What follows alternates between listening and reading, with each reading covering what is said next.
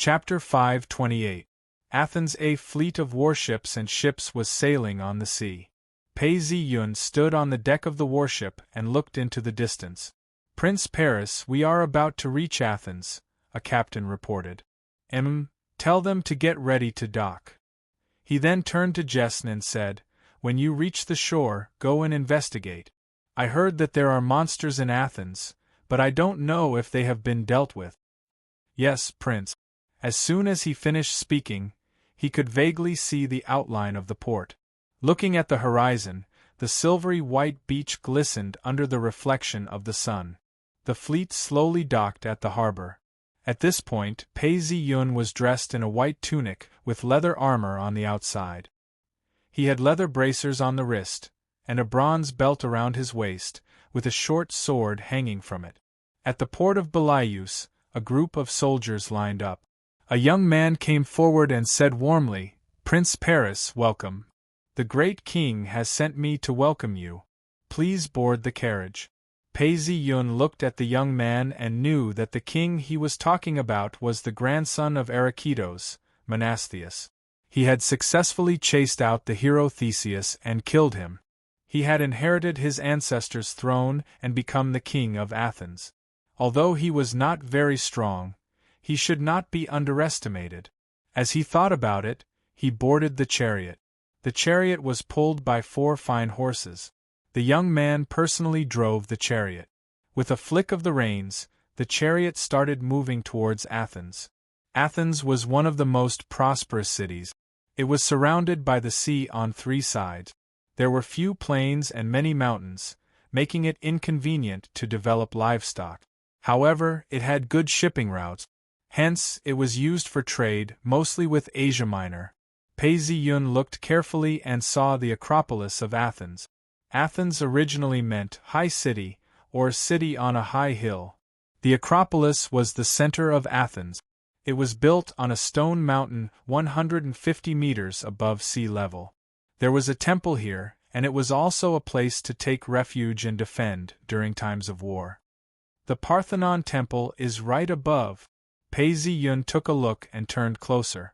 The farmland outside the city was divided into pieces, and there were drainage ditches between the ridges. He could not help but nod his head. He thought to himself, land rotation has been implemented, and irrigation is relatively complete.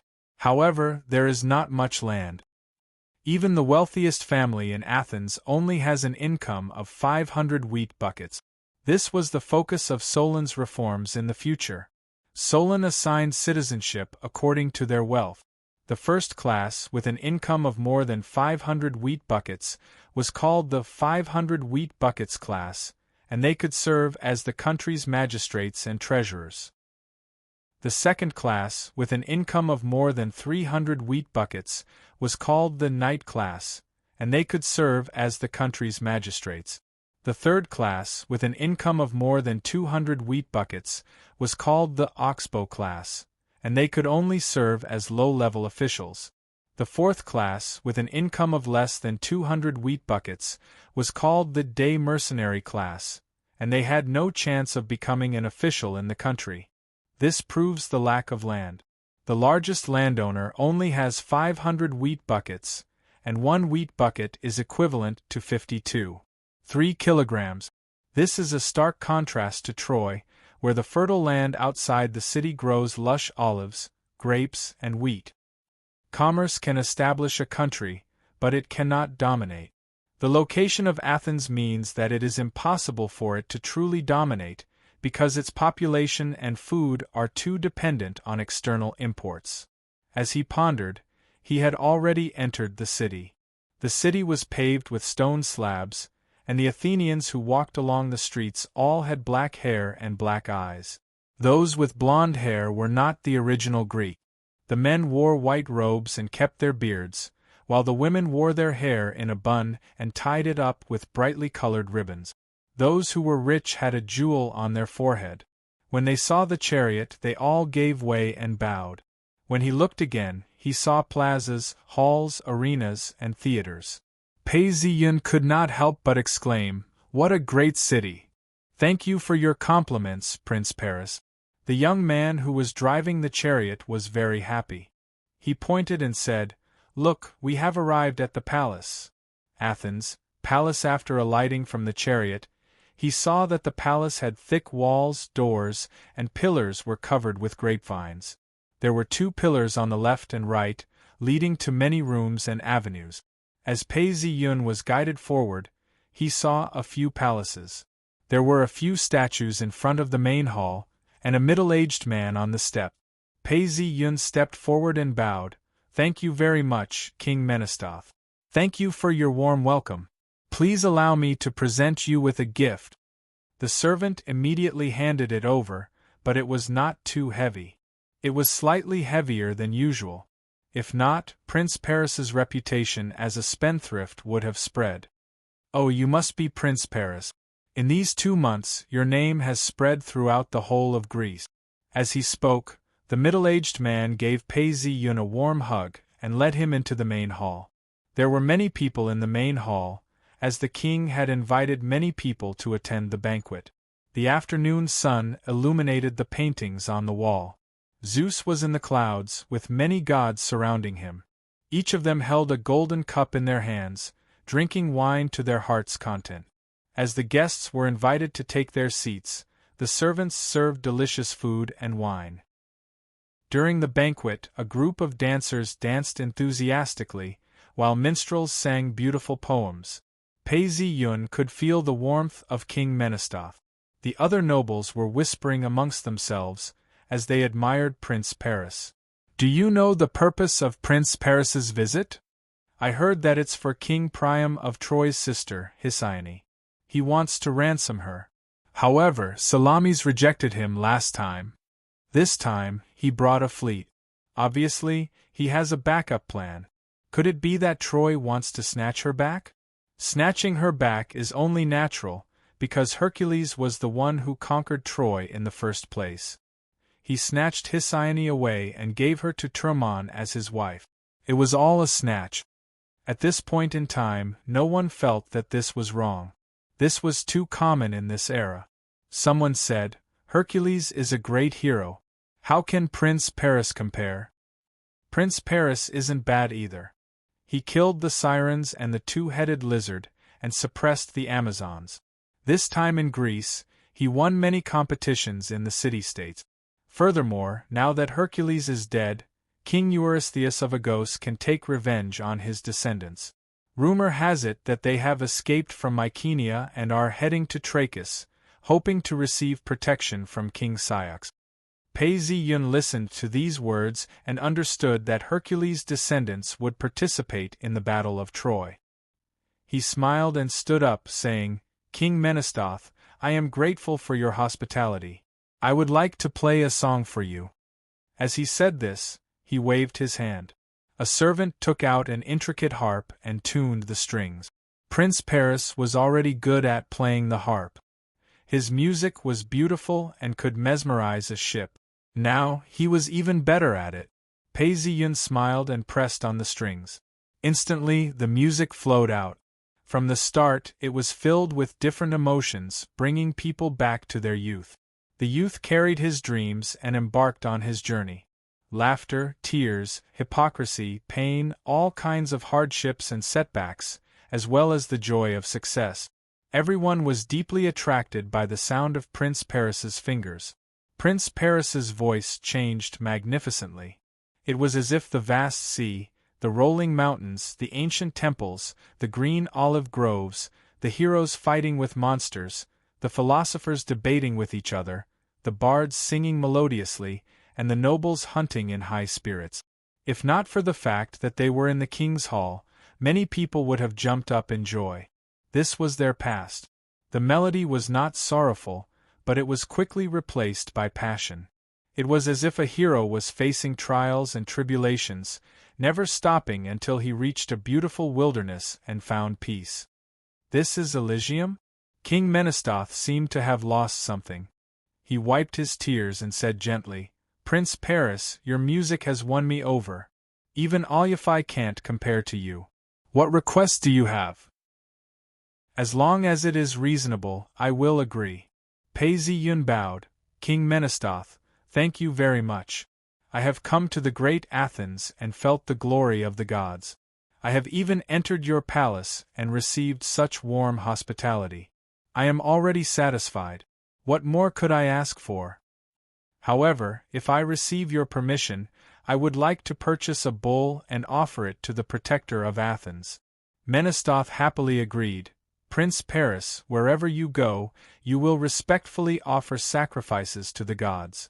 Your piety is well known throughout Greece. How can I stop you from doing so? Then I thank you again, King Menestheus. With that, Pei-Zi-Yun took his leave. Menestheus gladly agreed. Pei-Zi-Yun stood up and left. He stopped in front of a pillar. On the pillar were carvings of Athena and Artemis.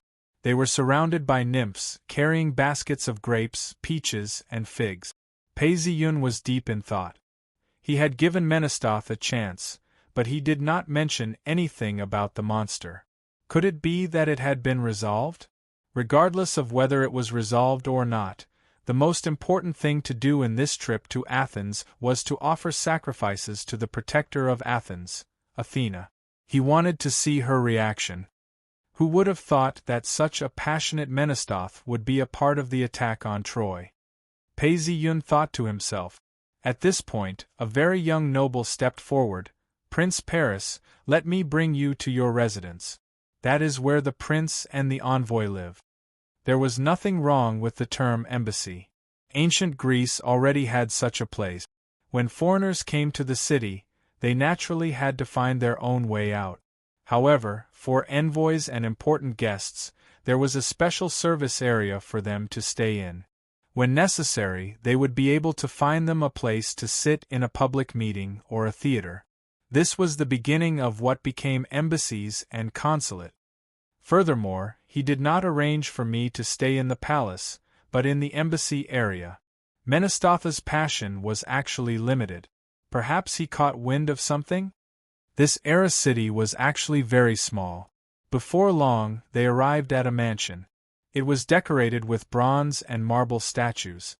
The decorations on the ceiling and floor were simple but exquisite.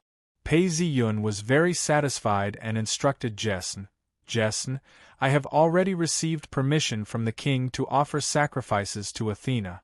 Go and buy me a high-quality bull. The nobleman who accompanied him was very young. He looked like a teenager, and he had grown a beard in accordance with the Greek custom. He laughed and said, Prince Paris, I have 30 cows. You can choose any one of them. Why do you need to buy one? Thank you for your generosity. However, if I do not buy it, how can I show my sincerity to the great Athena? Oh yes, what is your name? Demophon. The young noble thought for a moment before nodding his head. Pei-Zi-Yun watched him leave, his expression gradually turning cold. He even had a strange look on his face. Demophon, this is the son of Theseus. He did not participate in the war, and was accumulating his strength in Athens. When Menestheus returns, he will officially launch a coup, exile the king, and ascend the throne. This person is very scheming. Chapter 529. Pei-Zi-Yun watched as Demophon left. His expression became calm as he pondered. Theseus was the usurper in the eyes of the Athenians. Many people were unhappy with him, and he used force to suppress them. However, due to the opposition, both covert and overt, his efforts failed. Theseus decided to give up this uncontrollable city. He had already sent his sons Acamas and Demophon to Euboea to seek refuge with King Eliphonoa. Aren't Acamas and Demophon in Euboea? Why are they back? But that seems possible. If they don't return for a long time, how can Demophon seize the throne of Athens? Theseus and his family must have some hidden power in Athens. He turned to Jesn and said, This is Athens. When you buy a bull, you have to choose carefully. Don't be anxious and don't be afraid of spending money. You have to compare and choose the best bull. As long as I can make it in time for the ceremony tomorrow morning, it will be fine. Jesn looked at Prince Paris's expression and stopped smiling. He said seriously, Prince Paris, I understand. Don't worry. Jessen understood what he meant. This was a reasonable opportunity to look for the bard. Because the bards were the most familiar with the situation, there was nothing wrong with looking for them. Moreover, this was also the reason that had been used in previous city-states. It was proven to be very effective and flawless. Jessen paused and said, "The monster is said to be a huge bearman. This problem has not been solved yet. The king is still discussing it." Pei Ziyun nodded. Although he already had some guesses in his heart, he still said, "Ask him again and give me a detailed report tomorrow morning." "Yes." Jessen bowed and replied. The next day, morning, the sun shone down on Athens. Pei Ziyun woke up and saw Jessen. It was obvious that he had not slept all night. His eyes were bloodshot and there was a bull in the courtyard. "Prince Paris, the bull has been brought over. This is not an ordinary bull that carries a yoke and pulls a heavy cart. This is a bull that is specially used for sacrifices. What do you think?" Pei Ziyun looked at it. Indeed, the bull was plump and strong. Its horns were shiny and its fur was smooth. It was indeed a good bull. He nodded his head in satisfaction. Seeing that Prince Paris was satisfied, Jessen stepped forward and said in a low voice, "I have done what you asked me to do. As for what you wanted to know, I have also investigated it." Theseus died, and before leaving Athens he sent his sons Acamas and Demophon to Euboea, where they belonged to Elephanoi, the king of Athens, and sailed to Scyllus, where the king kept the large fortune left to him by Theseus' father. But King Lycomedes was afraid of this hero, or perhaps he had a secret agreement with Menastus. He took Theseus to a cliff on the island, and lied that he wanted to show Theseus his father's property. Then, when Theseus was unprepared, King Lycomedes pushed him off the cliff. Theseus fell into the sea and died. Now that Theseus is dead, the danger level has dropped. King Menastheus is less vigilant, but he still won't allow Acamas and Demophon to return. It's just that a bearman appeared in Athens, and captured the herdsmen who entered the mountains and ate them. The king has failed a few times in his crusade against the bearman. He is also old and cannot kill the bearman himself. Acamas and Demophon contacted King Menastheus, saying that as long as King Menastheus allows them to return, and returns a portion of Theseus's property, they are willing to kill the bearman. However, King Menastheus only allowed them to return a portion of Theseus's personal property, and was not willing to accept them as citizens. He only allowed them to come to Athens occasionally as foreigners. Now this is the impasse. When Pei Ziyun heard this, he was enlightened. So it was the bearman's fault. He muttered, in the original myths, there was no mention of a monster wave before the crusade against Troy. Is it because there was no record of it, or is it because of me? Just as he was thinking about this, he heard Jessen continue, "Also, the meeting with the merchants and bards in Athens was very successful, because everyone was very willing to get close to the noble and pious prince." Very good. You did well, Jessen. Pei Ziyun praised. "Go and rest." "Yes, Prince Paris." Jessen left. "Bring the bull here, let's go to the Parthenon temple." Pei Ziyun ordered the servants to bring the bull, and the guards along as they walked along the street. On a tall hill stood a majestic building. This was the Parthenon temple, which stood at the highest point of the city. The back of the temple faced the east, which was very different from the layout of the Great Sue dynasty, which faced the north and the south. The temple stood on 3 levels of marble steps, and was surrounded by 46 marble pillars with grooves. At the door there was a priest who looked middle-aged, with a beard. He bowed slightly and said, "Prince Paris, the king has ordered me to wait for you here. Please come in." Pei Ziyun nodded and took the reins of the bull from the servants. He led the bull up the 3 levels of marble steps and followed the priest into the temple. The ceiling of the temple was covered with reliefs, and the 4 walls were also covered with relief. The corridors were made of marble, and after passing through the corridors, they saw a huge altar in front of them. In the middle of the altar was the statue of Athena, which Pei Ziyun had seen before. The statue was much taller than a real person. Pei Ziyun immediately brought the bull over and handed it to the priest. The two assistants looked at it and were satisfied. They put a garland on it and placed it on the altar. The priest took out a jar of water and sprinkled it on the altar and the bull, praying. The bull panicked, but the two assistants tied it up and could not move. The priest used a knife to stab it. The bull screamed, and blood spurted out like a fountain on the altar. The priest skillfully sliced off the bull's head, removed its organs and bones, and separated the meat before praying. Pooh! The best piece of beef had disappeared. He remembered that when he went to the temple to offer sacrifices to Athena, she would not reject his offerings. However, this time was different. The priest saw it and smiled. Prince Paris, the goddess is satisfied with your offerings. At this point, a bright light flashed and the priest's expression changed. The goddess has sent a message. Prince Paris, the goddess says that you will meet with misfortune in the future. The priest looked at Pei Ziyun with a complicated expression. To him, the goddess had already sent a message that Prince Paris would meet with misfortune in the future. There was no doubt about this. Meet with misfortune in the future? Pei Ziyun had no doubt about this. Paris had already died a violent death, and Troy had already been destroyed. Pei Ziyun's expression changed as he put on a fearful expression. He tore his clothes and said, "Please have mercy on me, the great and wise Athena. I am willing to offer gold." As he said this, he ordered a servant, "Bring the gold from the carriage here." Before long, a gold brick was presented. It weighed 200 grams. Don't be fooled by the fact that in ancient Greece, it was worth 25 kilograms. When Alexander ascended the throne, the treasury of Macedonia only had 70 talent of silver. At that time, the ratio of silver to gold was 1:11.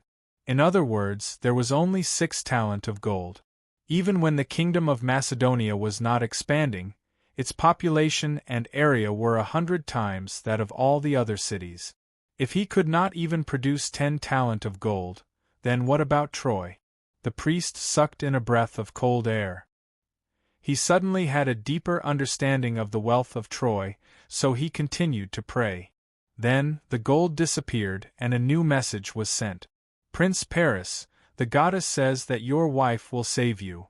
As he said this, the priest smiled again. "Your wife will save you." Pei Ziyun's heart skipped a beat. This phrase was a little subtle. In the original script, the oracle said, "Only the abandoned wife, unknown, can save Paris from death." After Paris was poisoned, he had no choice but to be carried by a servant to Mount Ida, where his ex-wife still lived. However, Unknown had waited bitterly on the mountain for 10 years. When they met in an instant, resentment prevailed. She said angrily, "I am the one who was abandoned by you. Go, find the young and beautiful Helen and beg her to save you. Your tears and whining will never be able to exchange for my sympathy." As she said this, she chased Paris out of the door, and he died. But now there was a subtle change in the oracle. "Your wife will save you." This was not only the result of Pei Ziyun's kindness to Unknown, but also the fact that there was no determination to kill her, even if she was an enemy of Athena. Otherwise, the oracle would not have said this. The gods do not have the will to kill me? What kind of person was Pei Ziyun? He could immediately sense this. His situation seemed to be better than what he had initially thought. As he thought about this, he ordered the carriage to return to his residence. The moment he returned, before he had time to think, Kusailia came in to report to Pei Ziyun. "Prince Paris, you have given me a document to record the goods and expenses. I have made a detailed record, please take a look." As she said this, she took out the document and handed it to Pei Ziyun. "Well, put it on the table first," Pei Ziyun said. Kusailia put down the document and continued, "Also, I have recorded the list of merchants and poets that Lord Jesn is in contact with. As for the gifts, according to your instructions, we will not send them directly, but will give them indirect, reasonable reasons. This is the detailed list, please take a look. Kusailia took out another piece of parchment and handed it to Pei Ziyun. Pei Ziyun smiled bitterly. Kusailia was very efficient. He had just returned and had not even warmed his seat, and she had already brought a bunch of headache. He was not in the mood to look at these things for now. However, with such a capable subordinate, it saved him a lot of energy. Kusailia took care of things neatly, and this gave him more time. Kusailia put the list on the table. You have worked hard, go and have a good rest. Pei Ziyun said with a smile. Prince Paris, I will take my leave first. Seeing that Prince Paris was not in a good mood, Kusailia hurriedly took her leave to prevent Paris from resenting her. Okay, you go. After Kusailia left, the room became quiet. Pei Ziyun sat alone, thinking. I remember that Paris wasn't originally on the kill list. There was still a chance of survival. It was just that Paris didn't grasp it, and caused the royal family of Troy to be completely severed. Could it be that because he was the descendant of Zeus, the Trojan royal family still had a glimmer of hope? No, I can't think of it that way. Even if the Trojan royal family still had a glimmer of hope, in the original script, Paris was actually just a fuse. When it came to battle, he was just a bystander. Zeus eliminated the strong heroes. This kind of weakling who could be killed but not killed naturally had a glimmer of hope. But I can level up, and I will become stronger and stronger. If that's the case, I'm afraid this glimmer of hope. Pei Ziyun thought of this and sighed heavily, his eyes dimming. But I can't not level up.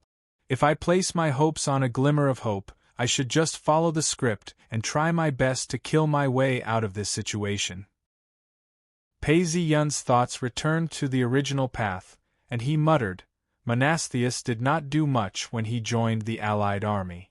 But as I guessed, he was a weakling and managed to escape unscathed. However, when he returned, the throne was taken by Demophon, the son of Theseus. I can't alarm the gods like a storm, so the plan to attack the Greek mainland is not feasible. But it's not possible to build a plank road in the open, but it's possible to do it secretly. If, at the critical moment of the Battle of Troy, a letter suddenly came from Athens saying that Demophon, the son of Theseus, had rushed to Athens to contact the citizens, what would Menastheus think at the front line of Troy? It's not just Athens, it's the same for the other cities. Since the commander-in-chief Agamemnon has not returned for a long time, Queen Clytemnestra colluded with Aegisthus and assassinated him when he returned. Odysseus has not returned for a long time, and there are many suitors who want to snatch his wife and usurp the throne. I don't believe that after fighting at the front lines of Troy for so many years, no one in the Greek mainland would want to assassinate these heroes and usurp their foundations. Maybe there are people who can't wait for some of the heroes at the front lines to die quickly, so that they can seize the wealth and throne. I don't need to lie. This will be easily discovered by the gods, and they will find out that I'm the one behind it. But under normal circumstances, people who are far away from their hometown will also receive messages or letters from their hometown. I'm just making sure that the right information is delivered to the right place and to the right person. I can't even be considered a spy or a secret organization. Even if the gods happen to notice it, it's just a normal trade and communication. I've spent so much time and energy to gather information about the local people and goods, and to build a good relationship with the bards. Isn't it all for this small change at this critical moment? The whole situation will be shaken because of this small change. The art of war is not just about the storm. Even the gods don't notice a drizzle or a breeze, so how can we guard against it? The next step is almost at Sparta. Almighty gods, you've made your move, but now it's time for me to return the favor. Pei Ziyun suppressed his emotions and laughed. If not for this move, why would he need to be so patient and try his best to visit the cities along the way? In a world like this, there would be a light breeze and drizzle, which would then stack on top of each other until it became a huge wave. Chapter 530. Pei Ziyun stared at the ceiling, lost in his thoughts. A servant came in and said, "Prince Paris, King Menastheus invites you to the palace. He has something important to discuss with you." Indeed, the king had sent someone to invite him to the palace not long after he returned from the Parthenon temple. He must have known something important. Has the king heard about the prophecy? Pei Ziyun thought to himself, "Go tell the messenger that I will depart immediately." "Yes, Prince Paris." After saying that, the servant left. "Athena has accepted my sacrifice, and told me that the only way to be pardoned is through my wife. If the king knows about the prophecy, he must also know about the pardoning. In other words, the king can use me without worrying about offending the gods," Pei Ziyun thought to himself. He tidied up his attire and walked out slowly. A horse carriage was already waiting outside. King Menastheus's servant saw Prince Paris walking down the stairs and opened the door. He bowed and said, "Prince Paris, please board the carriage." Pei Ziyun nodded and stepped into the carriage. As soon as he sat down, the coachman shook the reins, and the carriage started moving. Puff! The sound of a whip cracking could be heard as the carriage sped towards the palace. In a short while, the carriage stopped in front of the palace. Pei Ziyun alighted from the carriage and looked around the palace once again. The palace of Athens was slightly bigger than the palace of Troy. The palace gate was arched, 20 meters tall and 10 meters wide. The main roads within the palace were paved with white marble. It was a luxurious sight. As soon as Pei Ziyun stepped into the hall, King Menastheus stood up from his throne and said in a loud voice, "Prince Paris, you are so brave, kind, and pious. Even the gods admire you. We of Athens are honored by your presence. May the gods protect you forever." Pei Ziyun was slightly taken aback. He didn't expect King Menastheus to be even more enthusiastic than when they first met. He hurriedly returned the gesture. "King Menastheus, you are the king of Athens, the pearl of the city, the king of kings. The gods will surely protect you." "I don't deserve to be called the king of kings. That's the glory that only belongs to the great Zeus." King Menastos then changed the topic and said, "Prince Paris, news of your bravery has reached Greece. Recently, in the mountains near Athens there's a strange beast. I've heard that you're a brave warrior who can kill such beasts. If you can help me get rid of this beast, I will give you 20 cows as a reward." Pei Ziyun was a little taken aback. He didn't think that King Menastos would make such a direct request. However, he quickly smiled and said, "Esteemed king, I am willing to serve you." At this moment, he was very happy. He had been leveling up slowly recently, so he had been looking around for information on monsters. Who would have thought that King Menastos would give him one, and the reward was quite high. Pei Ziyun was more than happy to be able to level up and receive rewards at the same time. "Prince Paris, if there's anything you need my help with when you enter the mountains and kill monsters, just say the word. I'll do my best," Menastheus said. "King Menastheus, all you have to do is to give me a guide. I don't need anything else for now," Pei Ziyun replied. He didn't want to learn from Ison and share his glory with others. In a mansion. What? Prince Paris accepted a mission from Menastheus? A voice roared. A few men could be seen pacing back and forth in a room. The news they had just heard caused them to feel extremely uneasy. They were both shocked and angry at the same time. They had thought that they had a 90% chance of success, but they didn't expect such a turn of events. At this moment, everyone was thinking about how to deal with this. One of the men pressed on the short sword at his waist, his voice hoarse and low. "Why did he get involved in the conflict between us and Menastheus? What is his motive?" The man with the short sword asked the question that everyone had in their hearts. What was the reason for Paris to get involved? Logically speaking, Athens and Troy did not have a direct conflict, and no one knew of their plans. Prince Paris would not target them. However, if there was a motive, There was nothing worth plotting. Paris was the Prince of Troy, and it was impossible for him to develop in Athens, unless he was an asylum seeker. Although Demophon was the youngest among them, he was the calmest. He said, "Achamas, Prince Paris is healthy and smart. He is also generous. Perhaps he doesn't know about our conflict with Menastus. Since he doesn't know about our conflict, it wouldn't be strange for him to accept the mission of eliminating the monster under Menastus' request. That may be the case, but Menastus has usurped my father's throne. Although he is old and weak, we originally wanted to use the monster to force Menastus to step down. That's why we didn't get rid of the monster. Now that Prince Paris has gotten rid of the monster, doesn't that mean that our plan is ruined?" When everyone heard this, their faces changed. They wanted to use the monster to force Menastus to step down and usurp the throne. They could not allow Prince Paris to ruin their plans so easily. Achamas' eyes flashed. He gritted his teeth and said, "Should we kill him?"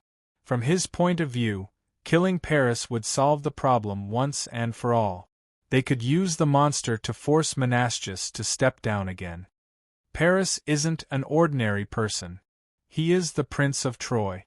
If we kill him, won't it cause a war between Athens and Troy? A voice said worriedly. We can cover it up a little. Let's say that the bearman killed him. Moreover, even if it causes a war, Menastus will be the one to deal with it. Won't that be our chance? Achamas said. No, brother Achamas, Prince Paris is a guest of Athens and he is helping the people to eliminate the monster. We can't do anything at this critical moment, Demophon said. Although Demophon had been exiled, he had always thought of Athens as his home. Now that there was a guest and he wanted to help the people to eliminate the monster, he shouldn't deal with him. That wasn't the way to treat a guest. Humph, coward. If you don't want to do it, we'll do it, Achamas said mockingly. In his eyes, his younger brother Demophon had always been indecisive and could not accomplish great things. If they wanted to reclaim the throne, revitalize Athens, and restore its former glory, they still had to rely on themselves. The sky was dark and gloomy, as if it was night time. Pei Ziyun didn't know why, but he felt a little anxious and frustrated. In front of him was a forest. A 3-meter-tall statue of Zeus stood quietly in the middle of an altar. He was holding on to a bull, and was about to place it on the altar as a sacrifice to Zeus. Pitter-patter. The rain fell, making it difficult to see his surroundings. At this moment, a bolt of lightning suddenly fell from the sky, lighting up the space. Following that, he saw a cold dagger stabbing towards him from behind. The dagger was about to pierce his skin, and there was no way to avoid it. Pei Ziyun was shocked and sat up on his bed. His forehead was covered with beads of sweat. It was obvious that this dream had frightened him. Phew! He let out a long breath. Pei Ziyun then realized that he was lying on his bed in his mansion. After a long time, he woke up. So it was a dream. If not, I would be in danger. I don't have any iron castings in this world. However, he frowned. Is this a dream? And this dagger behind my back, is someone trying to assassinate me? Ever since he came to this world, Pei Ziyun had never been assassinated. Every day, he was worried that the gods would use their absolute power to kill him. As for assassination, he wasn't afraid at all. The statue of Zeus, is this Zeus protecting me? Although he was a descendant of Zeus, and had the blood of Zeus flowing through his veins, there were too many descendants of Zeus. Not to mention, he was a descendant with a thin bloodline. This was the first time Zeus had shown his protection and kindness. No matter what, he had received his warning.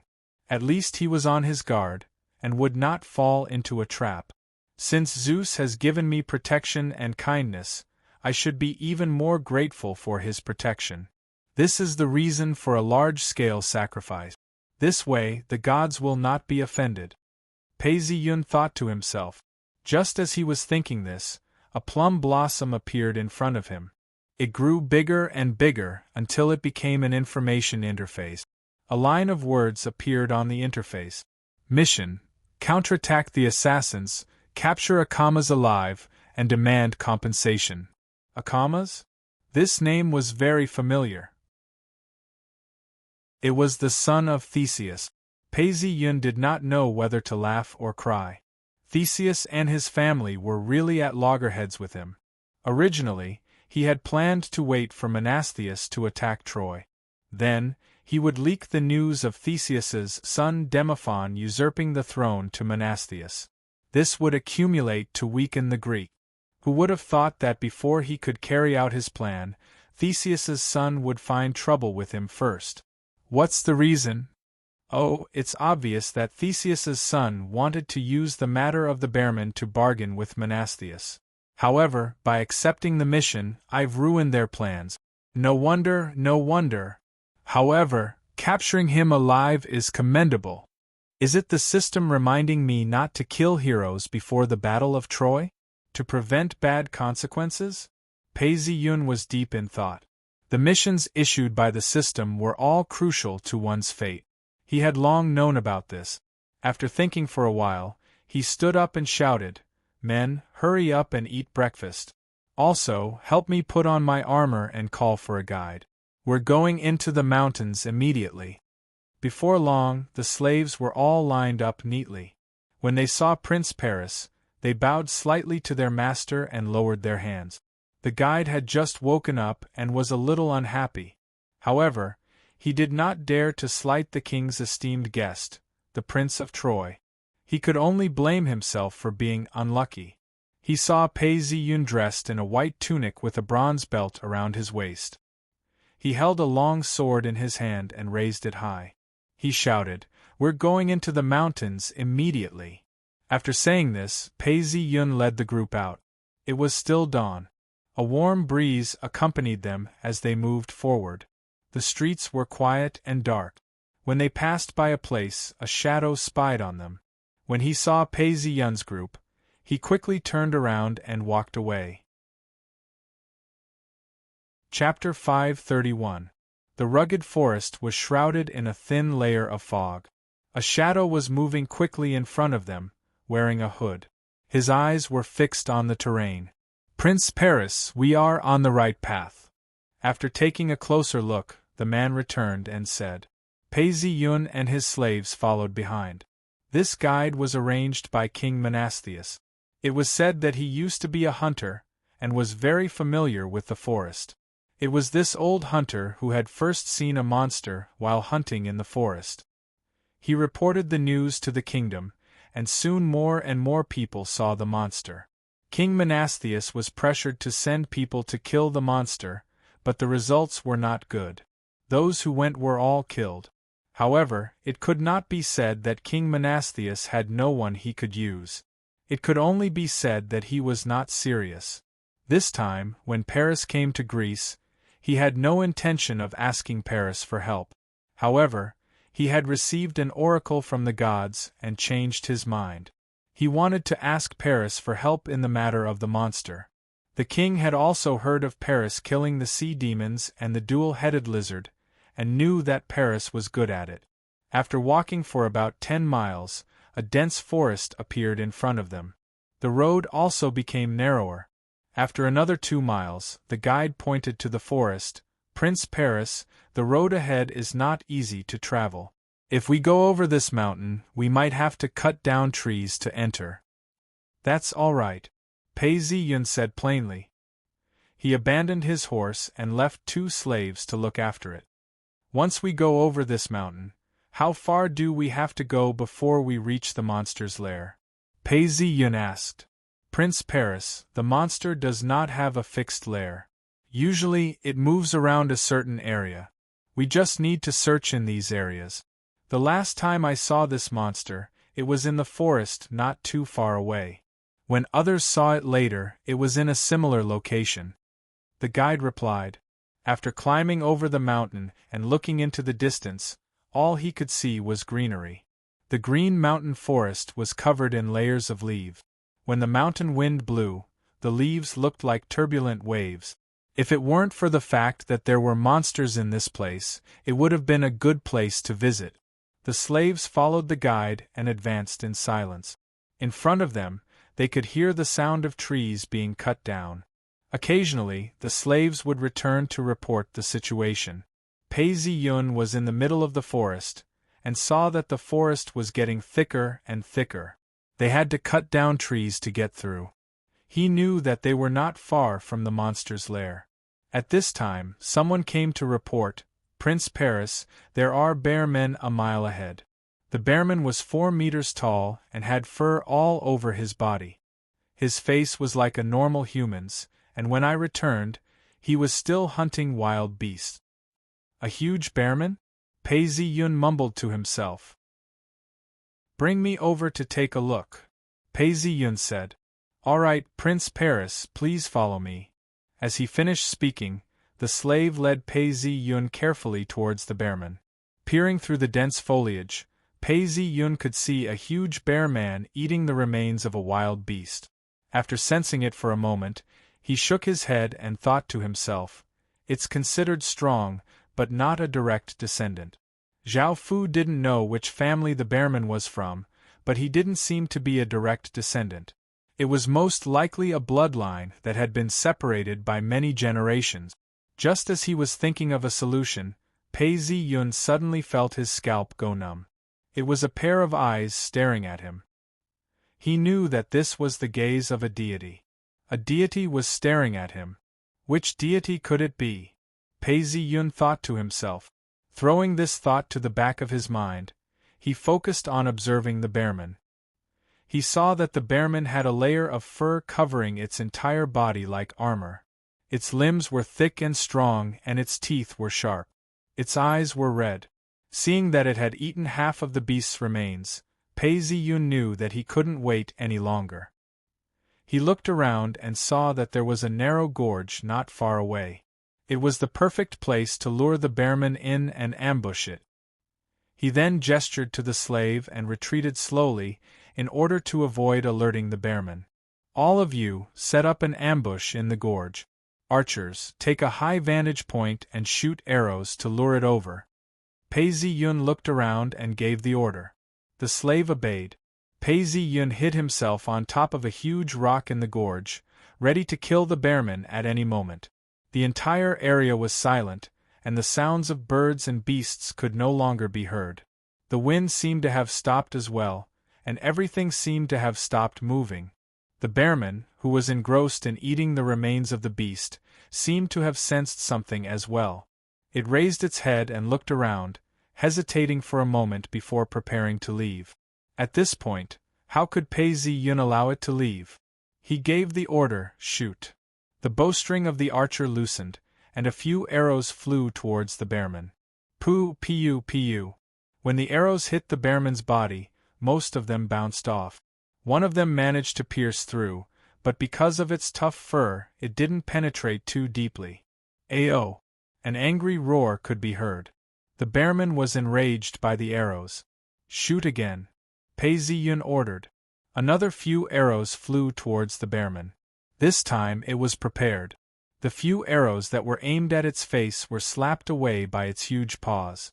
The bearman discovered the archers hiding in the gorge. It roared in anger and charged towards the gorge. It ran on all fours and was extremely fast, like a huge bear. However, Pei Zi-yun knew that this bearman was much stronger than a huge bear. Another few volleys of arrows were fired, but the bearman didn't seem to care. Normal arrows wouldn't pose much of a threat to it. This wasn't out of Pei Zi-yun's expectations. "Everyone, take note of your concealment." Seeing the bearman getting closer and closer to the gorge, Pei Zi-yun reminded everyone. The bearman quickly rushed into the narrow gorge. However, the archers were standing on high ground, and it couldn't do anything to them. All it could do was roar angrily at the archers. Pei Zi-yun, who was hiding on top of a huge rock, saw that the archers had attracted the attention of the bearman. He knew that this was a rare opportunity. With his sword in hand, he leapt down from the huge rock and pierced the bearman's back. Pooh! Blood splattered everywhere. The bearman's back had been pierced deeply by Pei Zi-yun's sword.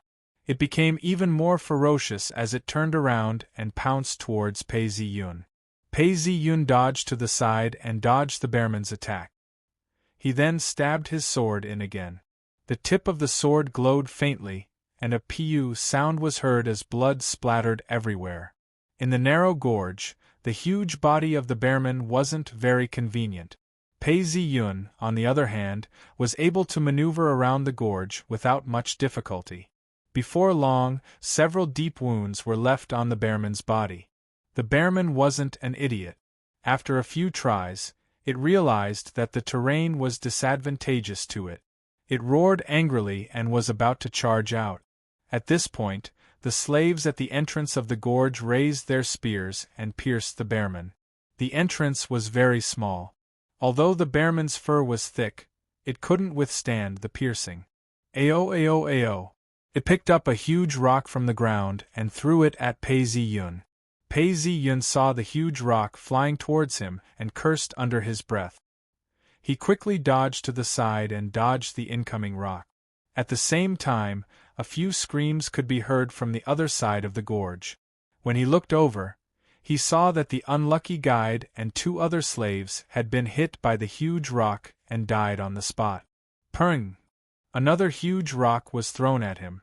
Pei Ziyun dodged it and the huge rock smashed into the walls of the gorge, creating a loud sound. This bearman has a brain.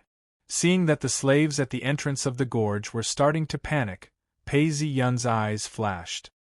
He knew that he couldn't allow the bearman to continue throwing rocks at him. If not, the blockade would be broken. He threw away his broken sword and took a bronze spear from one of the slaves. He then threw it at the bleeding wound of the bearman. The bearman seemed to know how powerful the spear was. It used its 2 huge paws to protect its wound. Whenever the spear came near, it would slap it away. However, Pei Ziyun's martial arts skills were extremely high. Even though the bearman was protecting itself, he still managed to find an opening. The bronze spear flashed and a pew sound could be heard. The spear pierced through the bearman's wound, piercing a foot deep. Ao ao ao. The bearman was severely injured and its body trembled. However, it still refused to fall. Pei Ziyun didn't move forward and shouted, again. Multiple spears were thrown at the bearman.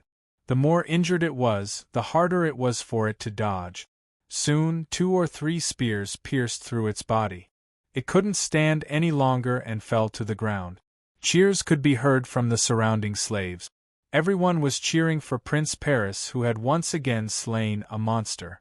At this point, Pei Ziyun could feel the gaze of the deity watching him. Damn it!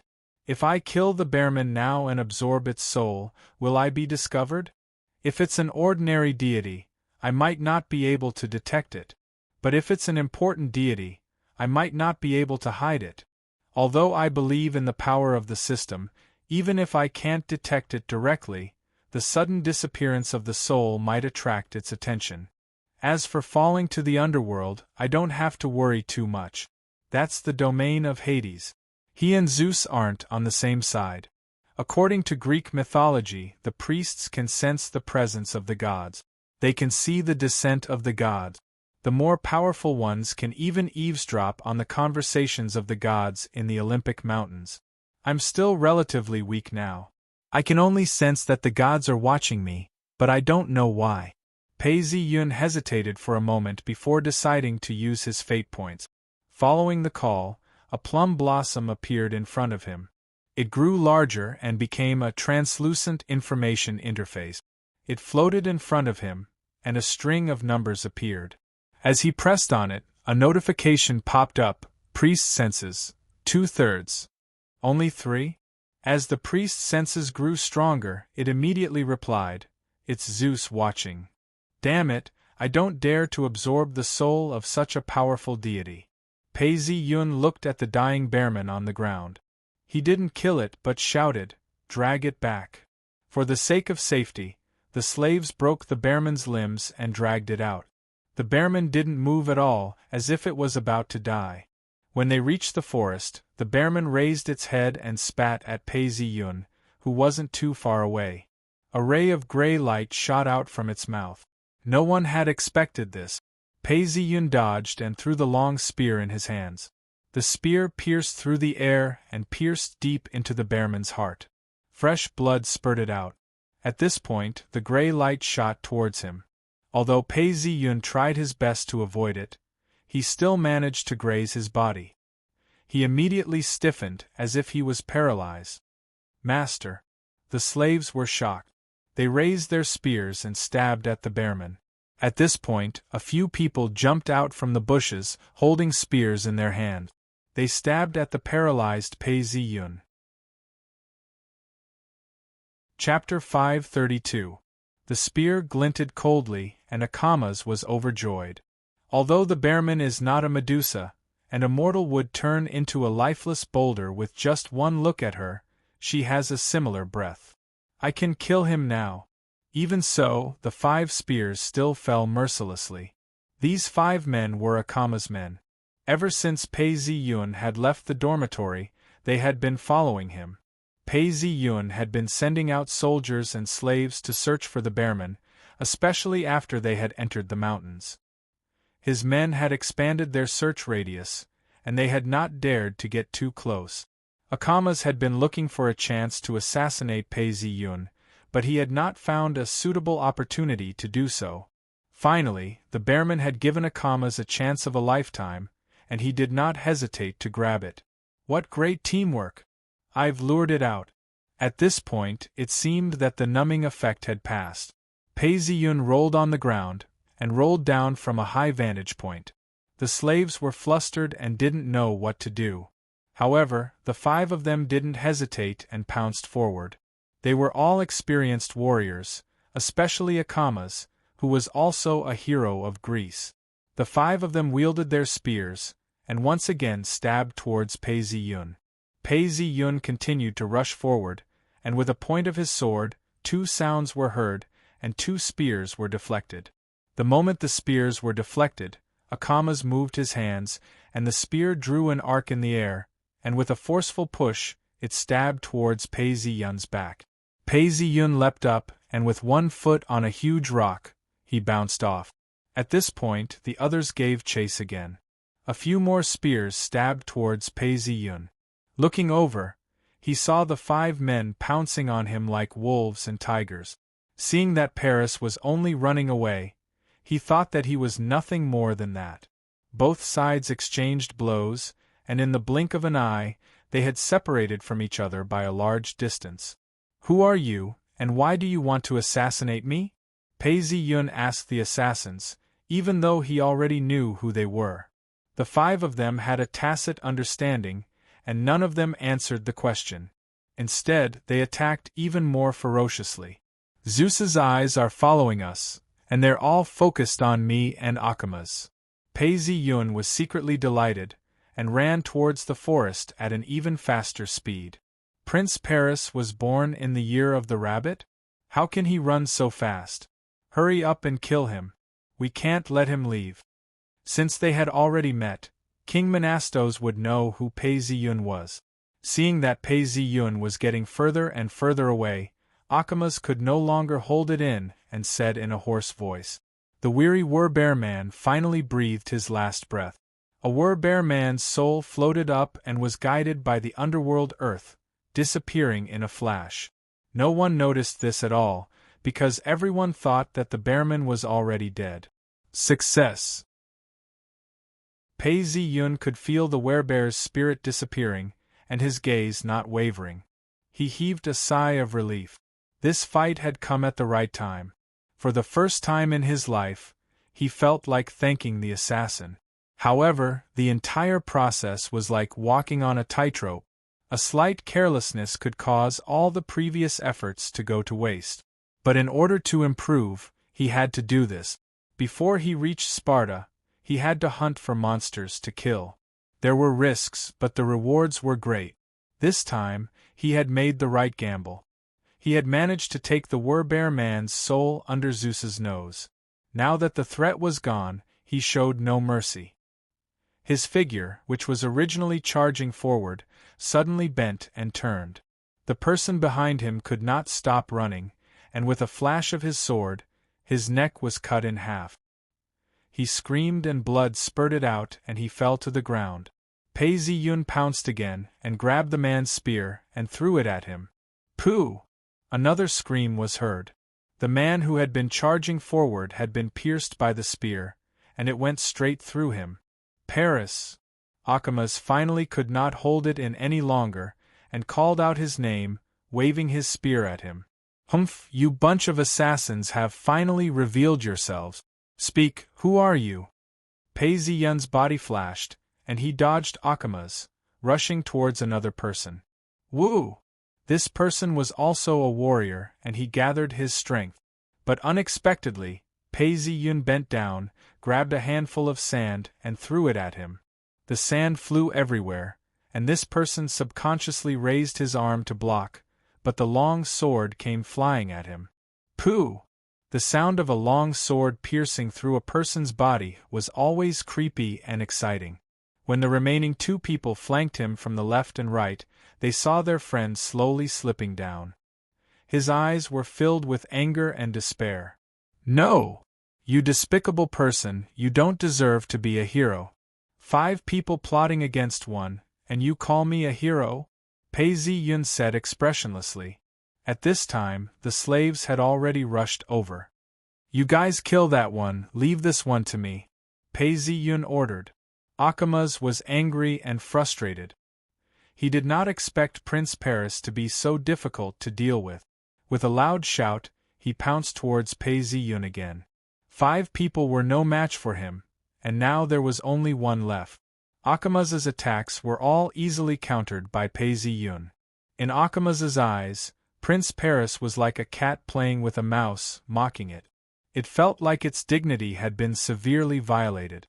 It roared in anger, and with bloodshot eyes, it continued to stab Pei Ziyun, as if it had the urge to bite Pei Ziyun. Pei Ziyun smiled, and in a flash, he lifted his right leg slightly. Akamas tripped and fell to the ground.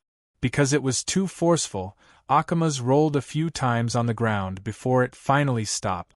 At this time, he heard a scream. Pei Ziyun turned around and saw the corpses of 2 slaves lying on the ground. 4 or 5 spears had pierced through one of them, and he fell heavily to the ground, his mouth full of blood. In order to verify his guess, Pei Ziyun picked up a spear from the ground and threw it at Akamas, who had just climbed out of the ground. He had calculated that the spear would hit, but when it neared, it missed and only grazed Akamas. Pei Ziyun immediately knew that he would not be able to kill Akamas for now. The gods did not like heroes dying before the Battle of Troy, but the more he thought about it, the angrier he got. Pei Ziyun walked towards Akamas, but he did not take out his sword. Instead, he started punching and kicking him. Sure enough, he would not be stopped. Akamas was beaten until his face was swollen, and he cried out in pain. Pei Ziyun stopped and pointed his sword at Akamas. Who are you? Seeing Akamas's eyes darting around, Pei Ziyun knew that he was lying. He shook his head and pointed at the items on the floor: warriors, spears, shields, armor. These are not things that just anyone can have. I'll tell you, I'm a noble from the city who sent me to assassinate you. As for why they want to assassinate you, I really have no idea. Akamas said sincerely. If Pei Ziyun did not know it was him, he might have been fooled. You're lying, but it doesn't matter. When I drag these 4 corpses and you into the city, I guarantee that people will recognize you, Pei Ziyun said coldly. Akamas knew that if he did not say anything, Prince Paris might really do it. Their appearances were not a secret. If that happened, the whole city would know, and he would not be able to bear the consequences. Many people in Athens were unhappy with Theseus and forced him to leave. However, there were also people who sympathized with him. Otherwise, how could Demophon have been able to seize the throne of Athens? However, if something like this happened, King Menastos could take the opportunity to smear Prince Paris' reputation. Prince Paris was killing monsters for Athens, while Theseus' son was assassinating them. This would destroy half of Theseus' inheritance. Thinking of this, Achamas regretted it. He said, I am Theseus' son, Achamas. Kill me. Theseus' son? Pei Zi-yun pretended to be surprised. But you and I have no grudge. Why do you want to kill me? Achamas was speechless. He could not possibly say that Pei Zi-yun wanted to kill the monster, which prevented him from obtaining the throne of Monastos. If he said that, he could not guarantee that Pei Zi-yun would not take him to Monastos to claim credit. Seeing that Achamas was speechless, Pei Zi-yun kept his sword and said, For the sake of your father, the great Theseus, I will give you 2 options. When Achamas heard that Pei Zi-yun would give him 2 options, his heart sank. He was filled with bitterness. Until now, he was still relying on Theseus' reputation. First, I will bring you to Athens. I believe that the king will be very interested in the son of Theseus who assassinated a prince. Hearing this, Achamas' heart sank. Second, I will let you go. You can bring the bodies of your friends and subordinates with you, but you have to swear to the gods that you will pay the ransom yourself. Pei Zi-yun said. Choosing the first option was impossible. How could he let himself fall into the hands of Monastos? Achamas chose the second option without a doubt. Achamas knelt on the ground and raised his hands high. He said, Respected Zeus, your people, Achamas, swear to you that I will pay the ransom to Prince Paris. If I break this promise, I hope that you will punish me. Since you have already sworn to the gods, you can leave with your friends and subordinate, Pei Zi-yun said as he sheathed his sword. He felt a little pity in his heart. After killing a hero, he must be as strong as the monster. Maybe even stronger. Pei Zi-yun ordered his slaves to cut off the bear man's head. He then organized his troops and left the mountain. Seeing that Prince Paris was leaving, Achamas shouted, Aren't you afraid that I won't pay the ransom? As long as you are not afraid of the gods' punishment, Pei Zi-yun replied. Compared to gold, he actually hoped that Achamas would break his promise. He wanted to see how the gods would punish him. After leaving the forest, Pei Zi-yun got on his horse and sank his consciousness into the dimension. He saw a small palace floating in the air above the dark dimension. The entire dimension had expanded a little.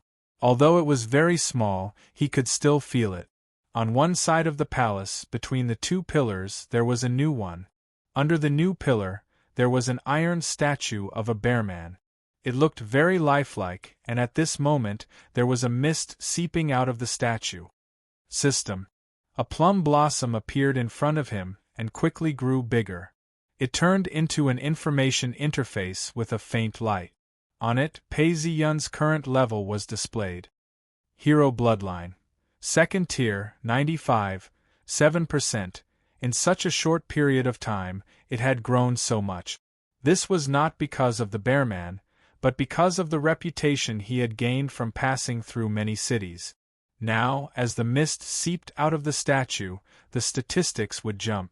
He would be able to level up soon enough. Chapter 533. City of Athens. In one of the taverns in the city, Jason was drinking with a few minstrels. The table was filled with figs, snacks and good wine. Some of the minstrels had received the blessings of Apollo and had become guests of honor to the nobles and the king. However, some of them were poor and had to perform on the street. Jason had received instructions from Prince Paris and did not need to look for those who were famous. Hence, these few minstrels were very poor. Everyone was eating the food on the table and drinking the good wine in their hand. A minstrel with a goatee said, Jason, thank you very much for your hospitality. I did not expect you to be so generous after following Prince Paris. An old man hiccuped and said drunkenly, Jason, when I first met you, you were just like me. I did not expect you to stop writing poems and become so rich. It is better to follow Prince Paris. Jason looked at the bards in front of him and sighed with emotion. At the same time, he felt a sense of pride. However, one of the bards, who had a slightly thin face and hadn't spoken all this time, said disapprovingly, Jesn, it's good that you've climbed on Prince Paris's good side, but we're bound to be bound together for good or ill. If one day Prince Paris loses his power, you'll be in a much worse state than us." When Jesn heard this, his face changed.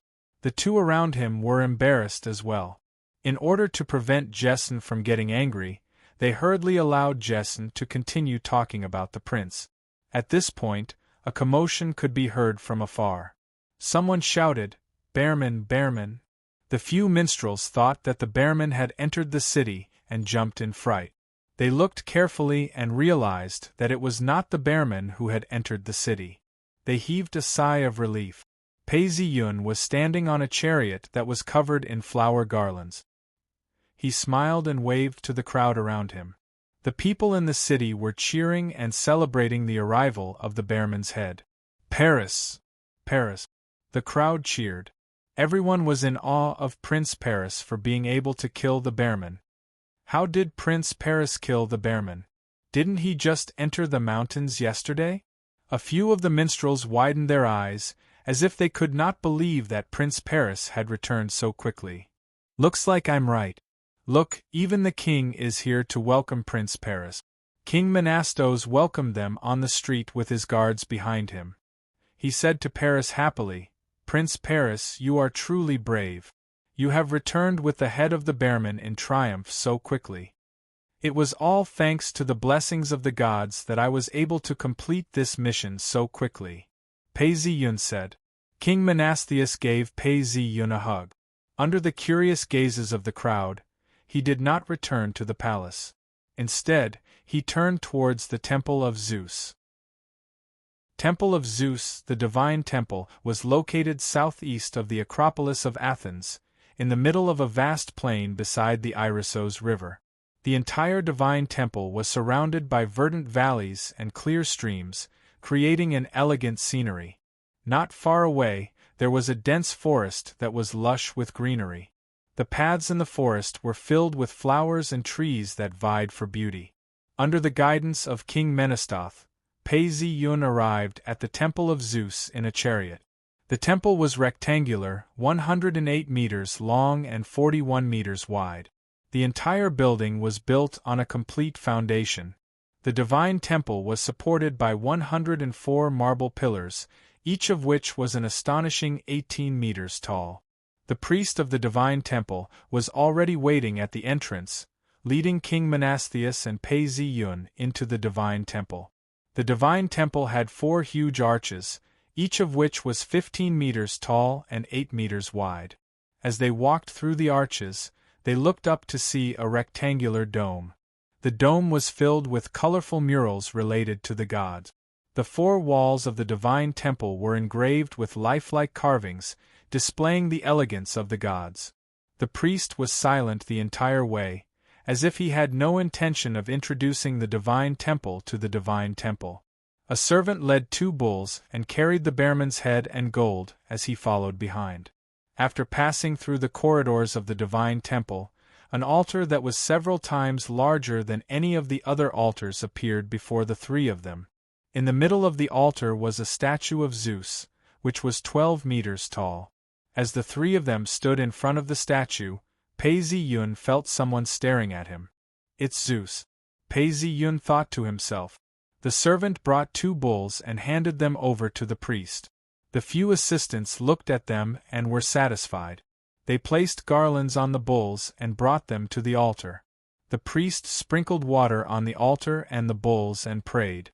With the hard work of the assistants, the bulls were slaughtered in no time. The priest skillfully cut off the bull's head and separated the meat.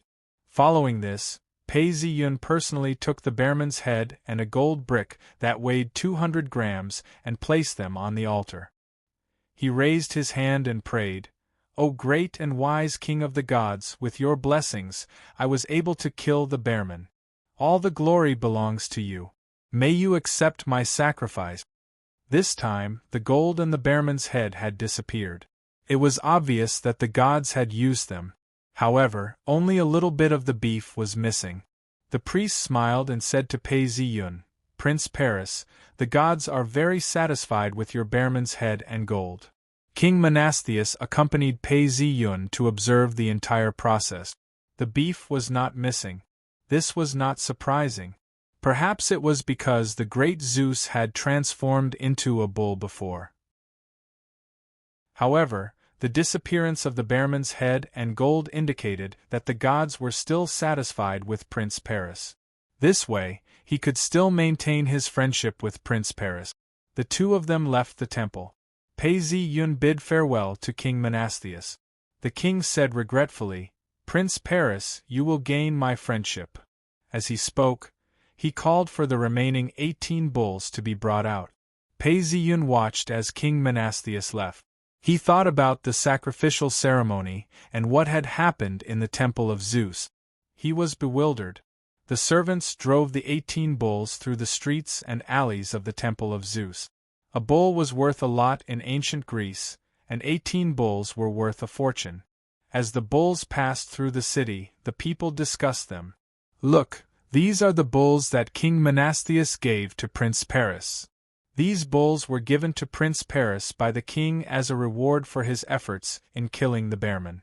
Prince Paris is really brave and good at fighting. He also respects the god. The citizens of the city rushed over to see the 18 bulls, as though they had earned them. The bulls followed the road to the harbor, and with the help of the servants, they managed to catch up to the ship. At this point, a carriage approached the harbor slowly. From the carriage, someone delivered a small box. Pei Ziyun instructed the servant to bring the box to the cabin. When he opened it, he realized that it was filled with bronze and gold. There were 500 grams of gold, which was a huge sum. Pei Ziyun looked at it and smiled. "Akamas is very tactful. This way, I will be able to pay for the 2 sacrificial ceremonies." This matter was settled. As long as Akamas did not cause trouble for him, he would not go looking for trouble either. "Jessen, how are the bards in the city doing?" Pei Ziyun asked Jessen. "Prince Paris, I have been in contact with all the bards in the city. Some of them are even my old friends. Other than a few stubborn ones, the others are all willing to get close to the noble Prince Paris." Jessen said, You have done well. Next, we will be heading to our next destination. You have to hurry up. Also, our ship has to be filled with goods." Pei Ziyun said. Traveling was like doing business. If not, even if he had the gold from the national treasury, he would not be able to support himself. "Understood, Prince Paris." Jessen bowed. "Kusailia, how is your matter?" Pei Ziyun asked. "Prince Paris, I've made detailed records of all the goods and expenses. I've placed them on your desk. I've also made a list of all the wandering bards that Lord Nees contacted." "The list is also on your desk," said Kusailia. You have done well too," Pei Ziyun praised. He then called the captain over and instructed, "We will set sail in a while. We will head to Tyros and Cyprus immediately. While the bulls are still fat, let us hurry. It would be bad if they lose weight." "Understood, Prince Paris," the captain replied. In just a moment, shouts, sails, and oars could be heard. Someone looked at the warships carefully. These warships had long bronze horns and were long and narrow, with 3 levels. The guards were busy. Everything was in order. After a while, the warships slowly set sail. Seeing the fleet leave, Akamas was furious. Demophon tried to persuade him, "Brother, this time, Prince Paris has shown mercy. Because you were the one who tried to assassinate him, he could have kept you alive. If he had handed you and the other corpses to King Menastheus, the king would not have let go of this opportunity to attack us. Furthermore, the king would have given us a higher reward. And the gods above, these soldiers." Demophon pointed at the warships in the distance. "I counted just now. Each ship has 50 soldiers. 7 ships means 350 soldiers. If an ordinary city-state mobilized, it would only amount to this number." Demophon said solemnly, "Brother, you should not go against Prince Paris in the future. You are not his match." Demophon patiently persuaded him. "Paris doesn't even dare to fight face to face. He even scattered sand on the battlefield. Also, if it wasn't for the coward who didn't participate, if you could have helped us, I wouldn't have lost so badly. Akamas was furious. Paris doesn't even dare to fight face to face. With that, he turned and left. Demophon shook his head and thought for a long time. Prince Paris, I cannot see through you. Arriving in Athens was not their first stop. Along the way there were many rumors. Although some were belittling, they were generally positive.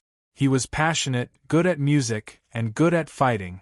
He also knew the rules. Which prince did not have all his followers? But when Prince Paris entered the city, he left all the soldiers at the port and even gave them money to buy food and water. He only brought 10 slaves into the city. This was why the kings along the way were willing to welcome them warmly. Prince Paris should be our friend, not our enemy. This way, we have a higher chance of taking back Athens. Unfortunately, the reckless Akamas ruined it. At this time, Demophon still did not know about the upcoming Battle of Troy. Perhaps some people had heard the news, but only the higher-ups of the humans. The sons of Theseus, who had lost the throne, did not know about this and only felt that it was a pity. Chapter 534. Tylos Island. The busy port was filled with ships, and it felt as though thousands of sails were racing against each other. The bustling market was crowded with people, and the sounds of people hawking their wares could be heard. Although Tylos Island was only 43 square kilometers, and one could see the end of the island from here, it was unusually busy. This was because this was the neutral trading point of all of Greece. Most of the people on the island were merchants and hawkers from all over the world. They lived a comfortable life, and the news spread very quickly. Just then, someone shouted, "Prince Paris is here." Prince Paris? Haven't you heard? The hero who killed the sea demons, the two-headed lizard, and the bearmen. What is he doing here? I heard he's here to worship the gods. The port was packed with people. Many people crowded to the port to see Prince Paris. Which one is Prince Paris? That one is wearing a white tunic and has a sword by his waist. The crowd discussed, and they were all very curious about Prince Paris. Some even thought that the prince, who had killed so many monsters, was like the Cyclops. Pei Ziyun stood on the warship and looked at the crowd quietly. His lips curled into a smile. His reputation was getting more and more widespread. The reason why he came to Tylos was that the island was the most important trading port in the Aegean Sea. There were many temples on the island, and legend had it that it was the birthplace of Artemis and Apollo. Pei Ziyun disembarked from the warship, and under the protection of the soldiers and slaves, he passed through the market.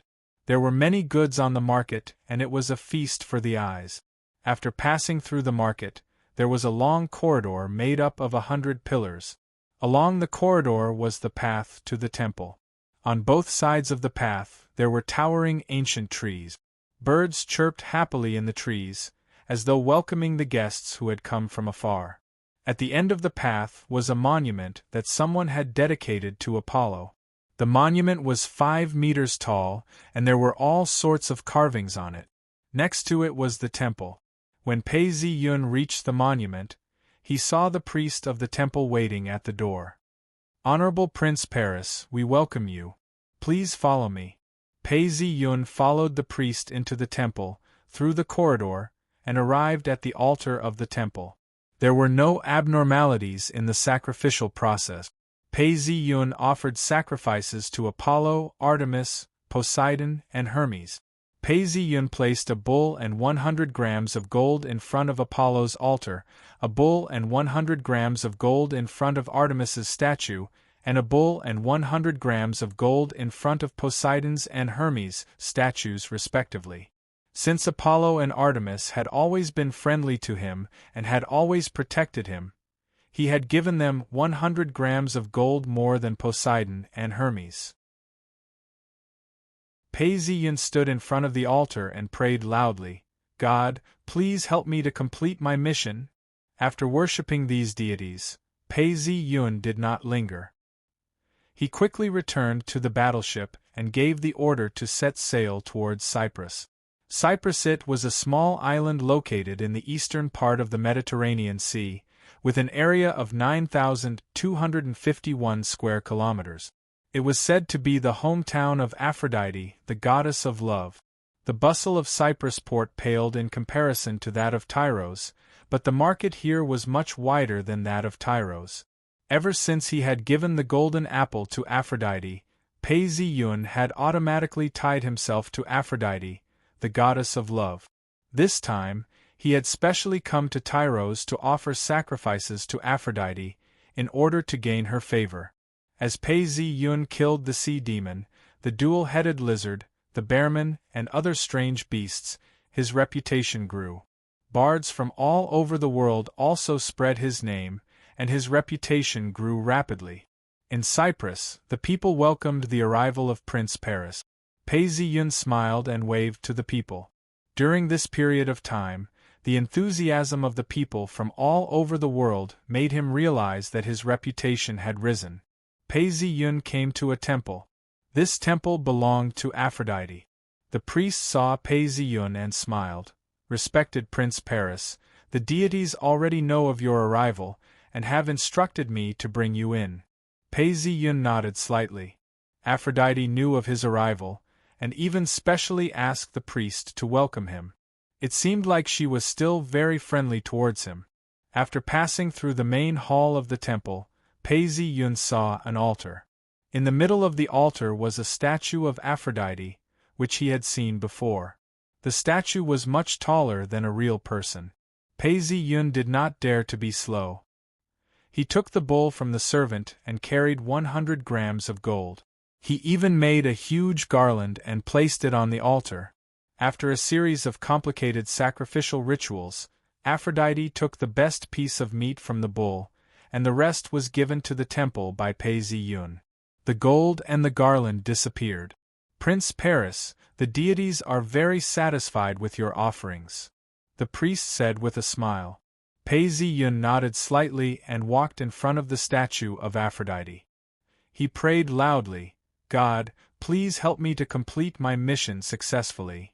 The prayer was the same as the one at the Tyros temple, but this time, it was to the goddess of love, Aphrodite. Pei Ziyun continued on his way to his next destination, Crete. In Crete, Pei Ziyun was also welcomed. Crete was the largest island in the Mediterranean Sea. The island had beautiful weather and evergreen plants. Grapes, olives, oranges, and flowers were in full bloom on the island. The island was surrounded by blue waters, and was known as the Garden on the Sea. Pei Ziyun prayed to all the deities.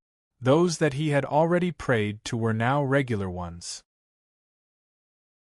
There was a temple of Hera on the island. Although Pei Ziyun knew that he had offended Hera by not giving her the golden apple, he still offered sacrifices to her. When he arrived at the temple of Hera, Pei Ziyun offered a bull and 100 grams of gold to Hera. Hera did not take the bull, but kept the gold.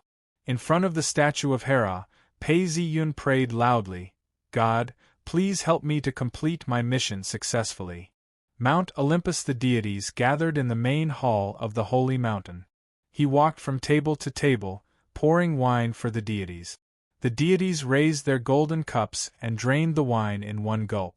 There was a cloud in front of him that reflected everything that had happened to Pei Ziyun during this period of time. The deities looked at Paris with different expressions.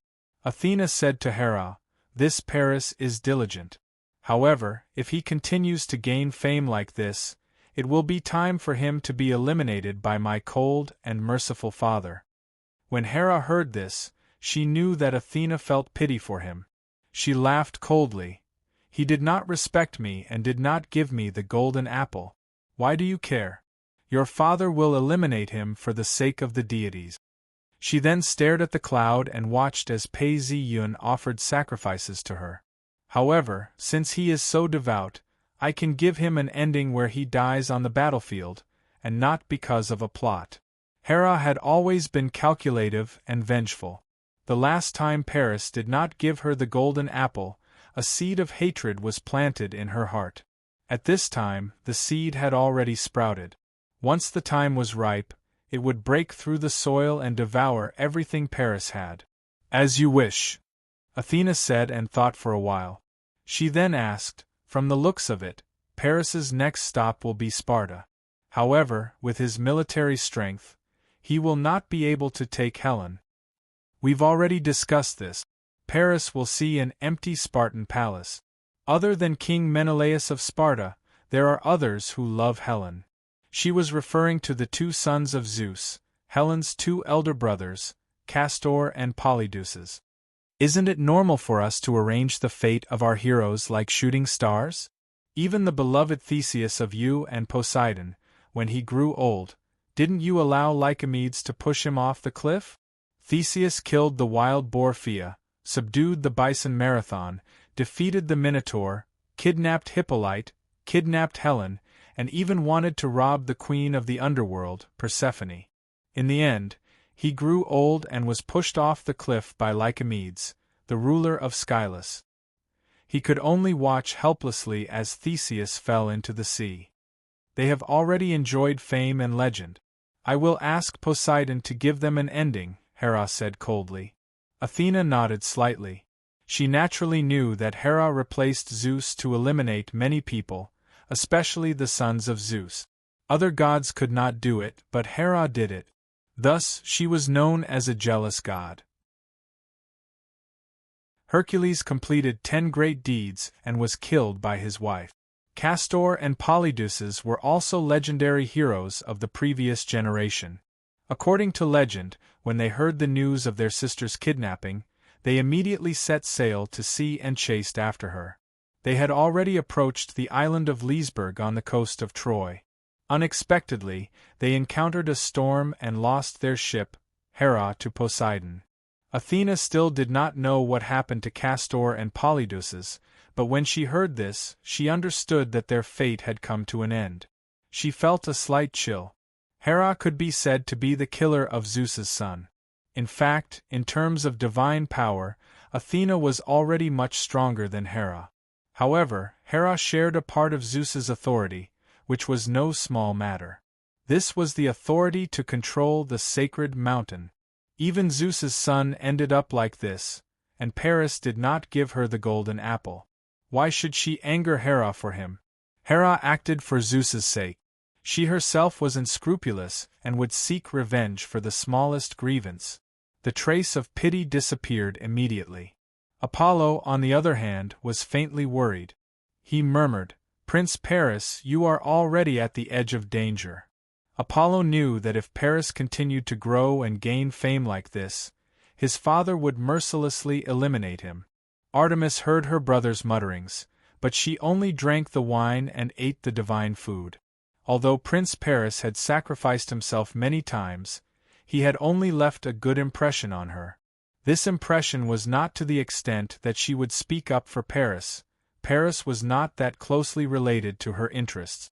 Aphrodite drank her wine by herself as she watched Pasion's performance. She lowered her eyes and thought about the conflict between herself and Hera. Hera definitely wanted to deal with Paris. She was the wife of Zeus, and thus had a share of the arbiter's power. Yet she could not stop her. She thought to herself, such bravery, I can only bestow even more love upon him, to make up for his tragic future.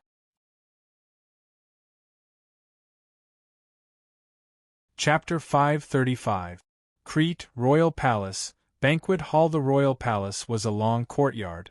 The king's palace, the queen's bedroom, and the banquet hall were scattered around the courtyard. The buildings were connected by corridors, hallways, corridors, and staircases. There were thousands of doors and hundreds of rooms, just like a labyrinth. After Passion had finished praying to Hera in Crete, King Idomeneus sent someone to invite Prince Paris to the palace for a grand banquet. At this point, he saw King Idomeneus reclining on a reclining chair in the middle of the main hall. Soft animal skins were laid out on top of the chair. A maid was pouring wine for the king and placing it in his mouth. The banquet hall was filled with many nobles of the kingdom. At this point, the banquet was nearing its end. King Idomeneus straightened up and smiled. Prince Paris, I hope you will enjoy the wine of Crete to your heart's content and enjoy our delicacies.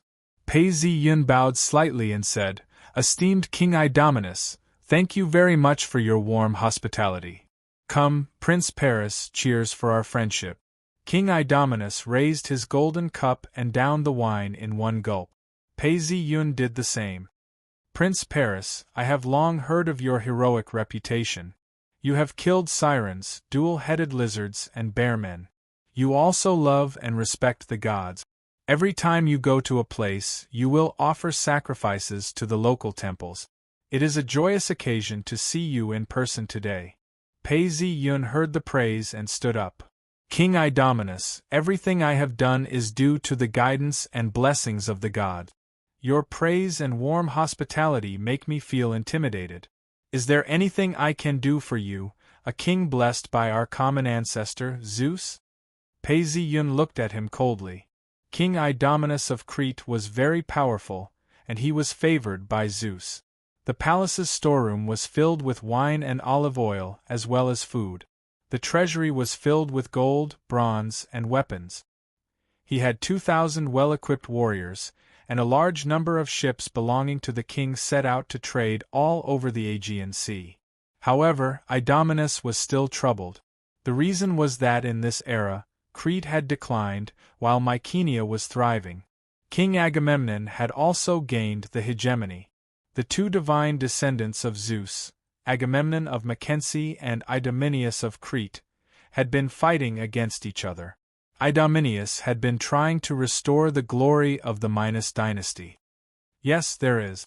The caravan that just came back told me that the Trojans have been increasing their control over tin, and they are imposing heavier taxes on it. Do you know about this? Idomeneus said with a smile, but his eyes were cold. This affected Crete to a certain extent, and his income decreased. At this moment, he was thinking to himself, Damn Trojans, they're causing trouble for me. Your Majesty, I'm not sure about this because I've been out for half a year.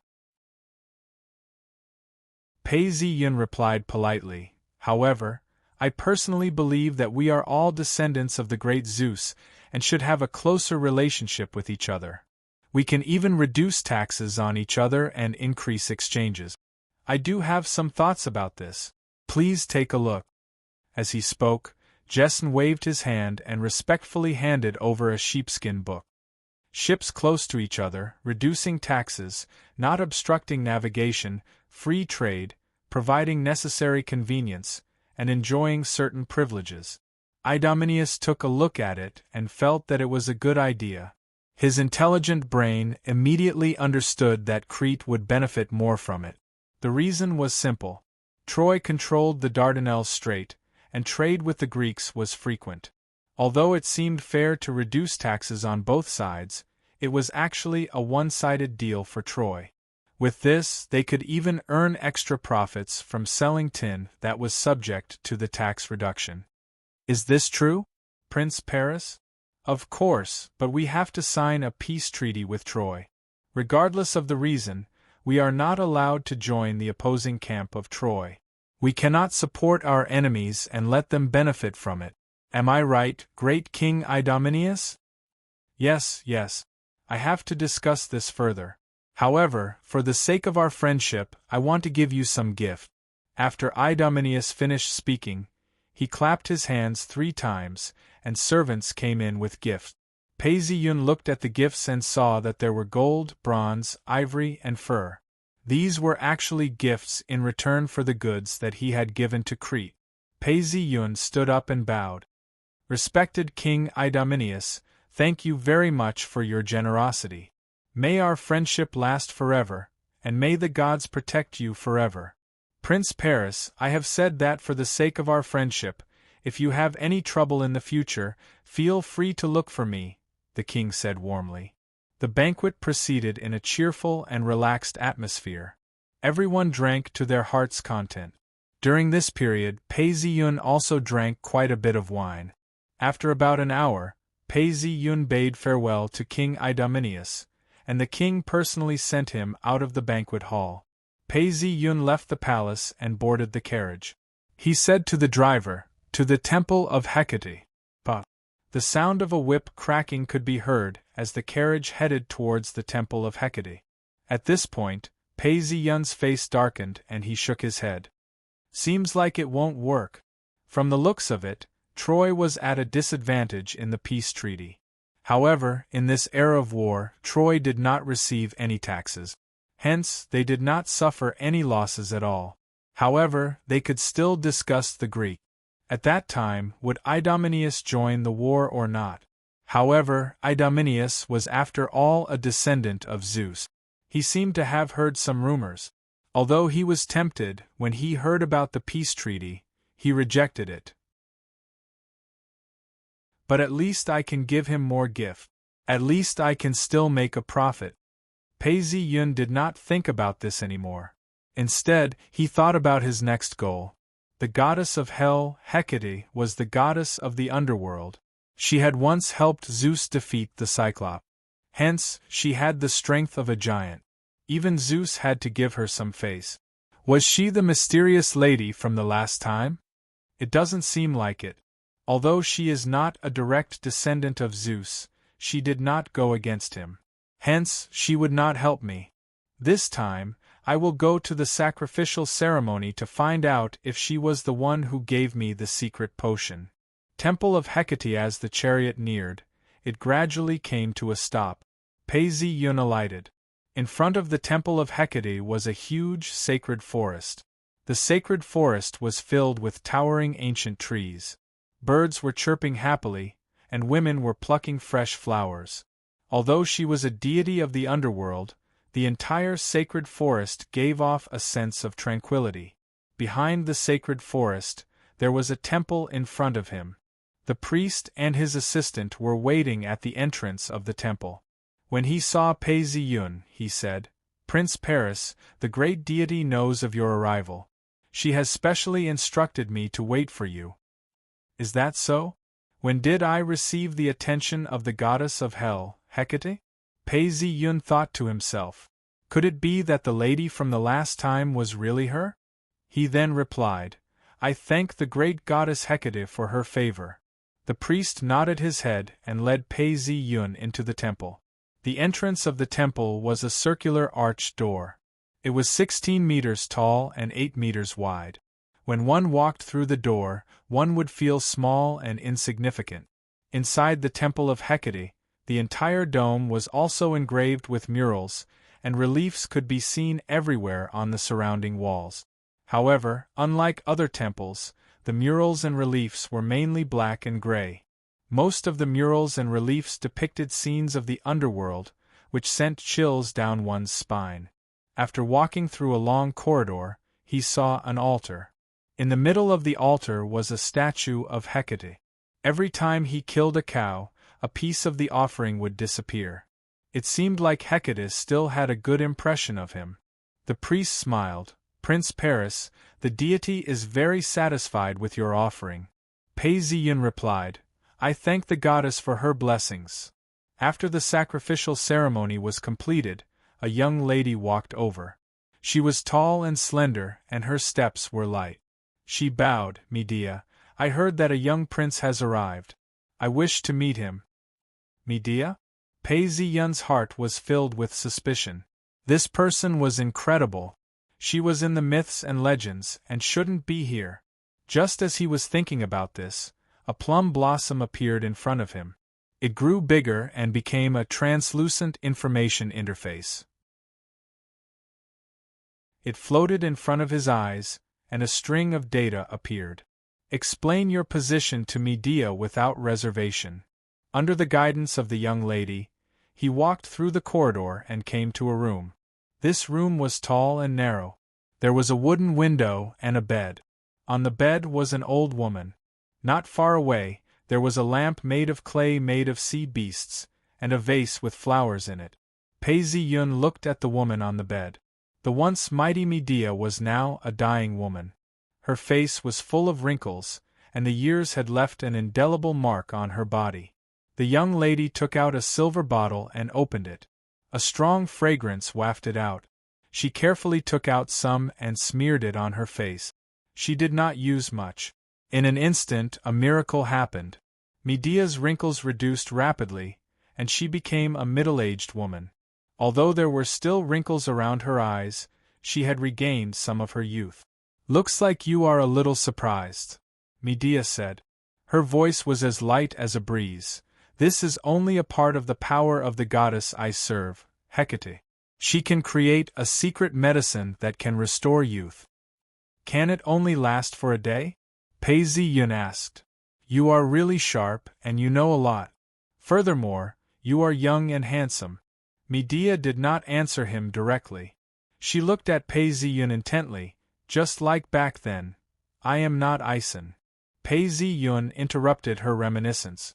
"Oh why? You are all princes. You are all so young and handsome," Medea said. "I have seen many heroes, but there are not many who are as handsome as you. Because I will not learn from Ison. I will push everything to my women and friends. In the end, even with the protection of the great Hera, I could not even sit on the throne." Ison was the hero who obtained the Golden Fleece. However, he abandoned Medea and his son, and in the end, he died under the curse. "Is that so? So this is what you think?" "That's right. I heard that you did not have the help of other heroes, but you killed the sea monster, the double-headed lizard, and the bearman. If Ison was as brave as you, he would not have ended up like that. In the end, even Hera, who favored him, gave up on him."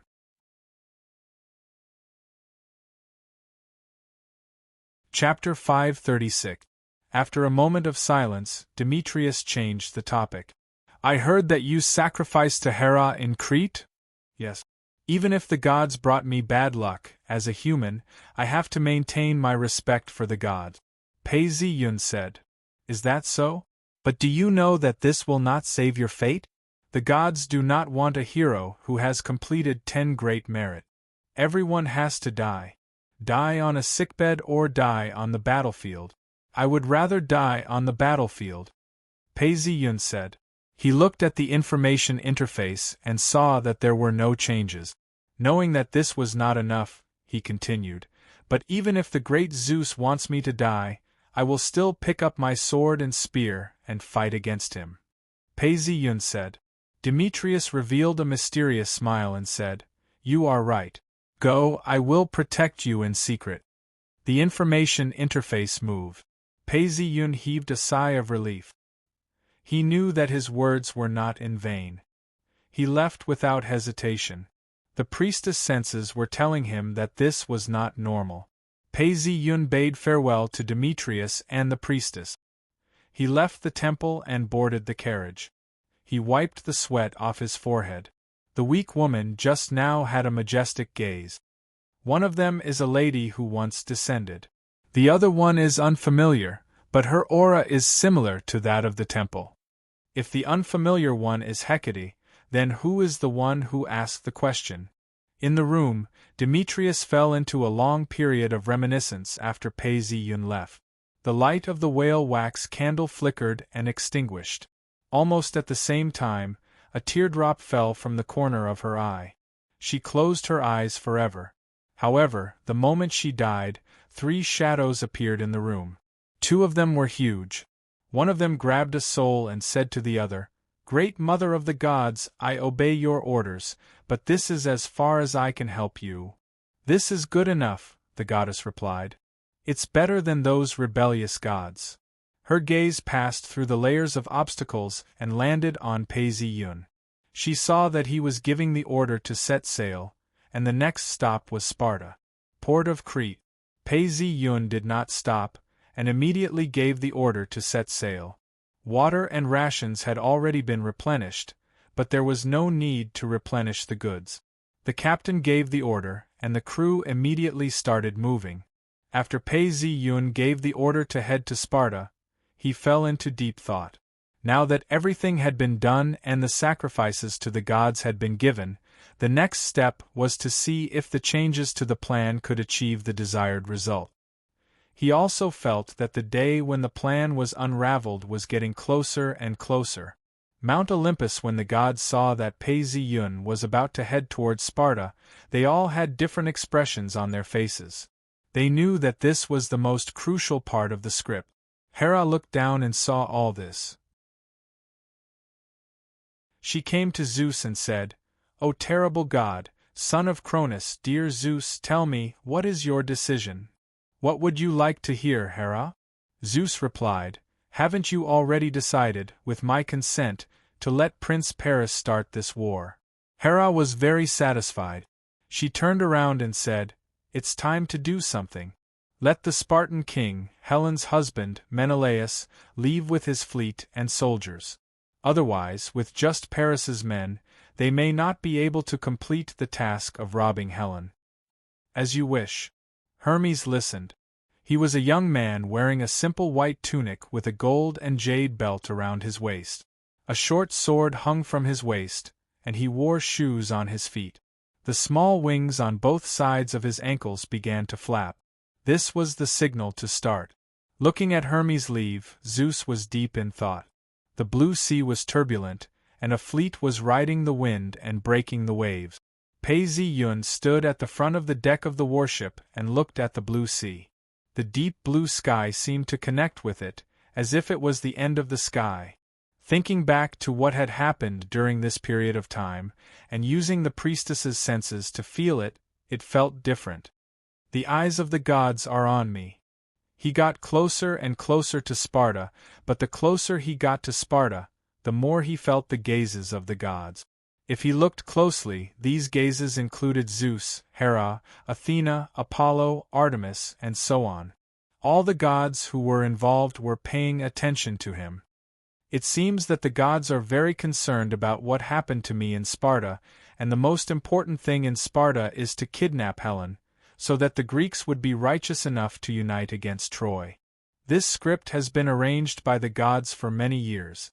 Let's not talk about the golden apple, the most important thing is Helen."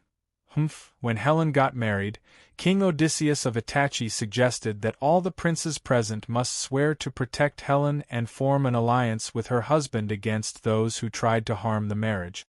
Why can so many city-states unite against Troy? It's because during the wedding, everyone swore an oath.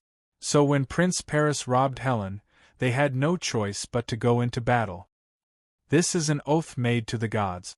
So, at the latest, when Helen got married, the script was written, and Odysseus was the executioner. Intentionally or unintentionally, everyone forgot that everyone swore an oath except for him, and he was able to escape unscathed.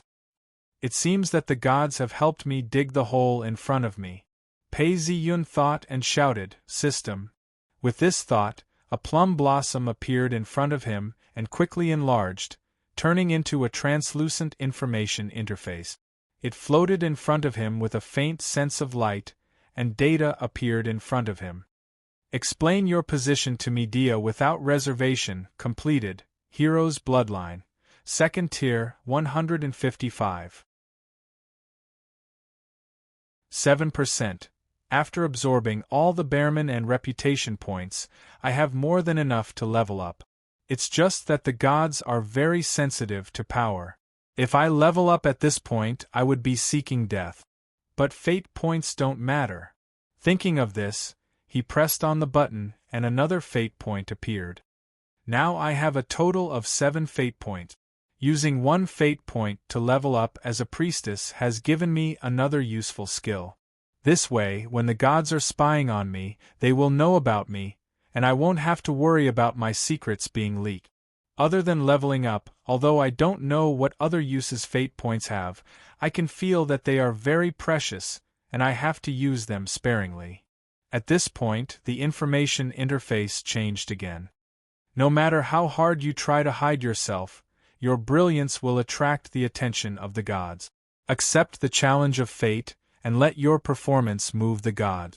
I can't hide it anymore. Pei Zi-yun thought to himself, and then revealed a smile. Since I can't hide it anymore, then I shall perform to my heart's content. No matter how good fate points are, I can't be as frugal as a miser. There are still some things that I haven't understood. I need to know the truth about the Battle of Troy and the truth about the gods. Otherwise, I won't even know how I died. Thinking up to this point, Pei Zi-yun did not hesitate to press down on a fate point. As the first fate point disappeared, all of a sudden, the fog that enveloped the entire world dissipated, and a sense of enlightenment surged into his heart. Pei Zi-yun stood on the deck of the ship and muttered to himself, "I've finally understood the truth about the Battle of Troy. In my previous life, when I read about the Battle of Troy, I found something strange. In the first part of the Battle of Troy, the gods who originally supported the Greek gods started to attack the Greek people. When the two sons of Zeus, Helen's two elder brothers, Castor and Polydeuces, heard the news of their sister's death, they immediately set sail and gave chase. They were already nearing the Leesburg Island on the coast of Troy. The two of them were the heroes of the previous generation and also Zeus. They were in the prime of their lives and were extremely powerful. Unexpectedly, they encountered a storm and their ship went missing. Why did they kill the sons of Zeus right from the start? This severely weakened the strength of the Greek people. Not only this, but also the commander of the entire Greek fleet, Agamemnon, went out to hunt and kill the goddess Artemis's cicadere. This caused the 100,000 soldiers to be unable to leave the port. Also there was Philoctetes. He was the son of the king of Meriboea, and was also a comrade of Hercules. He inherited Hercules' archery skills. This pious hero wanted to sacrifice himself to the Greek goddess, but was bitten by a snake. Hence, the Greeks abandoned this unfortunate archer, Philoctetes, on a deserted island. Furthermore, the king of Mysia was also a Greek. His name was Telephos, and he was the son of Hercules and Ogo. However, he clashed with the Greek fleet, and Telephos sustained a wound that was difficult to heal. The whole of Mysia then withdrew from the Greek camp. Pei Zi-yun was able to see through all of this. In the Greek camp, the true wise man was Polymedes. Compared to the clever Odysseus, this man was said to have invented numbers, scales, measuring devices, calendars, and lighthouses. However, he was the first to be killed by a very simple trick. What are the gods doing? They are trying their best to weaken the Greeks. Why weaken them? Because in this war, almost all the heroes of the Greek city-states had to be involved. Agamemnon had to become the commander of the entire Greek army. However, the entire Greek army was too strong compared to Troy. What Zeus wanted was not to destroy Troy in one fell swoop, but to completely eliminate the heroes. Hence, a war of attrition was what Zeus was happy to see. Hence, the script of fate was for the gods to protect Troy, and to cause trouble for the Greeks. Only when they were almost all dead did they give the Greeks a Pyrrhic victory. Troy had to be destroyed. Now, with my hard work and schemes, I have weakened the Greek army in advance. However, it has not caused the balance of power to be lost. This way, the gods do not have to resort to underhanded means. This is in line with Zeus' intentions. This way, the gods can eliminate the heroes without any bloodshed. However, this is also in line with my intentions. The Greeks will attack Troy in batches. This way, I will be able to harvest the heroes more efficiently and quickly increase my strength. Now that I know the bottom line of the gods, I can step on it and dance. As for the more outstanding one's performance, the more likely they will be eliminated. According to the legends, Prince Paris was very timid. However, when he was targeted by Hera, he still died. Hence, even a mediocre person cannot avoid the fate of death. If a god wants to kill me, I will die. If a few gods want to kill me, they will also die. Now that my performance is outstanding, although I might become a target for elimination, the more outstanding I am, the more likely I will become a pawn for the gods or Zeus to eliminate the heroes. This is actually safer, except at the very last moment. Originally, I had already seen through most of it. The point of destiny has allowed me to see through everything.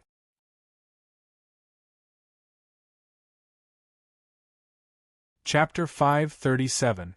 Prince Paris, we're about to reach Sparta. A captain reported. Prepare our bull. After we disembark, I still have to offer sacrifices to the gods. Pei Yun said. Yes, Prince Paris. The captain replied as he left. Jesn, when you reach Sparta, continue to trade goods and get to know the local bards. Don't be afraid of spending money. Contact more people for me this time. Prince Paris, I will. Jesn replied respectfully. Kuselia, continue to keep a record of the goods and all the receipt. This time, it's time to send some gifts to the bards. Ask them to write poems based on me. The more they write, the better. The more the better. Pei Yun said. Very well, Prince Paris, Corselia said.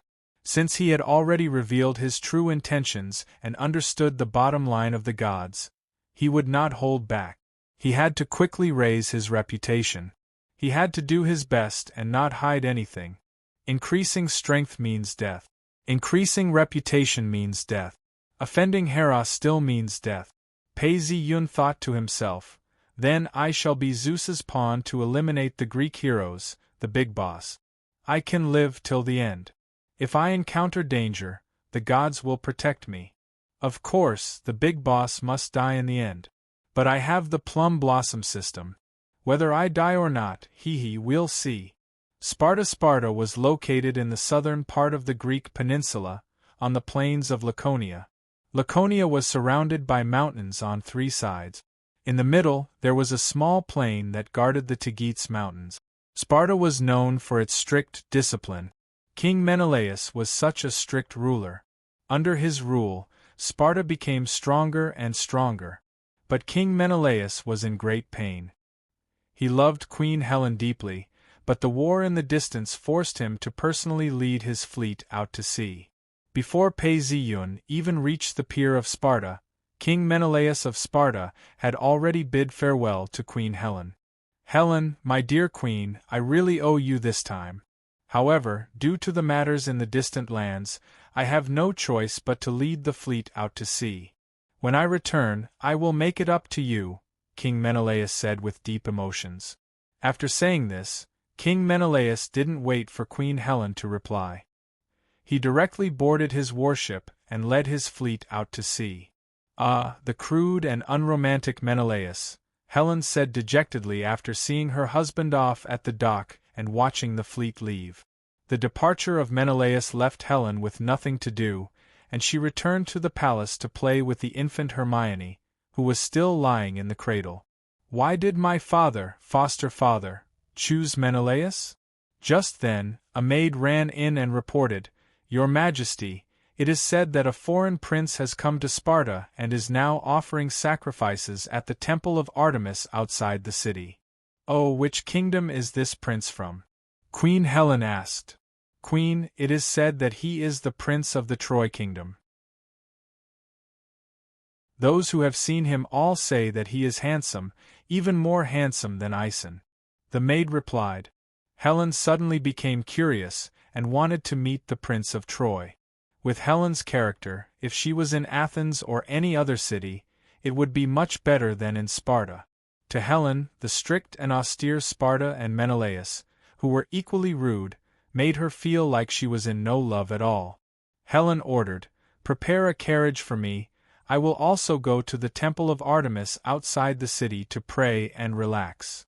Strictly speaking, although Menelaus was the king, he was actually the son-in-law. This order was immediately carried out by the maids and soldiers. But along the way, Queen Helen didn't know why, but she felt uneasy. Maybe Menelaus has just left, and I am not used to it, she thought to herself.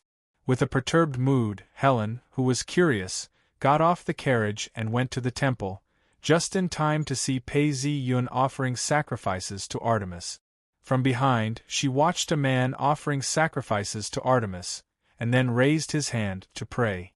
She kept staring curiously. The goddess's messenger, Paris, was extraordinarily handsome. When Helen first saw Paris, she was stunned. The prince in front of her was not so much a young man, but more like a teenager, but there was not the slightest bit of immaturity. His figure was slightly thin, and he had black hair and black eyes. He wore a simple white tunic with a bronze belt around his waist. Strangely, an indescribable heroic spirit filled his body and mind, making people unable to help but look up to him and admire him. Instead, when Pei Ziyun turned around, he saw a young queen. The goddess made her so dazzling that for a moment, he almost thought that he saw Aphrodite herself. Relatively speaking, Anon and Cassandra, princess, paled in comparison. No wonder so many heroes were fascinated by her. Pei Ziyun also felt that Helen was beautiful. Although Pei Ziyun did not ask about Helen's identity when he first saw her, he knew that this woman was Queen Helen of the Kingdom of Sparta. It was also this woman who led Paris to the abyss of eternal damnation. She is simply the incarnation of Aphrodite, Pei Ziyun thought. However, although Helen was beautiful, Pei Ziyun did not lose his composure. He quickly noticed that there was something strange about Helen. There was an invisible halo around her, constantly exuding an intoxicating aura. Is this the grace of God? Or is it her charm halo? Or both? She originally had it, but the goddess temporarily strengthened it? Pei Ziyun thought to himself. Both of them did not speak for a moment. They stared at each other for a while. Pei Ziyun seemed to want to say something more, but he took a deep breath and smiled. Beautiful lady, may I ask if you are Queen Helen of Sparta? Helen was secretly surprised. She did not reveal her identity. How did he know? How do you know my identity? Helen stared at Paris's handsome face and said softly, I have long heard that Sparta has a beautiful queen, and now that I see the queen, I know that such a beautiful lady must be you. Pei Ziyun smiled. I am Helen. What is your name? Helen asked. Paris, from the kingdom of Troy, Pei Ziyun said. Prince Paris, welcome to Sparta. If there is a chance, please come to the palace as a guest, Helen said. I will. After that, Pei Ziyun said goodbye. Although he knew that this was the cause of the Battle of Troy, that was the result of the gods' manipulation. Without Helen, there would be other women to replace her. The gods of Mount Olympus were now paying attention to the progress of the meeting between Paris and Helen. Although this was Artemis's temple, with Artemis's permission, the gods of Mount Olympus could still clearly see the scene in the temple. Although Helen and Paris have a feeling, it does not seem to be of much use. In the eyes of the gods, Paris and Helen were just chatting for a while, and there were no sparks of love at first sight. Or, in other words, this was the result of two rational people. It seems that we still have to push for Paris and Helen to be together as soon as possible. This thought appeared in the minds of the gods. Paris is very determined. Perhaps he and Anon are really in love, Hermes said, looking at Paris's performance. So what if they are in love? In the end, they still have to betray Anon, Hera said. Apollo stared at the clouds in the sky and did not say anything. Hermes turned to look at Aphrodite and said, It's up to you. Aphrodite nodded and opened her palm. 2 arrows slowly appeared in her originally empty palm. The arrows were very short, but the material they were made of was dark and pink, with a hint of a fishy sweet smell. This is love, Aphrodite exclaimed in admiration and said carefully, Even I have to be careful not to be scratched by the arrow. This is the most ancient and sincere love I have ever picked. I have no doubt that even the tiniest wound is enough to devour my body and soul. I will use this to make up for this hero. As she said that, she picked up the bow and arrow, knocked it, and aimed at Paris and Helen. Swoosh! 2 arrows flew out from Mount Olympus, passing through layers of space and obstacles, and instantly pierced Helen and Pei Ziyun's chests. This was an arrow of love. The one who was hit would forever love the other who was hit, unable to extricate themselves. Pei Ziyun sensed something and raised his head. The arrow that was flying towards him was just inches away from him. He could still dodge a portion of it, but he could immediately feel Aphrodite's aura. The gods were watching every move, and they could not afford to reveal any flaws. This was Aphrodite's arrow of love. Helen felt a stabbing pain in her heart, and she took deep breaths from time to time. She, who had been hit by the arrow of love, wanted to leave, but at this moment, she stared deeply at Paris's figure, her eyes filled with tenderness and sweetness. The figure of her husband Menelaus quickly faded away. At this moment, Queen Helen of Sparta only had eyes for Paris. Her heart was filled with sweet pain, and her face was blushing. Almost at the same time, Paisiun felt a pain in his heart. The queen in front of him was very beautiful, attracting his eyes. His whole body and mind were filled with a terrible, almost irrepressible temptation and impulse. It seems that he wants to rob her on the ship and occupy her at all costs. This is a terrible thing. It is said that Apollo was hit by this arrow, causing Daphne to be hopelessly pursued, causing Daphne to become a laurel tree. Paisiun lowered his head, smiled, and stood up. Ignoring Queen Helen's gaze, he turned back to the ship. Seeing the gods looking at each other, Aphrodite smiled and said, "Love is fast and fatal. Don't worry, no matter how great a hero is, he won't last long. Besides, we can't let Helen and Paris fall in love in the temple of Artemis. That would tarnish the sanctity of Artemis. Artemis, being a virgin goddess, could not bring out the full force of her power at once to make them fall in love in the temple, and the gods nodded, for good reason."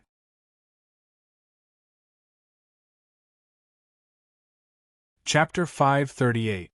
Sparta, Palace. Even Sparta, in order to let Helen live a happy life, had beautiful palaces, thick palace walls, pillars covered with grapevines, and fountains. In the past, when Helen was lonely, she would look at them one by one, but now, she had no interest at all. "Queen, do you want to use some honey?" the maid asked with concern. "No, you guys go out. Let me be alone," Queen Helen said absent-mindedly.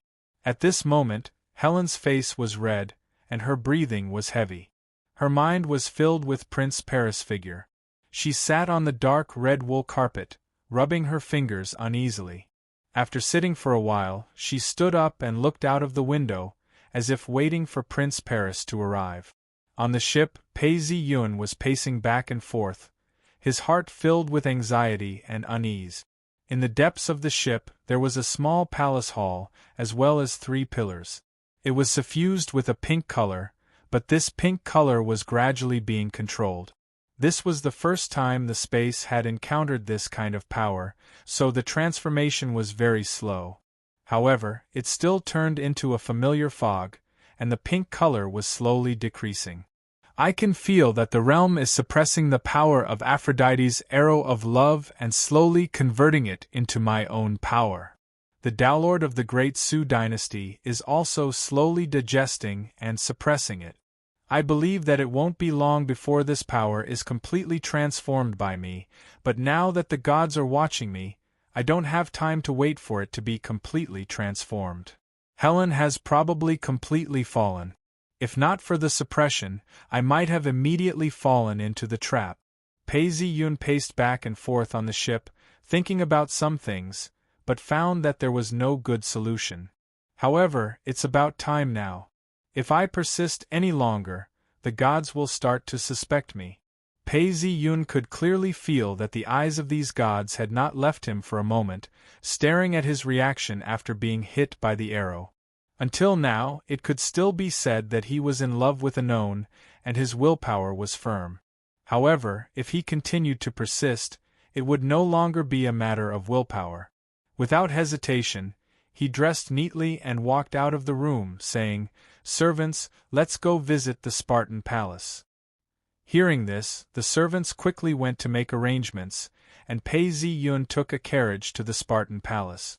Mount Olympus. When Hermes saw Paris heading to the Spartan palace, he smiled and said, "How can Paris easily block Aphrodite's godly arrow?" The gods could not help but smile knowingly. Originally, the gods were all surprised that Paris could return to the ship after being hit by Aphrodite's arrow. However, not long after, Paris could not withstand the power of the divine arrow and automatically returned to the palace. As the horse carriage sped along, Pei Yun's eyes were clear and bright. At this point, he was absorbing the energy from Aphrodite's godly arrow.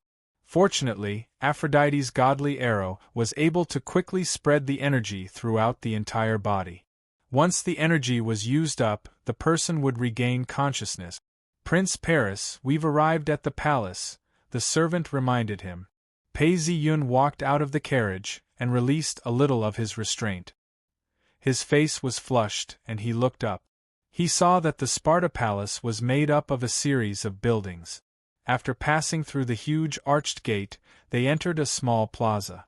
There were many steps in front of the plaza, and after going up the steps and passing through the palace gate, they would be considered to have entered the inner part of the palace. Under the guidance of Queen Helen's servant, Pei Yun soon arrived outside the queen's small living room. "Prince Paris, the queen is waiting for you in the small living room. I'll bring you here." The servant bowed and left. Pei Yun walked towards the small living room step by step. Before he reached the door, Queen Helen was already at the door. At this moment, her eyes were filled with tenderness and sweetness as she looked at Paris. Her eyes seemed to be dripping tears. The serving maids at the side could already see the deep love that Queen Helen had for Prince Paris. The maids did not dare to look too much and hurriedly lowered their heads. Pei Yun smiled as he looked at Helen. Coupled with her flushed cheeks, anyone could tell that Prince Paris had feelings for Queen Helen as well. "My dear Paris, you're finally here," Helen said shyly. "Oh, Queen Helen, my deep love for you has made me unable to forget you," Pei Yun said. "Is that so, Paris?" Helen said as she took Pei Yun's hand and walked into the small living room. At this moment, Pei Yun's eyes were burning with passion. He took out a harp from the small living room and started playing happily. The sound of the harp fluctuated between high and low, sometimes slow and sometimes fast. A beautiful sound was played, and Helen was so intoxicated that she could not control herself. Pei Yun was already good at playing the harp. At this moment, under the effect of the arrow of love, the sound of the harp became even more decadent. Every note seemed to tug at one's heartstrings. Queen Helen only listened to half of the song before ordering the serving maids to leave. She then looked at Paris. Pei Yun stared back at her. Just like that, the two of them got closer and closer. Suddenly, they hugged each other and rolled on the wool carpet. The queen's small sitting room was filled with the sounds of spring. Heavy breathing and loud shouts mixed together. The serving maid outside the small living room was blushing. She secretly peeked at the door, wondering if she should report this situation to King Menelaus. Paris and Queen Helen were passionately making love. Gradually, they lay on the wool carpet in each other's arms. "Paris, will you take me away?" Helen asked as she caressed Paris's chest with her fingers. "Of course, Helen, I will take you away tonight," Pei Yun said resolutely.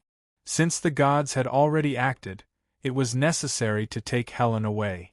He could not go against the will of the gods for now. If he did, he would be killed by them. The two of them continued to make love for a while before Pei Yun said his goodbyes. Although she was extremely reluctant, Helen still agreed to Paris's temporary farewell. Pei Yun left the palace, feeling the pink fire in his heart burning brighter. Under normal circumstances, once we make love, the passion will subside. But now it's the opposite. Helen and I are in high spirit. Is this pushing me to rob Helen as soon as possible?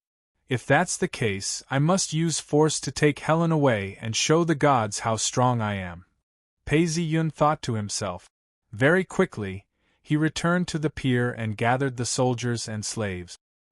He looked at the soldiers in leather armor in front of him and gave them a final speech before the battle.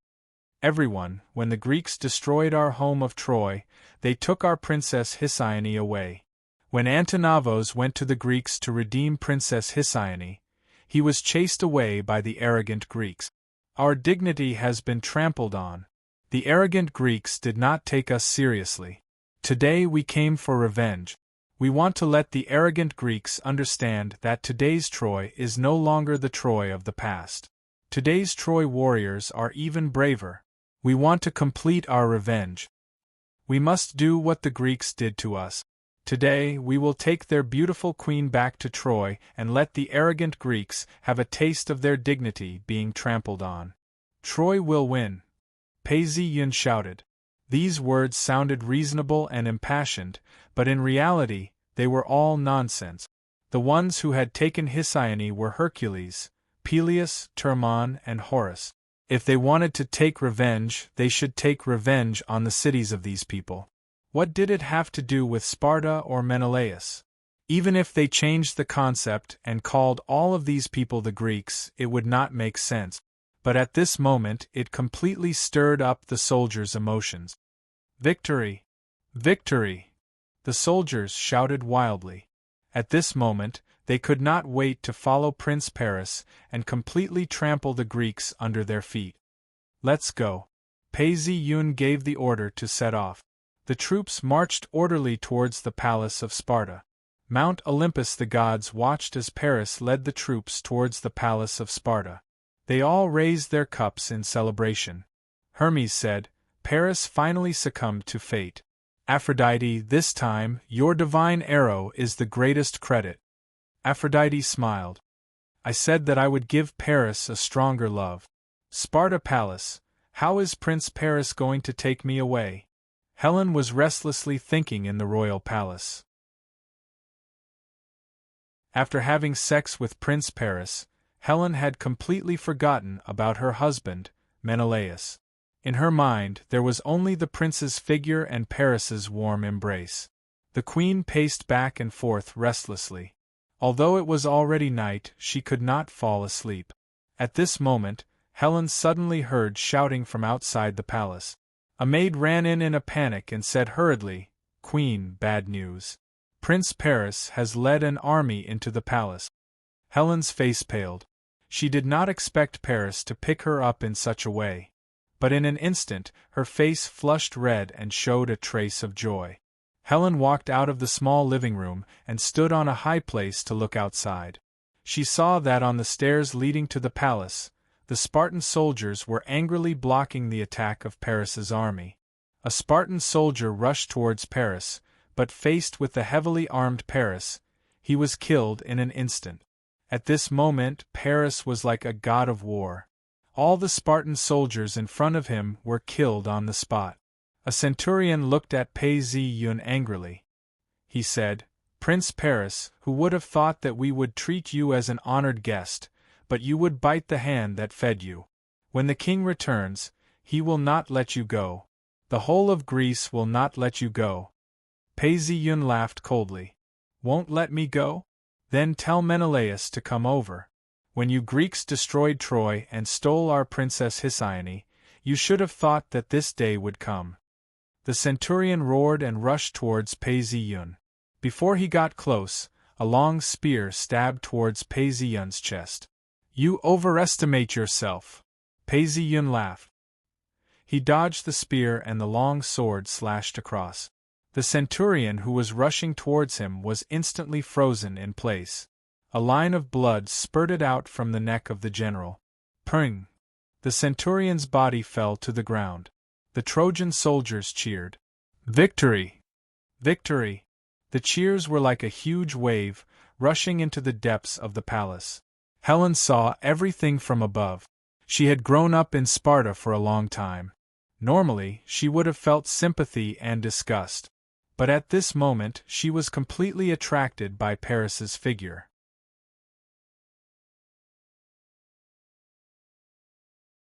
Chapter 539. Pooh!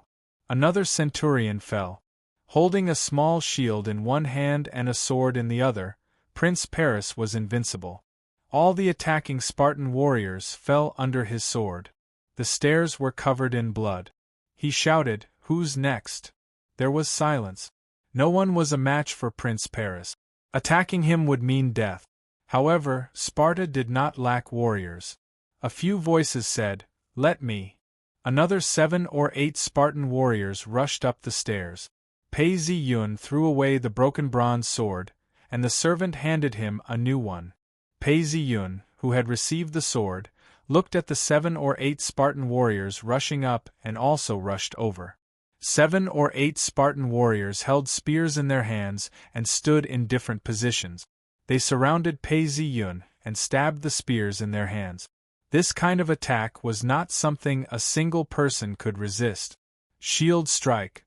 A cold light flashed in Pei Zi-yun's eyes. He moved with the shield, drawing an arc in the air and colliding with the 7 or 8 spears. The spears all bounced back. Pei Zi-yun took advantage of the situation and advanced at an extremely fast speed. The theory behind it was very simple. He used his shield to defend and break through the enemy's formation, and his sword would take the opportunity to kill. In a flash, 7 or 8 Spartan warriors were completely defeated. Mount Olympus. The gods looked at the scene in Sparta's palace and saw that Paris's swordsmanship was clean and efficient. In the blink of an eye, he killed all 8 warriors. The gods looked at each other and then turned to look at Ares. This is Ares' swordsmanship. While the gods were thinking, they heard Pei Zi-yun shout, "This is the sword and shield technique taught by Queen Mompenthesia. It is also a swordsmanship from Ares. Who else dares to fight?" In fact, if one did not have internal energy, the sword and shield technique was much more scientific and effective than the so-called flying immortal. Pei Zi-yun deeply understood this point. Not to mention other things, the short shield could easily protect the body's vital parts. If one person used a sword, they would have to expend several times more energy to achieve the same goal. However, the swordsmanship of the Dessous world was not useless. On the contrary, a master who could single-handedly fight the world with a sword would be much more powerful after obtaining a shield. It was the same as a martial arts master. Once he got his hands on a modern gun, he could kill his way in and out of a city with just a handgun, as long as he did not run out of bullets and did not have heavy firepower. Not to mention anything else, it didn't seem difficult to eliminate an enemy with a single bullet, but in fact, this kind of terror could only be understood by experts. Small shield, it can save 78% of my movement and strength. This was Pei Zi-yun's own assessment. With a "pa" sound, the shield had only moved a few centimeters when the spear struck it, causing sparks to fly. Following this, a crack appeared on the shield, and the sword light pierced through it, causing blood to splatter everywhere. Kill! Not only was Pei Zi-yun attacking, the soldiers of Troy were also advancing. All the Spartan soldiers who were blocking their way fell to the ground and died. A centurion of Troy stepped forward and said, "Prince Paris, most of the Spartan palace guards are dead, but the surroundings of the palace have been alerted. The citizens may pick up their weapons and come here soon. We should retreat quickly to avoid being surrounded by them. Even if they are citizen soldiers, we cannot underestimate them." You are right, but our mission has not been completed. How about this, you lead a group of soldiers and slaves to the palace to search for gold and goods, and try to take away as many valuable things as possible. The rest of the people will follow me to the queen's bedroom, and take their beautiful Queen Helen back to Troy to wash away our humiliation. Revenge. Revenge. The soldiers and slaves roared in anger. Pei Zi-yun raised his eyebrows. "I don't know what kind of divine power the gods used to boost their morale, and it's still working. I wonder what these people will think when they calm down? Is this Athena's power or Ares's? If this was the world of Dessous, if this power could be used on a scale of 10,000 people, it would be like a cheat to conquer the world." Thinking like this, the army quickly killed their way to Queen Helen's bedroom. At this moment, Pei Zi-yun's heart was neither sad nor happy. Aphrodite's pink power had been suppressed by the space, and was slowly turning into his own power. Coming here was completely in accordance with the script of the gods, to take Helen back. Walking into the queen's bedroom, Pei Zi-yun slightly released the suppressed pink power, and his heart instantly burned with the flames of love. He saw Helen's face flushed and looking at him with a look of surprise. He quickly walked up to Helen, grabbed her hand, and said, "Helen, when I was holding a sacrifice at the temple of Artemis on Silsila Island, I saw your figure. From that moment on, my heart was completely captivated by you. I'm going to take you away now, back to Troy on the other side of the sea, and let you become my wife, Paris, just like Anon. Promise me." Helen nodded her head excitedly and threw herself into Pei Ziyun's arms. "All right, Helen, let's go, I'll take you away now." With that, Pei Ziyun took Helen's hand and led her out of the palace. Along the way, there were robbers and soldiers carrying large amounts of gold and goods. At this moment, Pei Ziyun's heart had once again regained its calm. On the way back to the pier, he could clearly feel that the gazes of the gods were gradually decreasing, until there were only one or two, and they were also becoming indifferent. The gods had given up on watching. The big picture had been set, and even the gods had lost interest in continuing to watch. Taking advantage of the gap in the gods' surveillance, Pei Ziyun quickly sank his consciousness into the void. The small palace floated in the darkness. Pei Ziyun focused his mind and saw that the surroundings of the palace were filled with a pink mist. The mist flowed through the countless statues. Unfortunately, regardless of whether it was the statues or the pillars, the pink mist was unable to penetrate them. "I can feel it gradually transforming into my power, but the speed is not fast." Pei Ziyun was now in his original appearance, and his soul body was wearing the robes of the Tao monarch of the Great Su dynasty. "This might be all the inheritance I can bring out, but just a little will do." "Suppress." With a loud shout, Pei Ziyun pointed at the space from afar. The space trembled, and the pink power was instantly swallowed up by the extremely strong suction force coming from the space. His consciousness moved, and he saw that there was another marble pillar. This pillar was not a pillar, but looked like the foundation of the palace. The pink power circled around it, and turned into a statue of a goddess. Compared to the iron statue, this pillar seemed to be made of copper, and the statue was made of silver. After all, this was formed by Aphrodite's divine power. At this moment, a pink fog seeped out from the pillar. This fog was very small, but every time it seeped out, the system's numbers would jump. It is indeed divine power. I feel that my power is increasing very quickly. Pei Ziyun sighed in his heart. System. A plum blossom appeared in front of him, and it quickly enlarged, turning into an information interface with a faint sense of light. He looked at it with his consciousness. Hero bloodline. Second tier, 161, 3%. Now is not the time to level up. Pei Ziyun regained his senses. To an outsider, all this happened in an instant, and the army had already returned to the fleet. In the distance, the city of Sparta was a boiling cauldron of voices. Flames burned continuously, and killing intent rushed out. Sparta, like many other cities, had a citizen army. In other words, the citizens were the army. However, there were not many citizens in the city. At its peak, there were only 9,000 male citizens. Now there were even fewer. Furthermore, Menelaus had transferred 1,000 away, and there were at most 3,000 citizens in the city. However, these 3,000 citizens were still not enough to resist. Set sail immediately. When Pei Ziyun reached the fleet, he saw that the gold and goods were all packed, and decisively gave the order to set sail.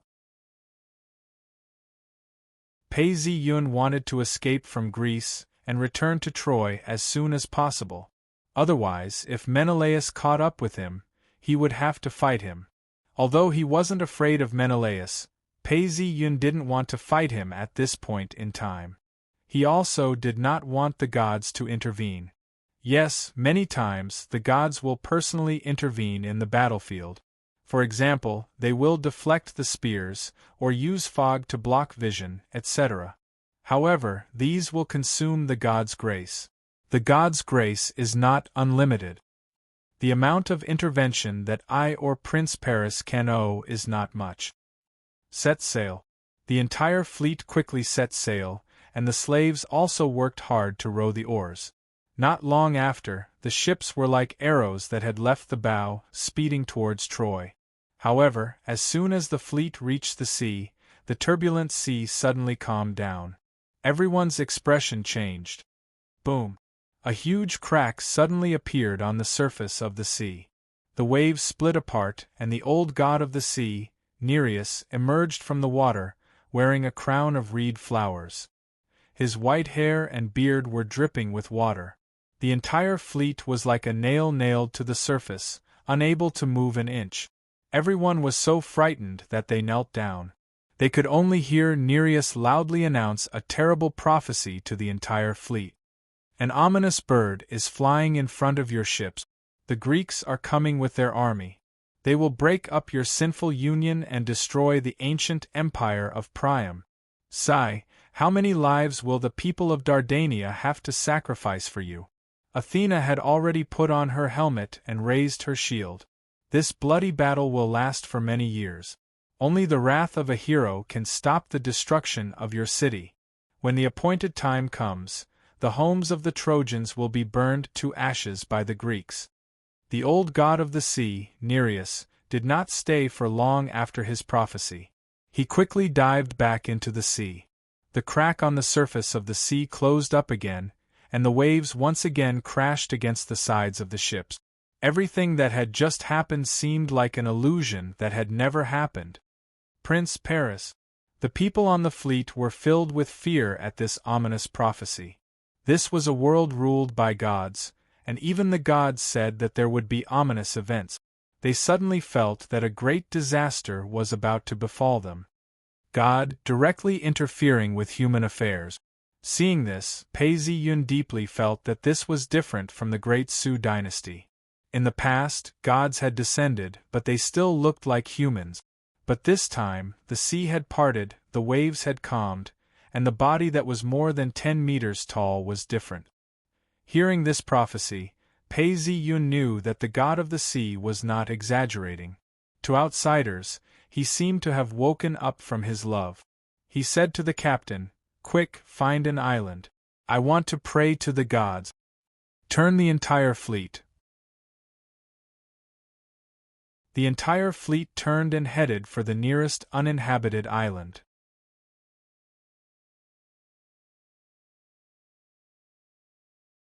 Chapter 540. The fleet turned and headed towards the nearest island. The fleet headed towards their destination in silence. Not long after, the outline of an island appeared in front of everyone's eyes. The outline grew larger and larger. It was an uninhabited island. In order to prevent it from running aground, the fleet circled the island and found a natural pier to dock. The island was uninhabited. There were no birds or beasts and strange rocks. Looking around, there was hardly any greenery. It was also very small, about 1 square kilometer. Quick, prepare the materials for the altar and build it on the open area of the island. Also, bring all the remaining bulls down. Pei Zi-yun ordered. Piece by piece, the materials for the altar were carried off the ship by the slaves. The soldiers were in charge of keeping watch. Under the supervision and planning of the priests, an altar was quickly built on the open area of the island. The temporary altar was circular in shape, with a platform made of mud and stones. Pei Zi-yun wore a white tunic with a bronze belt. A short sword hung from his waist as he disembarked from the ship with a solemn expression. A group of slaves herded the remaining 8 bulls off the ship. After a period of sea travel, the bulls had lost some of their fat. All the soldiers and slaves lined up in front of the altar. After the ominous prophecy of the sea god Nereus, the emotions of the soldiers and slaves were unstable. Faced with the prophecy of the god, their hearts were filled with doubt. Thinking of this, Pei Zi-yun no longer hesitated. He raised his voice. "Everyone, the sea god Nereus just told us a prophecy. My heart is filled with trepidation. But what is the worst outcome of this prophecy? It was the Greeks who pursued us with their armies, and destroyed Troy, as they had done once before, and carried off our princess Hesione. That is the worst outcome. But we, Troy, are not the same as before. When we robbed them, it was for revenge, to regain our lost dignity. My dear fellows, citizens, when Menelaus arrives with his allies, are you ready to face the arrogant Greeks head-on? Let them see the tenacity and unyieldingness of the Trojans, and let them taste the taste of defeat. Troy will win. Pei-Zi-Yun raised his arm and shouted, "Victory! Victory!" Their morale seemed to have recovered a little after the ominous prophecy of the sea god Nereus. Pei-Zi-Yun looked at everyone's renewed hope and fighting spirit and nodded slightly. Pei-Zi-Yun took the bulls from the slaves and herded them to the altar. The priest took out a jar of water and poured it on the altar and the bulls. He then knelt down and prayed to the gods of Mount Olympus. Helen stood in the crowd, shivering as if she was cold. She was worried that Paris would send her back to Menelaus after hearing the prophecy. Even though Paris's impassioned speech had reignited the soldiers' hope, she knew very well how powerful Menelaus and the Greek allied army were. She had no confidence that Troy would be able to fend off the powerful Greek allied army.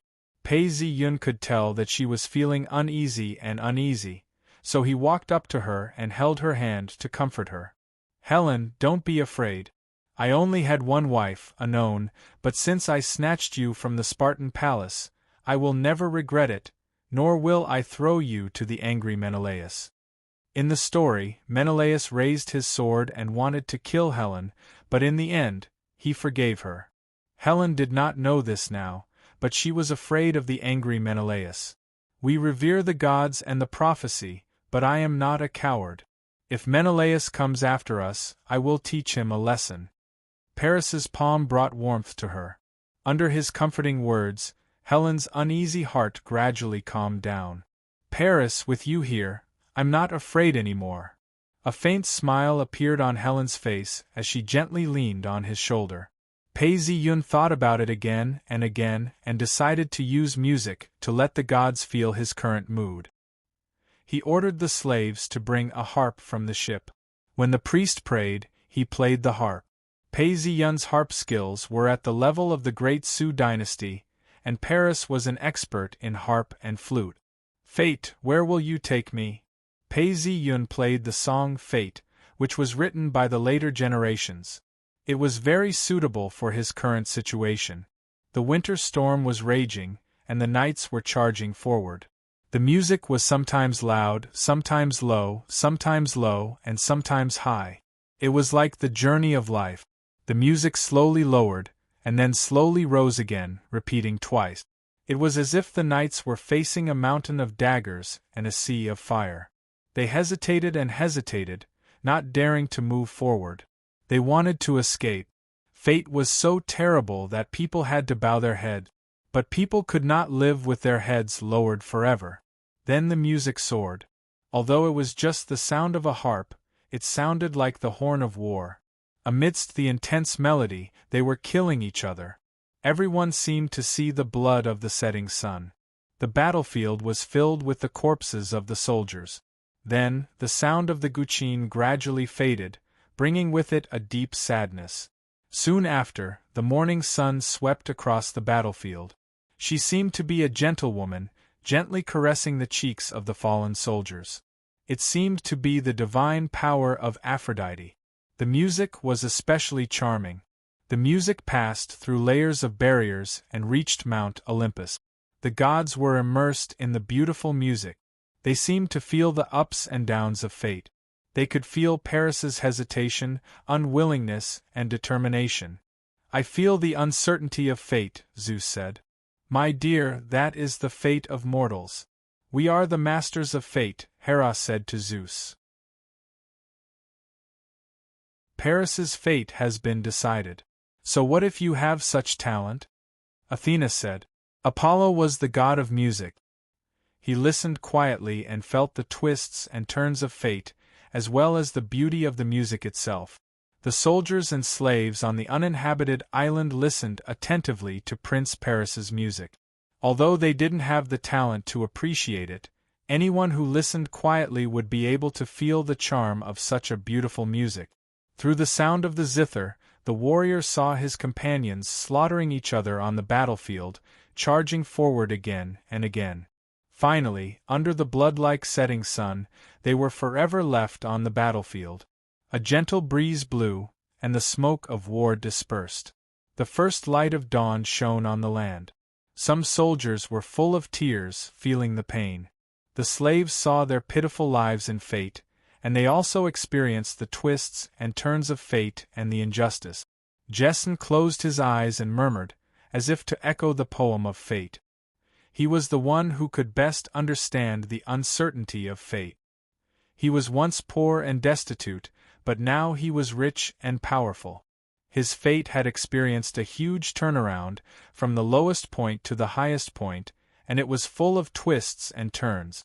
Cecilia's face was full of tears. Her fate had changed from happiness to fear, but she did not run away. Instead, she stubbornly accepted the challenge of fate. Amidst the music, after the prayer, the priest waved his hand, and the slaves tied up the 8 bulls one by one. The priest took a knife and forcefully stabbed them. "Pooh!" The bulls screamed, and blood sprayed out like a fountain, flowing onto the altar. The priest skillfully cut open the bulls' stomachs, removed their organs and bones, cut off their heads, and separated the meat. 8 bulls were slaughtered in a row, and the divided meat was placed on the altar. Just as the meat was being served, Pei Yun finished his song. He washed his hands, picked up a golden cup, and filled it with wine. The music of fate still seemed to reverberate in his ears. Pei Yun stepped forward and poured the wine 3 times. He raised his hand and prayed, "O great Zeus, my ancestor, the great Hera, the mother of the gods, the fearsome Hades, the turbulent Poseidon, Gaia of the earth, Demeter, who gave the harvest, Athena, wisdom and civilization, Artemis, who carried the bow and arrow, Apollo, who shone brightly." Pei Yun read the names of the gods of Mount Olympus one by one, and said, "The most precious thing to a human is life. To each of us we only have one life. I have committed such a crime, and I have become fearful and shaken. I want to escape everything, and escape with Helen to a place where no one knows. But I am the Prince of Troy, and I am a warrior. How can I escape my sins so easily? Some deaths are as heavy as Mount Ida, and some are as light as the leaves of a tree.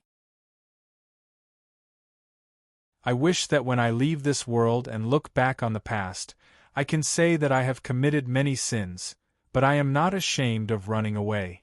I will devote my life and my strength to atoning for my sins, to my destiny. O gods, I once offered sacrifices to you, just like today. O gods, I once sang praises of you, just like today. If you remember this, please give me courage, and let me face the challenges of fate calmly." As he prayed, the bulls did not take much from them, only a few small ones.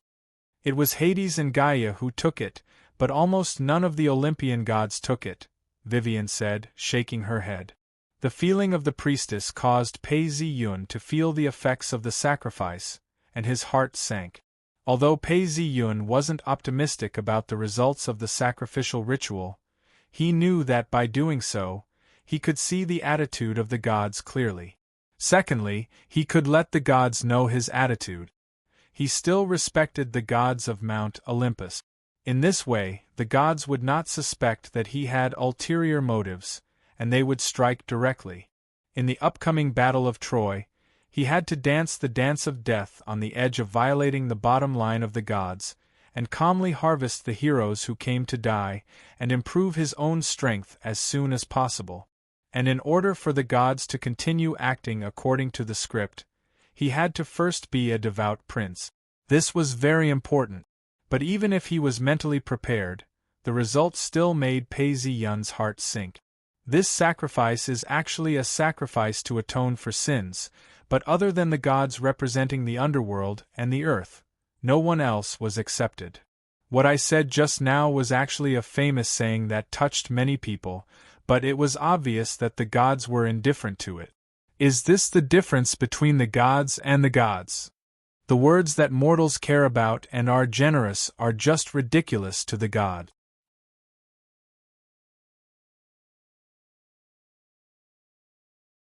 Chapter 541. Mount Olympus. The gods lived on the sacred mountain, which mortals could not climb. A colonnade ran from top to bottom. The colonnade was made up of stone pillars carved with praises to the gods, and evergreen vines that connected the palaces of the gods. These palaces were luxurious and comfortable, distributed in different parts of the mountain. When there was a meeting, the gods would walk through the colonnade and gather in the hall of Zeus. Zeus sat on a throne of gold and ivory, receiving the gods in the largest hall. The gods sat around Zeus, like a family around their father. The gods were intoxicated by the soft and melodious singing of the muse. Hebe, the goddess of youth, poured wine. At this time, when the gods heard Paris' prayer, they were all happy and raised their cups together, drinking the wine that could make mortals immortal. Hera tasted the wine in her hand and said to Zeus happily, "My dear, did you see that?" Paris finally bowed to fate. "Your plan is one step closer to success. Everything that Paris has done is becoming more and more in line with my wishes." Zeus smiled and turned to Aphrodite. "Aphrodite, this time your arrow has done a good job." "Great and resourceful Zeus, this is my duty," Aphrodite said. Almost all the gods were in a state of ecstasy. Apollo was silent, but for a moment, he could not bear to see Paris like this. Artemis saw her brother's expression and said, "What will come will come. Wait for fate to make the final decision." Apollo nodded slightly and continued to remain silent. "No man's island after the sacrifice," Pei Yun sighed. The attitude of the gods of Mount Olympus was self-evident. Their goal was to let him follow the script that the gods had arranged for him. Now that the plan was revealed, his mission was more than half completed. It can be said that when I bring Helen to Troy, when the Allied forces arrive and the war breaks out, my mission will be completed. In the future, the gods will not be able to protect me smoothly. Everything depends on my own strength and the blessings of the god. Oh well, I will return to Troy as soon as possible and prepare for everything. For the Battle of Troy, he had to increase his strength in an orderly manner. He could not be too restrained, nor could he be too fast. He shouted in his mind, "System!" A small plum blossom quickly appeared and enlarged, turning into a transparent information interface. It gave off a faint sense of light. Mission: the dagger will be revealed when the map is revealed. No matter how much you conceal yourself, your brilliance will attract the attention of the gods. Accept the challenge of fate, let your performance move the gods. Completed. Pei Yun gently tapped on it, and another fate point appeared. After deducting the consumption, I now have 7 more fate points. The precious fate points can always be used at critical moments. Moreover, I feel that the plum blossom is telling me that the fate points that are gathered together will be even more useful. Just as he was thinking about this, he noticed that Helen's expression was a little unnatural. He patted her on the back of her hand and consoled her. "My dear, don't worry too much. I'm here for you." Helen said in a low voice, "Paris, the result of the sacrifice to the gods is not ideal." She was the daughter of a god and also the queen. She could tell this as well. However, it was fortunate that there were 2 gods who took the sacrifice, so it was not a total loss. "Don't worry, the gods did not take the sacrifice from me. In the end, we still have to rely on ourselves in this battle," Pei Yun said. "But the Greek army is really strong. There's also Menelaus' brother, King Agamemnon of Mycenae. He's an amazing hero. Do you have the confidence to defeat them?" "Don't worry, Helen. I will definitely defeat them. You have to know that I am very strong." Under Pei Yun's guidance, Helen gradually relaxed, and a smile appeared on her face. Pei Yun returned to the troops and looked at the beef on the altar. He shouted to the surrounding soldiers and slaves, everyone, distribute the beef and have a good meal. After that, we will return to Troy." Yes. The soldiers and slaves distributed the beef and ate heartily. After the beef was distributed, everyone tidied up their belongings and boarded the ship. With a command, the entire fleet slowly sailed out of the uninhabited island and headed towards Troy. Pylos. This was an ancient Greek port city in the southwest of the Peloponnese Peninsula. It was on the Ionian Sea and was surrounded by islands. It was a natural harbor. At this moment, King Menelaus of Sparta was visiting Pylos. The wise King Nestor of Pylos was hosting a banquet for his guest, Menelaus, who had come from afar. The banquet hall was huge. King Nestor reclined on a woolen cushion, with beautiful maids pouring wine and feeding him. It was very comfortable. The banquet was very lively. Nestor fully displayed the hospitality of the host. The entire banquet was filled with good wine and delicacies. Beautiful dancers performed fiery dances, bards sang beautiful poems, and there were even noble warriors performing swordplay. Menelaus took a big gulp of the wine in his cup, his heart at ease. He had visited Pylos this time and reached a preliminary agreement with King Nestor. "Dear Nestor, for the friendship between our two countries, let us drink this cup," Menelaus said loudly. "Come, cheers." King Nestor of Pylos raised the wine cup in his hand, stood up, and shook it at Menelaus. Menelaus was very satisfied with Nestor's every arrangement. When the banquet was at its climax, a Spartan messenger rushed in, but because he was too eager, he was stopped by the guards on the scene. "What do you want?" The guards at the scene stopped the messenger. There were two kings at the scene, so they couldn't just let anyone in. "I am a messenger from Sparta. King Menelaus knows me. I have something important to report to the king," the messenger said. After a series of thorough checks and verifications, the messenger stumbled to Menelaus's side and told him a piece of unfortunate news. Menelaus's expression changed. The messenger's words were like a bolt from the blue. He was so shocked that he thought he was hallucinating. "The news is reliable?" Menelaus squeezed each word out through his teeth. His face was so gloomy that it could drip water. "King, it is absolutely true." The messenger emphasized the authenticity of the news again. After confirming the news, King Menelaus was furious.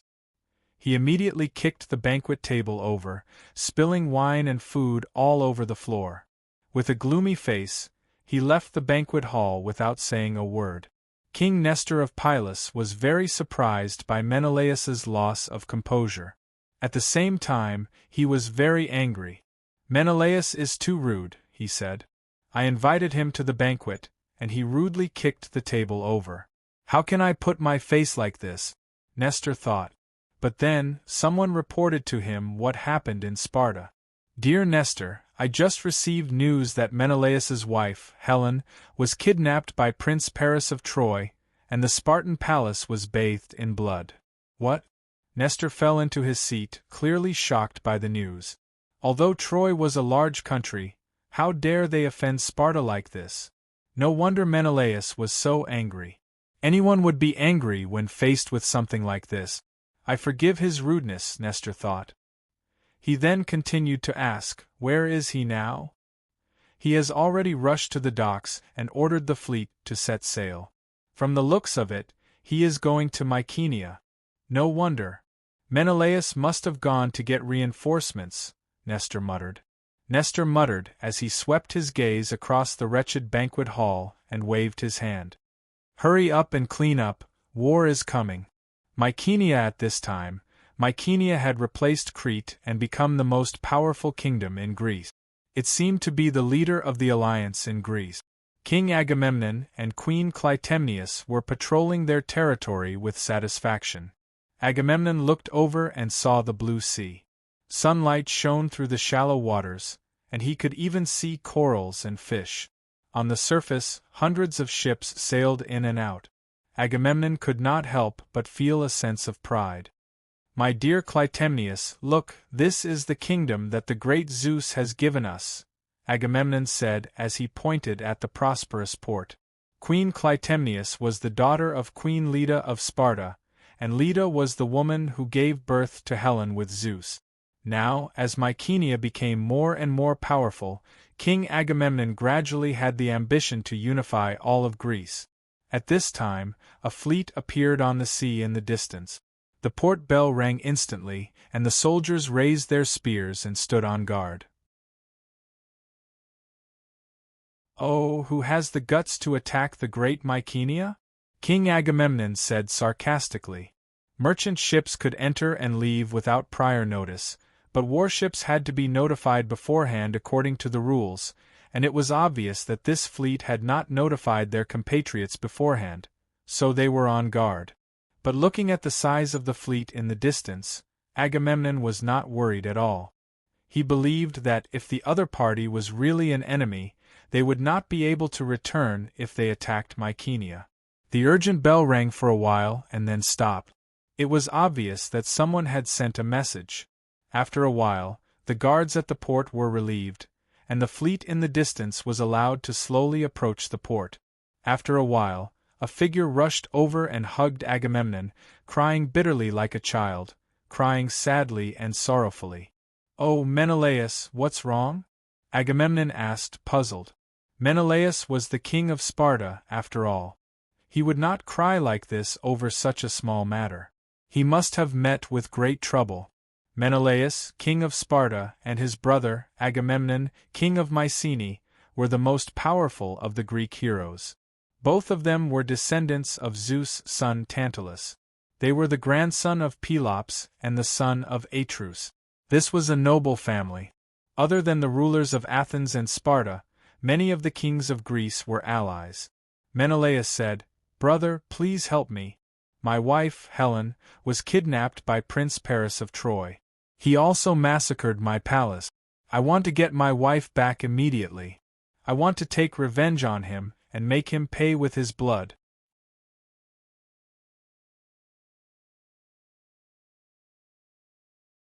Chapter 542.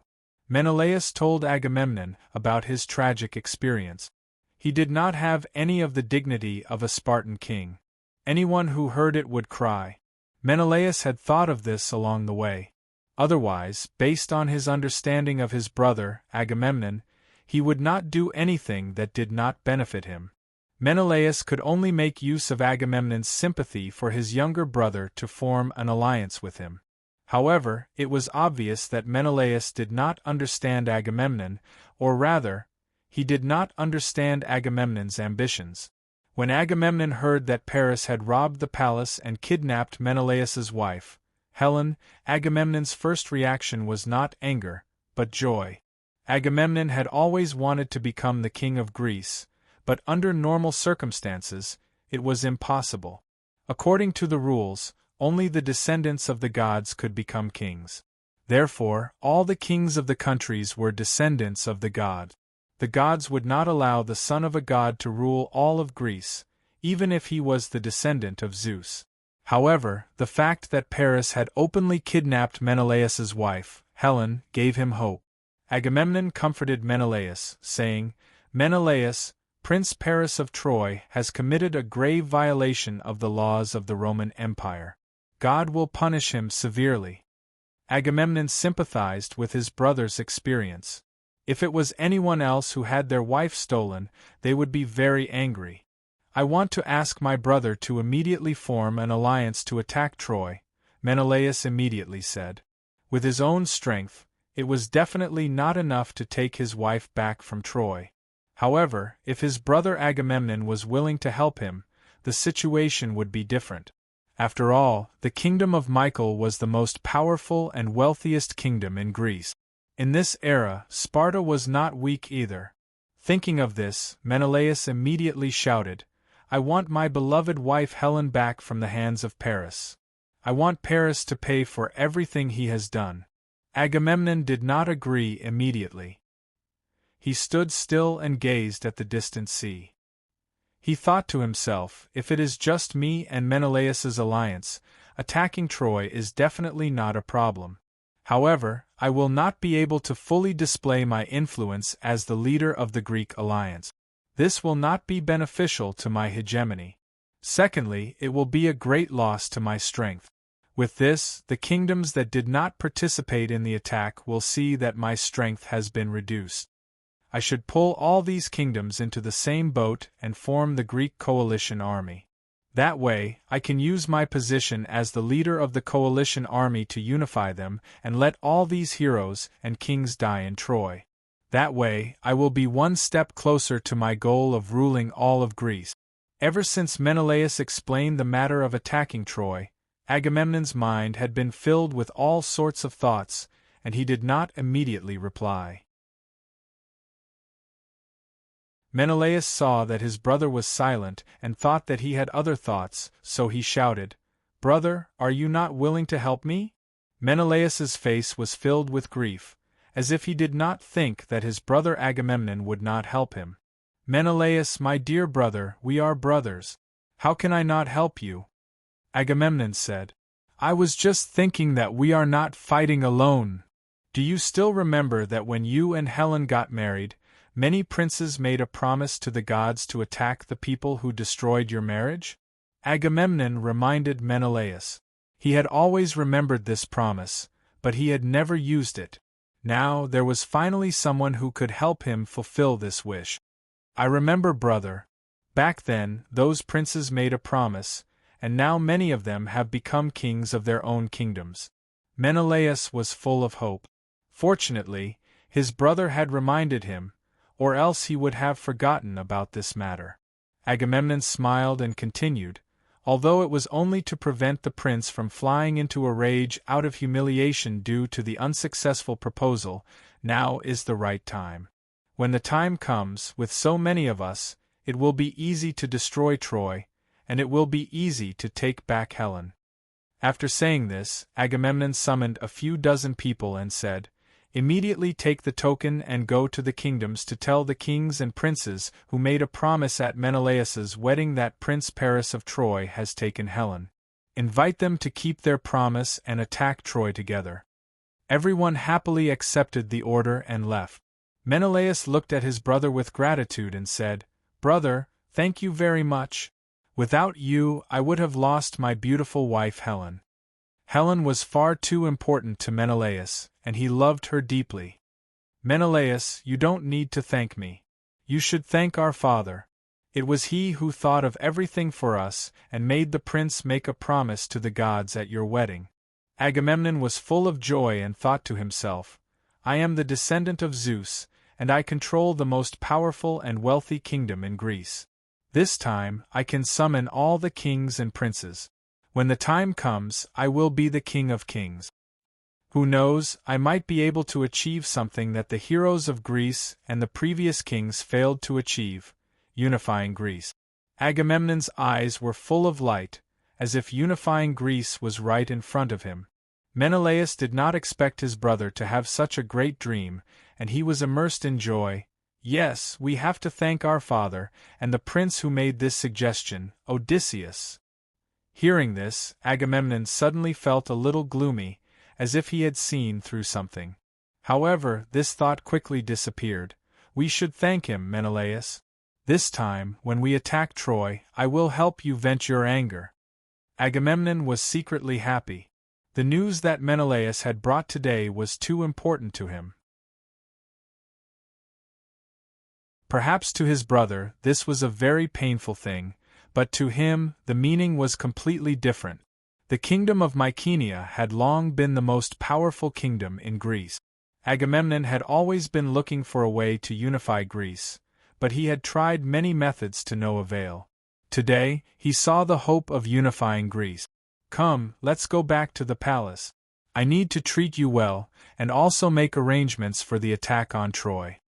As Agamemnon spoke, he took Menelaus's hand and boarded the carriage together. Queen Clytemnestra also followed the carriage back to the palace. The Mycenae Palace was not very large.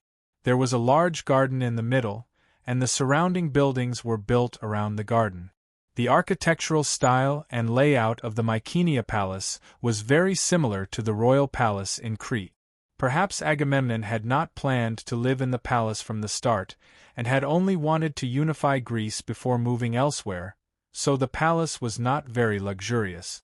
Agamemnon and Menelaus sat down in the palace. Suddenly, Agamemnon thought of something and called for a servant. "Quickly go and invite the sons of Zeus, Castor and Polydeuces.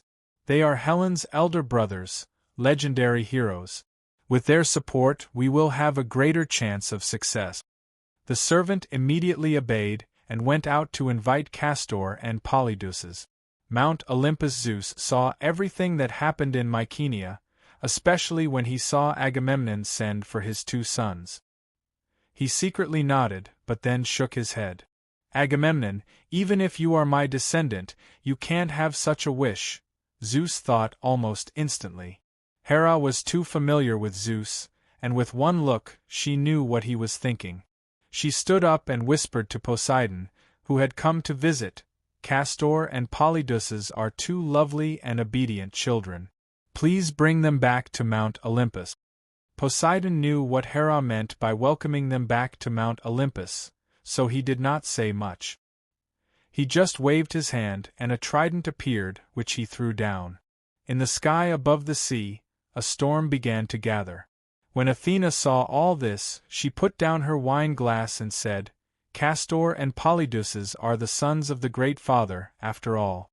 I will go and welcome them personally." It is not easy to enter Mount Olympus, even at the bottom of the mountain. Mortals were not qualified to enter Mount Olympus, even if Castor and Polydeuces were legendary heroes. The sons of Zeus could not enter Mount Olympus. They had to be led by a god. In a mansion, Castor and Polydeuces were twin brothers, known collectively as the Dioscuri. They were the sons of Zeus, brothers of Helen and Clytemnestra. Great heroes Castor and Polydeuces, I have to tell you a piece of unfortunate news. The Prince of Troy, Paris, kidnapped Helen not long ago and bathed the Spartan palace in blood. A servant hurriedly ran over to report. When Castor and Polydeuces heard this, they immediately jumped up like cats whose tails had been stepped on. Is the news reliable? How could Menelaus let Paris snatch Helen away? Castor asked angrily. Esteemed Castor, the news is true. It was brought by a messenger from Sparta. It is said that Menelaus brought a fleet to visit Pylos, and is not in Sparta. That is why Prince Paris was able to take advantage of this opportunity, the servant replied. No wonder Paris could snatch Helen away. But Menelaus is also a fool. He did not leave any soldiers to guard the palace, Polydeuces sneered. Years ago, when Theseus snatched Helen away, we endured it for a long time. Now, someone else has snatched Helen away. This time, we are not willing to endure it any longer, Castor said angrily. Polydeuces nodded in agreement. We will make Paris, who robbed Helen, pay the price.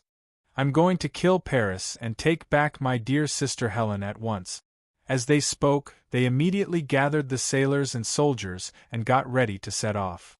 Everyone, Paris stole my sister.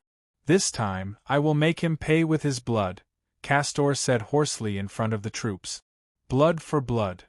The troops marched orderly to the pier. When everyone was on board, Castor immediately ordered the sailors, use the fast sails and set off immediately. Catch up with Paris and kill him.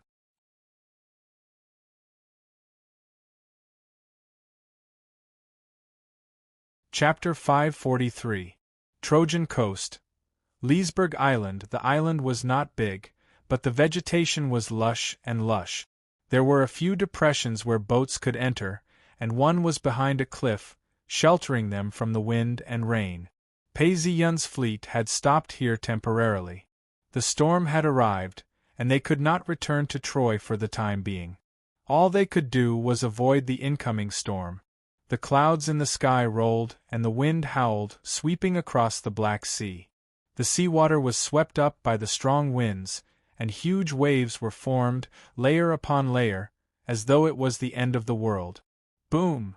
A huge wave rolled up, and hit the island heavily. The soldiers and slaves on the battleship, faced with this irresistible force of nature, all hid in their cabins, huddled together, as though this was the only way to make them feel safe. For the entire night the wind howled and the rain poured down. The entire Leesburg Island was ravaged by the storm. It was only until dawn that the storm subsided, and the dark clouds dispersed. In the distance, a beautiful rainbow could be seen. The rainbow was close to the sea, as though it was an arch bridge across the sea. In the cabin of the battleship, Pei Zi-yun gently pulled his hand out of the embrace of Helen, who was in deep sleep. He could not help but sigh. This woman was really flirtatious. No wonder so many people liked her, and did so many irrational things for her. There was Theseus and there was Paris. Pei Zi-yun could be considered one of them. Last night, not only was the storm raging, but he and Helen were also crazy for the entire night, and only fell asleep at dawn. Pei Zi-yun carefully covered Helen with a blanket, and looked at her exquisite face. He could not help but have a thought: this woman is mine, no one can take her away from me. Since ancient times, heroes have had a weakness for beautiful women. Pei Zi-yun did not expect that even though he was not a hero, he would not be able to resist this beauty. Pei Zi-yun laughed at himself. Now that he looked at her carefully, he was stunned. This charm halo, even if I knew about it, it would be difficult to completely neutralize it. But now was not the time to admire. Pei Zi-yun woke up, got dressed, and walked out of the room. At this moment, the wind was gentle, and the rainbow was fading. The soldiers all had smiles on their faces. The weather was clear after the storm, and they were about to return home. They were in a good mood. As he patrolled the area, his eyes suddenly froze. A lady appeared in the cabin. She was wearing a long black robe, and her face was covered with a black veil. It should have been very conspicuous, but she was like an illusion. The soldiers around her ignored her. Even if they walked past where she was standing, it was like walking through an illusion. No one saw her at all. She stood there quietly for a long time. Although Pei Zi-yun wasn't sure of her identity, he could tell that she was very similar to the mysterious lady he had met last time. However, there were still some differences. In any case, she wasn't an ordinary person. He hurriedly walked over and bowed. "Esteemed lady, what brings you here today?" The mysterious veiled lady was very satisfied with his attitude and said, "Paris, have you heard the prophecy? You robbed Helen and your city is about to be destroyed." The lady's tone was calm as she walked towards the deck. A light breeze blew past her, and her long hair fluttered in the wind. Pei Zi-yun could even smell her fragrance, but the surrounding sailors still didn't see her. "Esteemed lady, the great god of the sea, Nereus, told me that there is a hero who can stop the destruction of the city. I want to be this hero." Pei Zi-yun said, "Your idea is good, but how do you know that this hero is you? Furthermore, this hero isn't someone you can be just because you want to be. You have to have a certain level of ability, and most importantly, will fate choose you?" The mysterious lady said as she waved her hand to stop him from speaking. She then continued, "In Greece, Menelaus has already complained to Agamemnon, and Agamemnon has already sent messengers to all the princes and heroes in Greece. They are prepared to attack you and Troy." She paused and stared into Pei Zi-yun's eyes and said solemnly, "Even so, you still want to resist? Do you still think you have the strength to resist?" "Of course, I will fight with all my might until fate ends. Even if fate doesn't choose me in the end, I will not regret it. I would rather die fighting than live a cowardly life." The mysterious lady's eyes narrowed. She didn't expect Paris to be so determined. She could feel that Paris's words were not false. Faced with fate, he would make this choice. "But you might not be able to return to Troy. Helen's brothers, Castor and Polydeuces, have already caught up." The mysterious lady seemed to be trying to scare him. When Pei Zi-yun heard this, he jumped in fright. His expression changed, but he quickly regained his composure. "The coast of Troy, Leesburg Island. I seem to remember something. No wonder there was such a huge storm last night. It was obviously Poseidon's doing. Yesterday's storm was caused by Poseidon killing the sons of Zeus, Castor and Polydeuces? These two heroes, how strong are they? If my guess is correct, then Helen's brothers, Castor and Polydeuces, have already perished in the sea? They sank less than 10 nautical miles away from her.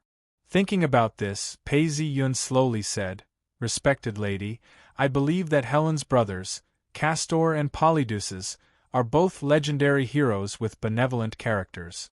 They will definitely give me a chance to explain. If they still refuse to forgive me, even if I have to face them, I will not back down." Is that so? Paris, I look forward to your performance. The mysterious lady laughed. Her figure melted into the water and slowly disappeared before Pei Zi-yun's eyes, as if she had never been there. Who could this mysterious lady be? Gaia? Or an even more mysterious goddess? Pei Zi-yun shook his head and threw these thoughts to the back of his mind. At this point, someone pointed to the distant sea and shouted, "Prince Paris, there are corpses on the sea." At this time, visibility was very high. Pei Zi-yun looked out and saw a few corpses floating on the sea. Following the corpses, there were many boats floating on the sea. Anyone with a discerning eye would know that these people's boats had been swallowed by the storm last night. Pei Zi-yun understood and ordered, "Quickly go to the sea and salvage the corpses." The sailors and slaves obeyed and rowed a few small boats to salvage the corpses. Pei Zi-yun ordered the warship to set sail and followed them. He wanted to take a closer look and confirm if Helen's brothers, Castor and Polydeuces, were among the corpses. Helen woke up and walked out of her room. Her face was pale and she said, "Paris, I'm panicking. I had a nightmare." Pei Zi-yun's heart skipped a beat and he comforted her. "Darling, maybe you didn't sleep well last night. You must be exhausted. Go back and rest well." Helen shook her head and suddenly realized that the warship had set sail and the boats were still salvaging the corpses.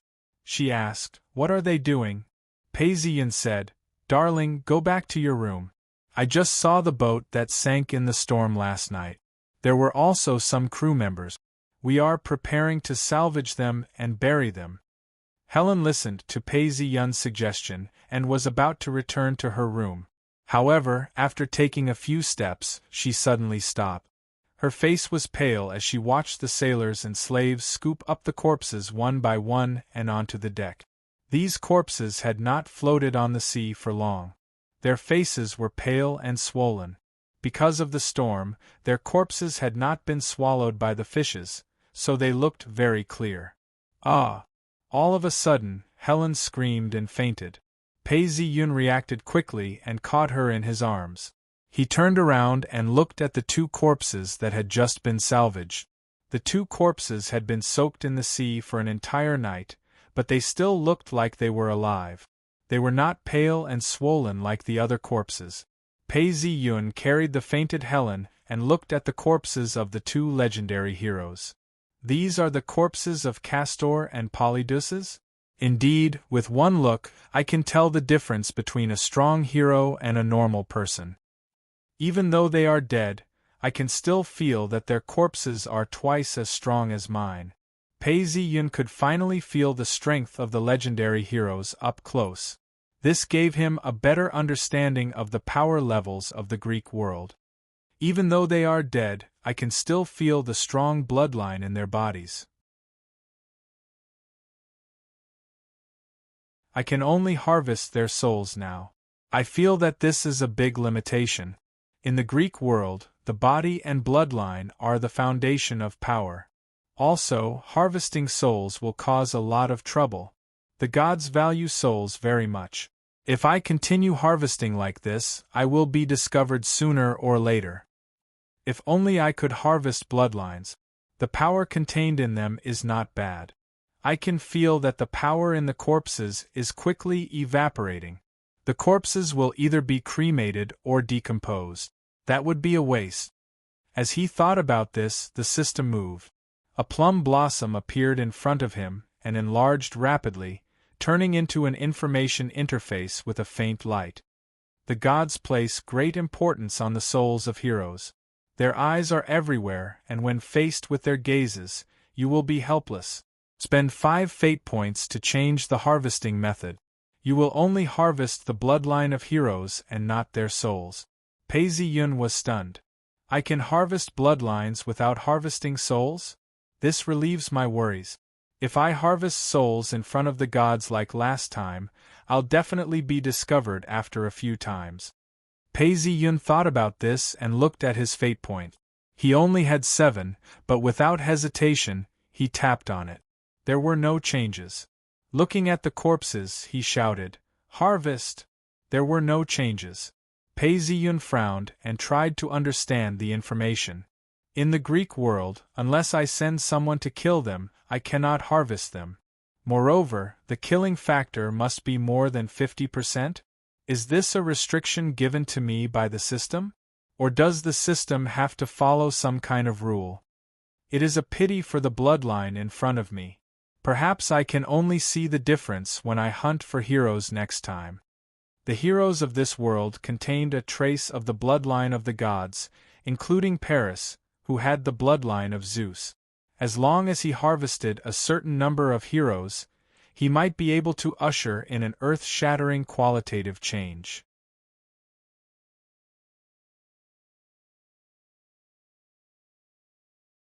Chapter 544. Brother, no, no! Helen woke up and threw herself on the corpse, wailing, "Is this God's punishment for me?" Seeing her 2 brothers lying peacefully on the deck, either soaked or asleep, Helen recalled the voices and smiles of her 2 brothers in the past, and her tears fell uncontrollably.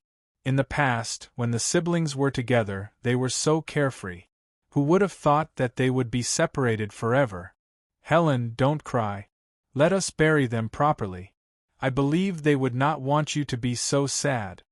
As Pei Ziyun said this, he thought to himself, "You still don't know that your brothers are after us. You will definitely be fine, but I will be in danger." Not to mention if he could defeat them, even if he managed to kill them while the storm had exhausted them, he would still have to face the curse of Zeus. Gods could kill the sons of gods, but mortals who killed the sons of Zeus would not have a good ending. According to the Greek tradition, the result of this curse would be that one day, I would fall asleep, and Helen would stab me to avenge the death of my 2 brothers. Thinking of this, Pei Ziyun could not help but shiver. The story of Milagros and the wild boar was too vivid. The Greek gods loved to kill each other. This interest really made people speechless. Helen did not know what Pei Ziyun was thinking. She threw herself into his arms and cried, "Paris, I only have you now. Don't worry, I will protect you and will not abandon you," Pei Ziyun said as he patted Helen's back. "Paris, I will depend on you for my brother's funeral." Helen's eyes were red. The ancient Greeks believed that without a funeral, they would not be able to cross the Styx. "Helen, even if it wasn't for your sake, I've admired these 2 heroes for a long time," Pei Ziyun said as he thought to himself. Castor and Polydeuces were the sons of Zeus. It was one thing for them to become gods, but even Hercules was doubtful, let alone these 2. They would not be restricted by ordinary funerals. But giving a funeral was a virtue. Thinking of this, Pei Ziyun called for Jason and Cecilia, "Get some incense and prepare 2 sets of clothes for the 2 heroes. Also, go to the island and prepare 2 piles of firewood. Also, build a grave. The grave must be well built. By the way, build a small altar nearby. We want to worship the great Zeus, and ask him to take care of the souls of the 2 heroes." "Yes, Prince Paris," everyone replied. Pei Ziyun then took out some fragrant oil and smeared it on the corpses inch by inch. He then helped them change into new clothes. Their faces were glowing, and looked exactly the same as when they were alive. Seeing this, Helen cried and fell onto the deck. With hundreds of people working, it didn't take long for the pile of firewood to be prepared on the island and the grave to be built. "Helen, come.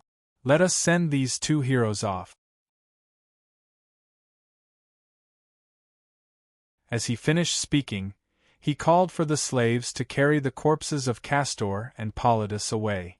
On the open area of the island, there were 2 large piles of firewood.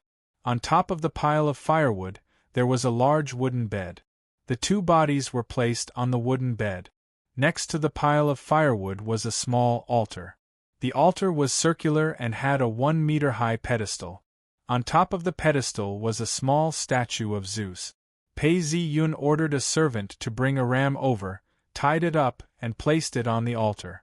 The surrounding soldiers and slaves knelt down and prayed to Zeus. After the prayers, the priests who followed the army started the ritual. Pei Zi-yun said to Castor and Polytus on the pile of firewood, "Castor and Polytus, I hope your souls can rest in peace. I will treat Helen well. Please rest assured." As he finished speaking, he raised his hands and prayed to the statue of Zeus. "Great King of the gods, your sons Castor and Polytus have suffered a shipwreck. At this time, I am going to hold a funeral. I hope you will watch over them and continue to bless me." After the ritual, the corpses were cremated in front of the pile of firewood. Everyone paid their respects to the 2 heroes, Castor and Polytus, and bowed to them. Torches were used to light the pile of firewood, and before long, the flames engulfed the corpses of the 2 heroes. Cremated corpses would usually emit a very unpleasant smell. However, perhaps it was because the bodies had been smeared with oil, or because the 2 corpses had been heroes when they were alive, the corpses did not emit a strange smell. Instead, a faint fragrance wafted out. Before long, the corpses and the pile of firewood had been incinerated, leaving behind only a pile of ashes.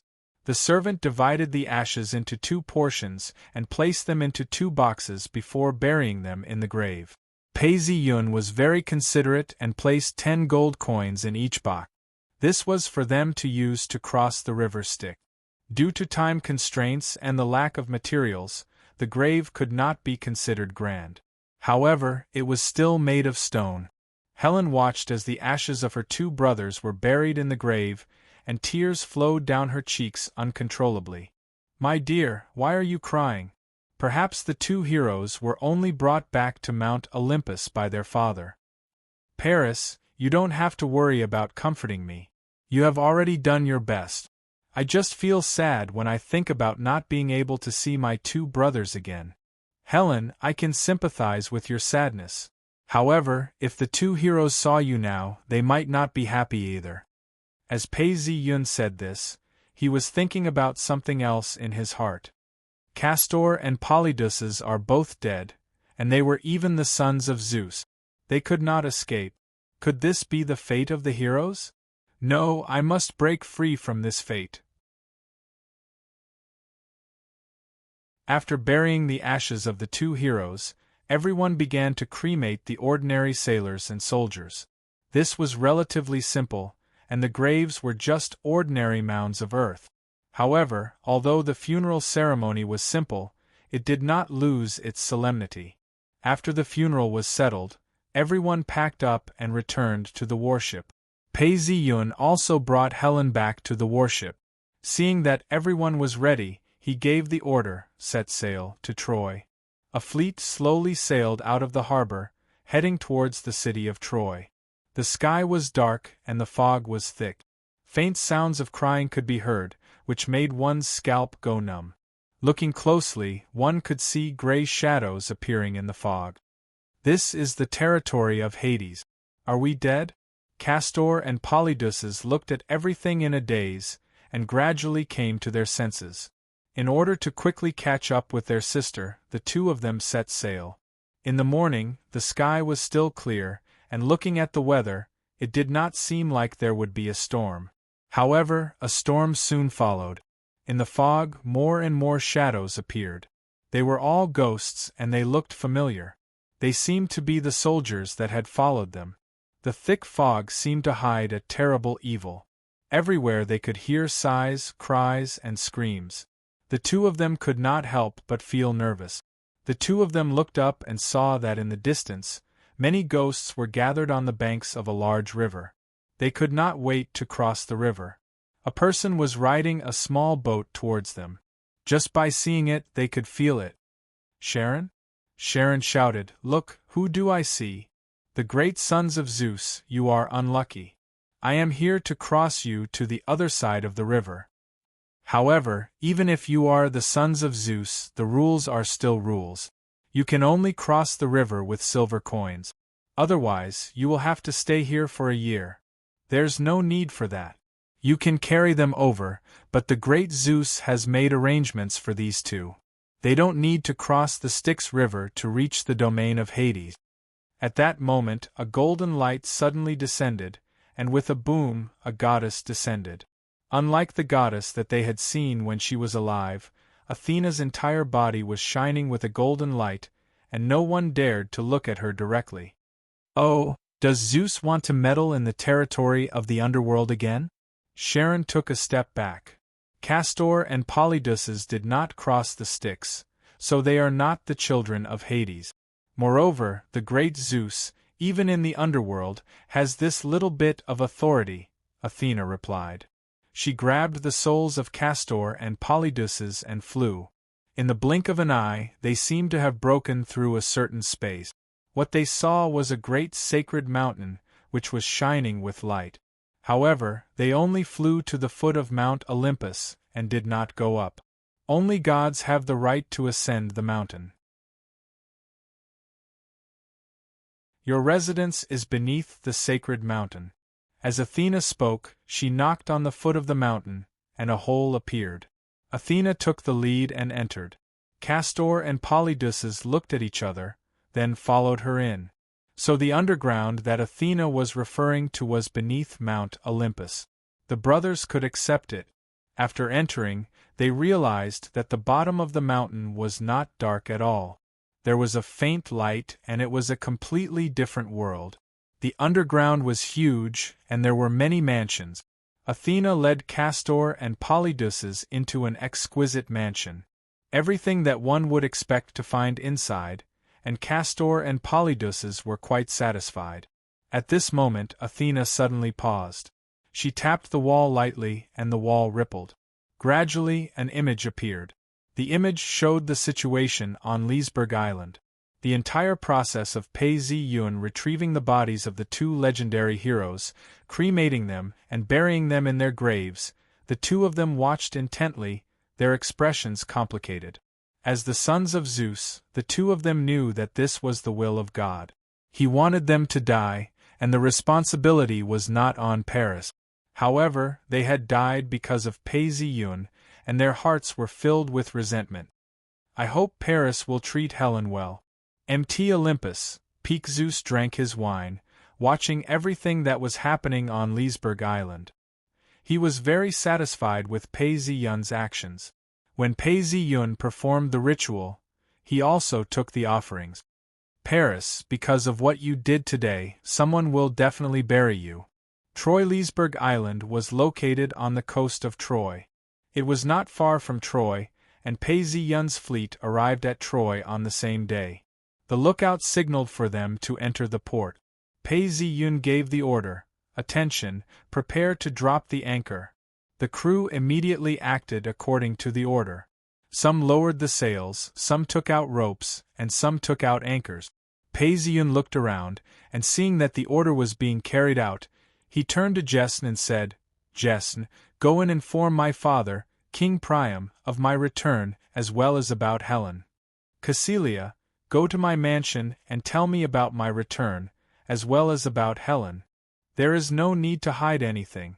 As long as it is the truth, answer whatever Anon asks. Tell her that I will report to the king, and I will be back soon." Yes. The two of them were a little surprised and retreated. Looking at their backs, Pei Zi-yun continued to dispatch the fleet and make arrangements. In his heart, however, he was thinking, "I wonder what the people of Troy will think if they find out that I have really brought back a girl from Greece? The oracle said that if I bring back a girl from Greece, Troy will be destroyed."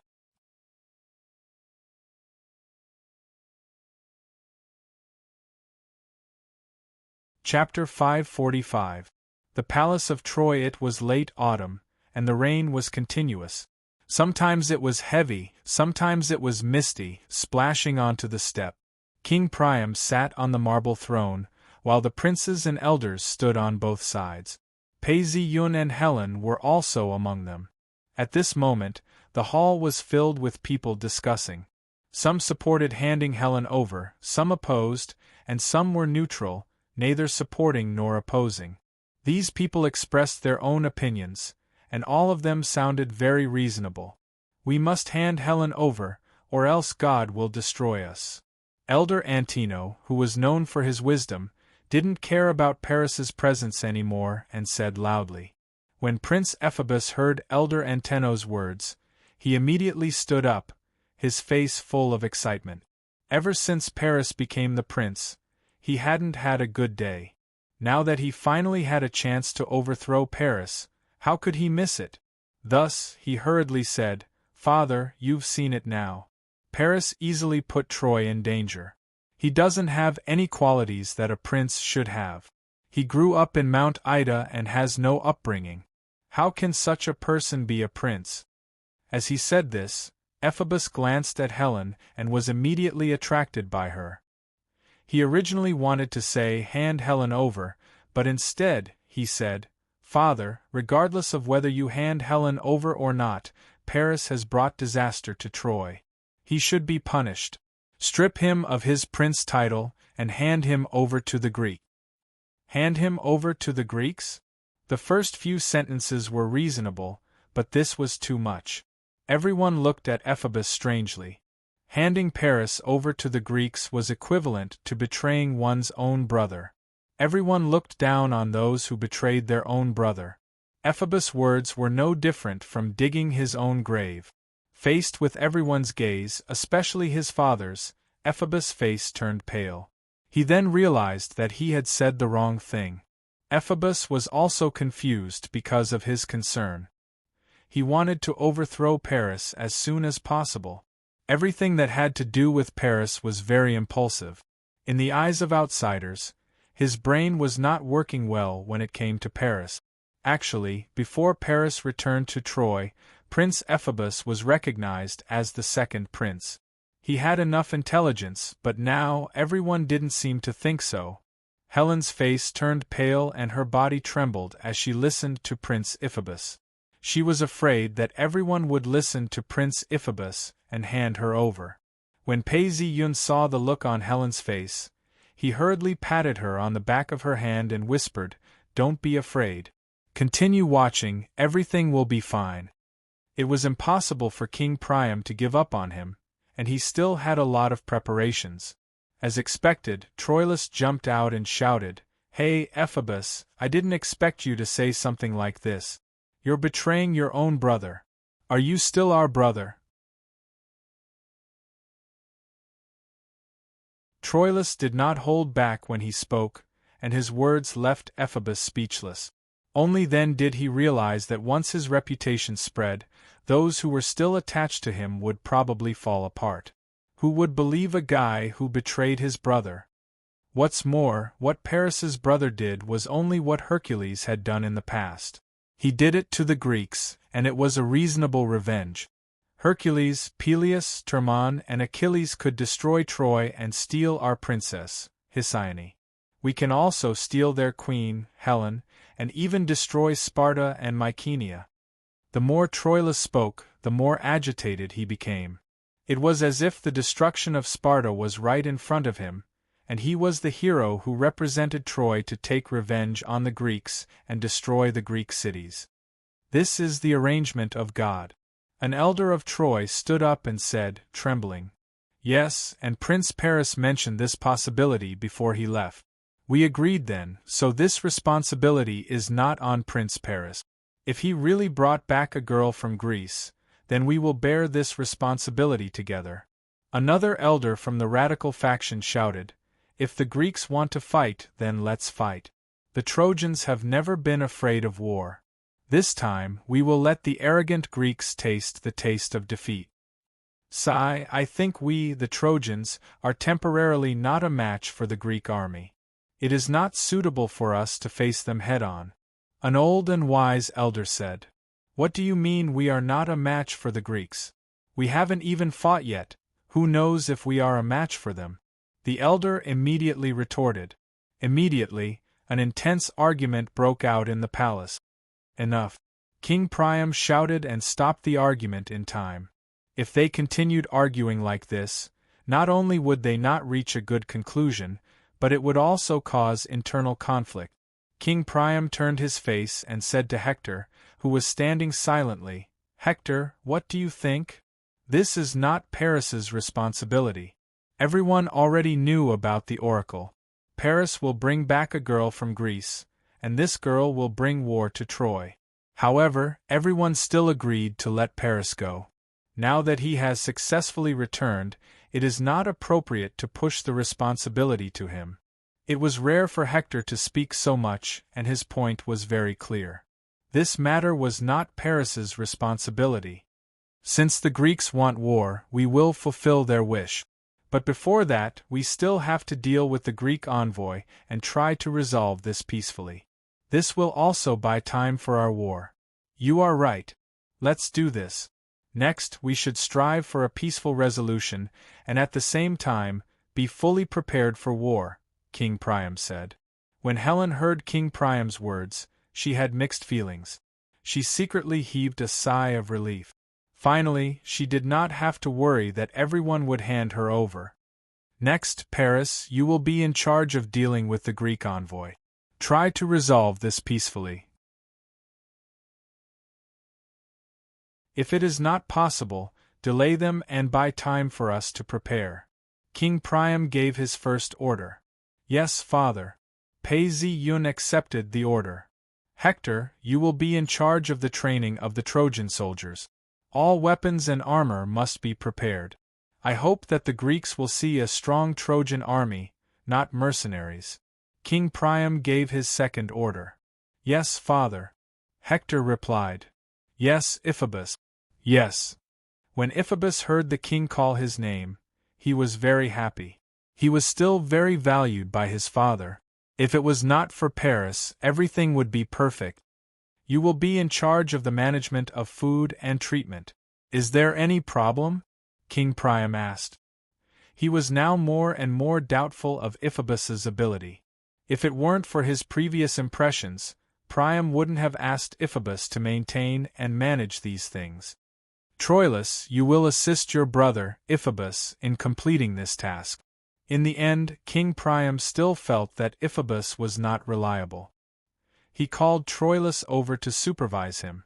If he did a good job, then it would be fine. If he did not, then he was prepared to replace him. Yes, father. I will do my best to complete this task. Troilus's face was full of joy. He did not expect his father to give him such an important task. When Iphitus heard that Troilus was going to assist him, his face darkened. It was as if he had swallowed a fly. However, this was King Priam's arrangement, and he had no choice but to obey. Just like that, King Priam distributed the tasks one by one. Some princes were assigned to maintain the peace in the city, some were assigned to check on the harvest in the fields, and some were assigned to calculate the financial situation. Priam looked at Prince Helenos, who was standing there without saying a word. He asked, Helenos, what is the result of your divination for our war with the Greeks? Father, the divination shows that this war with the Greeks will last for many years. However, in the end, we will lose this war, and Troy will be destroyed once again. The Greeks will kill Paris, Hector, and even all the Trojans, including you. Helenos seemed to be talking about something insignificant that had nothing to do with anyone.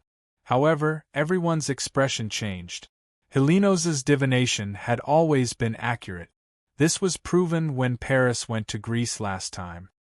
Helenos, is there any way to prevent this prophecy from coming true or to change the result? An elder asked, voicing the doubt in everyone's heart. Respected Elder Caeneus, this is the result that the gods have already decided. How can the gods will be changed so easily? Helenos said calmly. This again? Aren't we just going to watch the arrogant Greeks destroy our home again? I don't believe in the prophecy. The final victory still depends on our warriors, the elder with a fiery temper said loudly, but not many responded. In this world controlled by the gods, politics, military, and trickery all had to give way.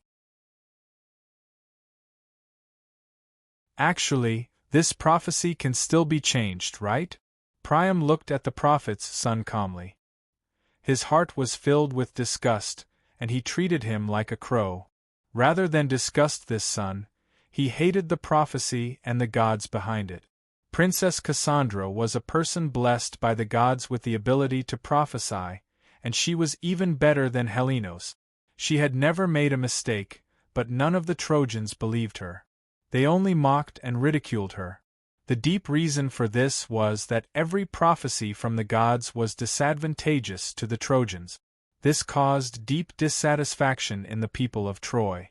Father, the outcome was already decided from the start. Paris was just a prelude. The gods had already decided our fate, including the fate of our Troy. Helenos spoke of a truth that no one could accept in pain. Priam's face was gloomy, and the entire palace was silent. The prophecy can be changed, but we have to find a hero. Only a hero can change the fate of Troy. A voice suddenly sounded in the palace. Everyone turned around and saw that it was a prophet from the city. Everyone looked over with hope. The prophet did not let them down. He said loudly, "Prince Hector and Prince Paris are heroes. Only they can change the fate of Troy."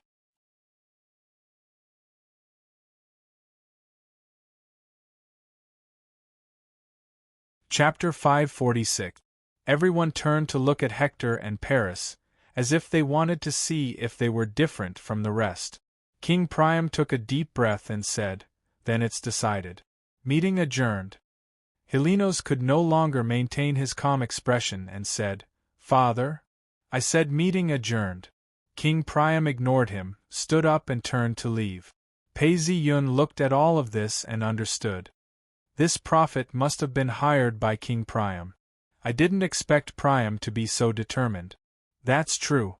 Priam has always decided to stake everything on one throw when faced with the malice of the gods. It's a pity that your resistance is useless against the gods. The crowd dispersed and Helen followed Pei-Zi-Yun out, frowning. Seeing this, Pei-Zi-Yun sighed and said, "I've already bought a mansion near my house. You can stay there. Don't be afraid, Anon will accept you." As he said this, he sent her to the carriage. At this time, his face was gloomy and he asked Jesn in a low voice, "Have you carried out the task that I gave you?" "Yes, according to your instructions, we have already sent a message to Skylos Island." "Wait a moment, bring me the report on Greece." Pei-Zi-Yun nodded his head and boarded the carriage, to the mansion. The carriage driver started the engine and shook slightly. He thought to himself, "System." A small plum blossom appeared and enlarged rapidly, turning into a transparent information interface with a faint sense of light. Mission: stop Achilles from joining the battle at the first instance, incomplete. Achilles was the son of Thetis, the goddess of the sea, and Peleus, the hero. Since he was born, he was immersed in the Styx River by his mother. Other than the heel that did not touch the Styx River, his body was invulnerable.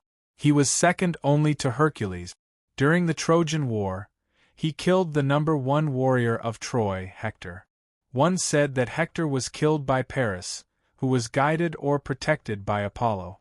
The other said that Achilles was killed by Apollo. When Achilles was 9 years old, the Greek prophet Calchas predicted that Troy could not be conquered without the participation of the son of Peleus. His mother heard the prophecy and knew that the battle would cost the life of her son. So she rose to the surface of the sea and sneaked into her husband's palace. She dressed her son in girl's clothes and sent him to the island of Scyllus to be handed over to King Lycomedes. After observing the Trojan War, one would realize that the gods have been restraining Achilles' power, even causing him to have intense conflicts with the commander Agamemnon. He has been drifting away from the Greek camp for a long time. Therefore, Achilles not coming to Troy for the time being is in line with the wishes of Zeus and the gods. I've sped up the process. The Greek coalition is a few years ahead of schedule. How old is Achilles now? 12 or 13. There's a very reasonable reason not to go. I can't possibly let the child go to battle, can I? I've gone through so many detours to send a message, but it's just a precaution. Thinking of this, Pei Ziyun calmed down. At this moment, the carriage came to a stop. The mansion was already in sight. Pei Ziyun calmed himself down and got out of the carriage. At this time, Kusailia had already come out to welcome him from the mansion next door. Pei Ziyun said to Helen, "Darling, go in first. I'll be right behind you." As he said this, he let Kusailia bring her in. Seeing that Helen would look back from time to time, he sighed in his heart. Seeing that there was no one around, he returned to the prince's mansion. When he arrived at the mansion, he did not see Anon coming out to welcome him. Whenever he returned from outside, Anon would always welcome him at the door. It was probably because Anon knew that he had brought news of Helen's return and was angry. Pei Ziyun knew that Anon was very angry at this moment. He should go and comfort her, but after walking around the entire mansion, he did not see her. He pulled a servant over and asked, "Where is Anon?" "Prince, Anon has already locked herself in her room for half a day," the servant said with a worried look on his face. Pei Ziyun strode back to his room and knocked on the door. Seeing that no one was paying attention to him, he pushed the door open and entered. Anon was sitting alone on the bed, crying. When she saw Pei Ziyun enter, she said angrily, "Paris, you heartless, ugh!" Before she could finish, her mouth was sealed. Anon struggled with all her might, and the two of them rolled onto the bed. Before long, the entire room was filled with the light of spring. But after a short while, a scream resounded throughout the room. Anon, who had leapt into Pei Ziyun's embrace, had bitten Pei Ziyun's shoulder with great force, causing blood to ooze out. "Anon, you're so cruel. I'm bleeding now." Pei Ziyun pretended to be in extreme pain. "Paris, you heartless man. Why did you only bring back a woman on a single trip? Do you not love me any more?" Anon said angrily. "Anon, you are the daughter of the river god Kibron. You should know that this is not my fault. The gods have already decided everything." When Pei Ziyun heard this, his expression became solemn. After a long time, he stroked her hair and spoke in a low voice. "Kibron, didn't your father tell you? None of us can resist the will of the gods. Even if we die, it's just another person continuing to act out the fate set by the god." Anon did not speak. Suddenly, Pei Ziyun felt a sharp pain in his wound. He looked to the side and saw that her tears were dripping onto his wound. Pei Ziyun sighed slightly. He knew that Anon was very sad. However, according to the original plot, Anon had guarded Mount Ida for 10 years, waiting for Paris. Later on, when Paris asked for help, she refused in a moment of anger. However, she regretted it in the blink of an eye. She chased after him, but before she could catch up, Paris died. The situation now was even more different. It was impossible for Anon not to know that she could not resist this fate. Furthermore, Anon's reaction was already much gentler. "Fortunately, I haven't mastered the cast iron bronze punch in this world. Otherwise, Anon would not even be able to bite through it. If I can't vent, I'll probably have a headache again." Pei Ziyun suddenly thought of the cast iron bronze punch. After a long time, Anon finally let go. She buried her face in Pei Ziyun's chest and sobbed. "Paris, no matter what happened between you and that woman, I want you to know that I'm your wife." "I know." Pei Ziyun nodded heavily. He knew that Anon had forgiven him. Although he felt very wronged, compared to the previous plot, it was much better. Pei Ziyun looked at Anon's tear-stained face. He sighed and gently kissed her on the cheek. Anon closed her eyes slightly and grabbed the corner of her clothes. Pei Ziyun did not dare to continue to enjoy her gentleness. He still had to take care of Helen, who had just arrived in an unfamiliar environment. Helen was a sensitive person. Along the way, even the slightest disturbance would cause her to be like a startled bird. In the face of an unfamiliar environment, he had to help Helen adapt. Pei Ziyun quickly got up, put on his clothes, and left the room. In the room, when Anon saw Paris leave, she felt a sense of emptiness in her heart. It was as if something that belonged to her had slipped through her fingers. She turned over and hugged the pillow. A stream of tears flowed down her face. Pei Ziyun, who was walking outside the room, heard the crying in the room. He stopped in his tracks and sighed again. He shook his head slightly and continued walking forward. At this time, he shouted in his heart, "System." A plum blossom appeared in front of him and quickly enlarged, turning into an information interface with a faint sense of light. There were words on it. Hero Bloodline, Level 2, 197, 7%. Oh? Or perhaps I've digested a lot of the Goddess of Love's divine power. My experience points have increased a lot. The only pity is that the last bit of the Goddess of Love's divine power is very stubborn. It's very slow to digest. Pei Ziyun thought to himself, maybe this is the Goddess of Love's secret plan. Whatever, I'll level up first.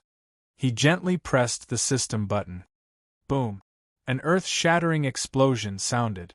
Pei Ziyun trembled and could not stand steadily. He held onto the pillar as his entire body was undergoing a tremendous change. His heart was beating rapidly, and his blood seemed to be boiling.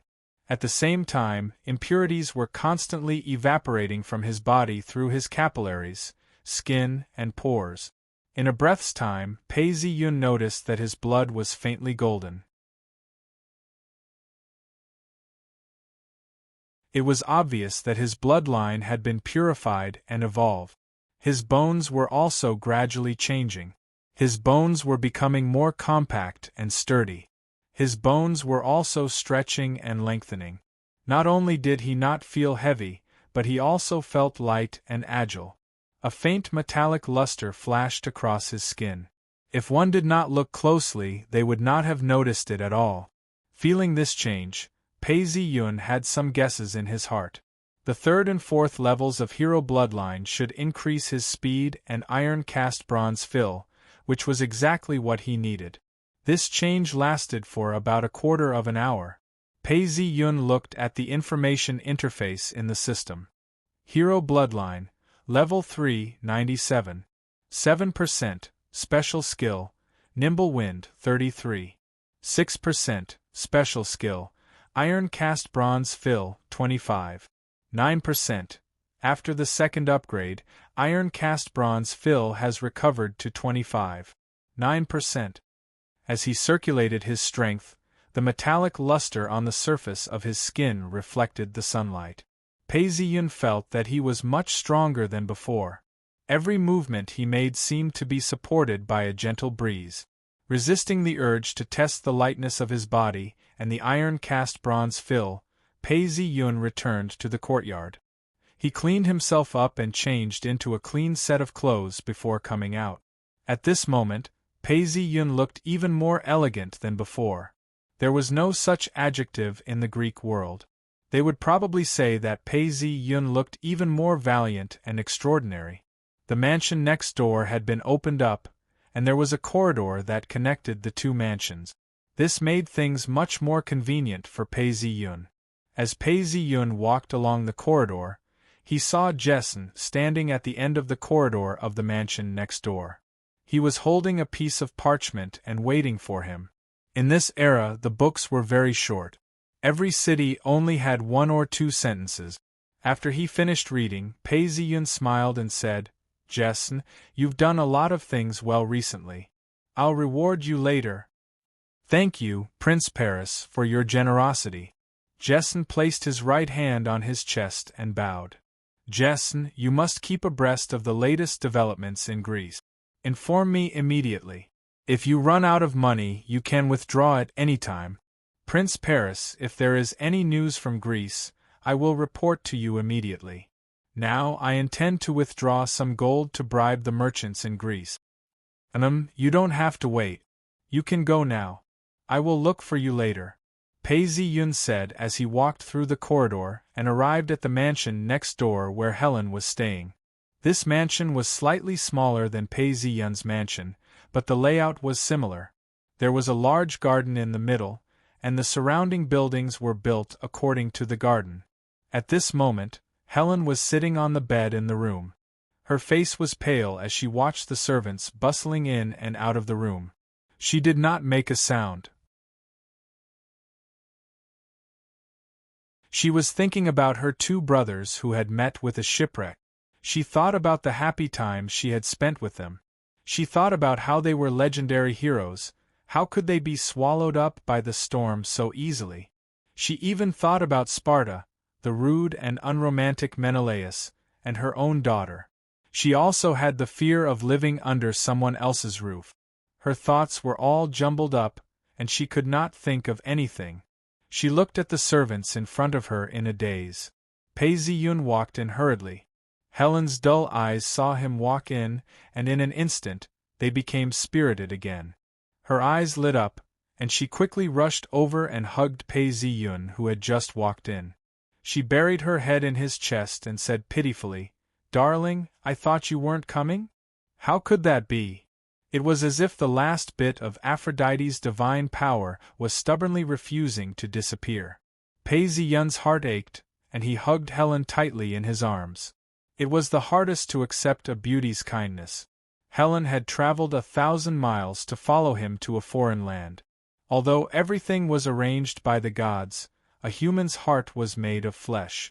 Pei Ziyun's heart was filled with guilt towards Helen, and so he wanted to make it up to her. Moreover, this was Helen's first night in Troy. How could Pei Ziyun not accompany her? And to Helen, her situation was actually worse than the original script. In the original script, Paris had almost completely abandoned Anon and focused on Helen. Although there was a terrible prophecy from the sea god Nereus, under the effect of the arrow of love, they quickly forgot about the terrible prophecy and anchored on the island of Crana. Helen willingly married Lord Pallas, and they held a grand wedding ceremony. Immersed in the joy of marriage, both of them forgot about family and country. They relied on the treasures they brought, and lived a luxurious life on the island. A few years passed before they sailed back to Troy. When they reached Troy, she was Lord Pallas's only wife. But now Pei Ziyun was even more valiant, independent, and uncontrollable. Moreover, there was also Anon standing between them. The only thing Helen could rely on was Aphrodite's divine power to hold Lord Pallas back. "Tonight, I want you to stay with me." Helen pressed her face against his chest and said pitifully, "I want you to stay with me tonight." "Of course, Helen. I won't leave tonight. I'll stay here and accompany you well." Seeing her master's actions, the servant knew that it was not a good time to stay in the room. The room was almost ready, and so she left.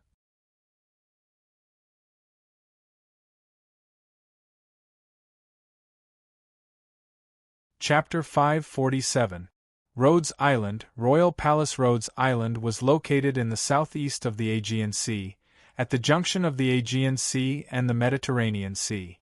The current king was the son of Hercules, Tlepolemus. The messenger sent by Agamemnon slowly walked into the palace and bowed slightly to King Tlepolemus, who was lying on a sheepskin rug. Honorable King Tlepolemus, Prince Paris of Troy took advantage of the fact that King Menelaus of Sparta was on a diplomatic mission to Pylos and kidnapped Queen Helen. He bathed the palace in blood, causing Sparta to suffer unprecedented humiliation and losses.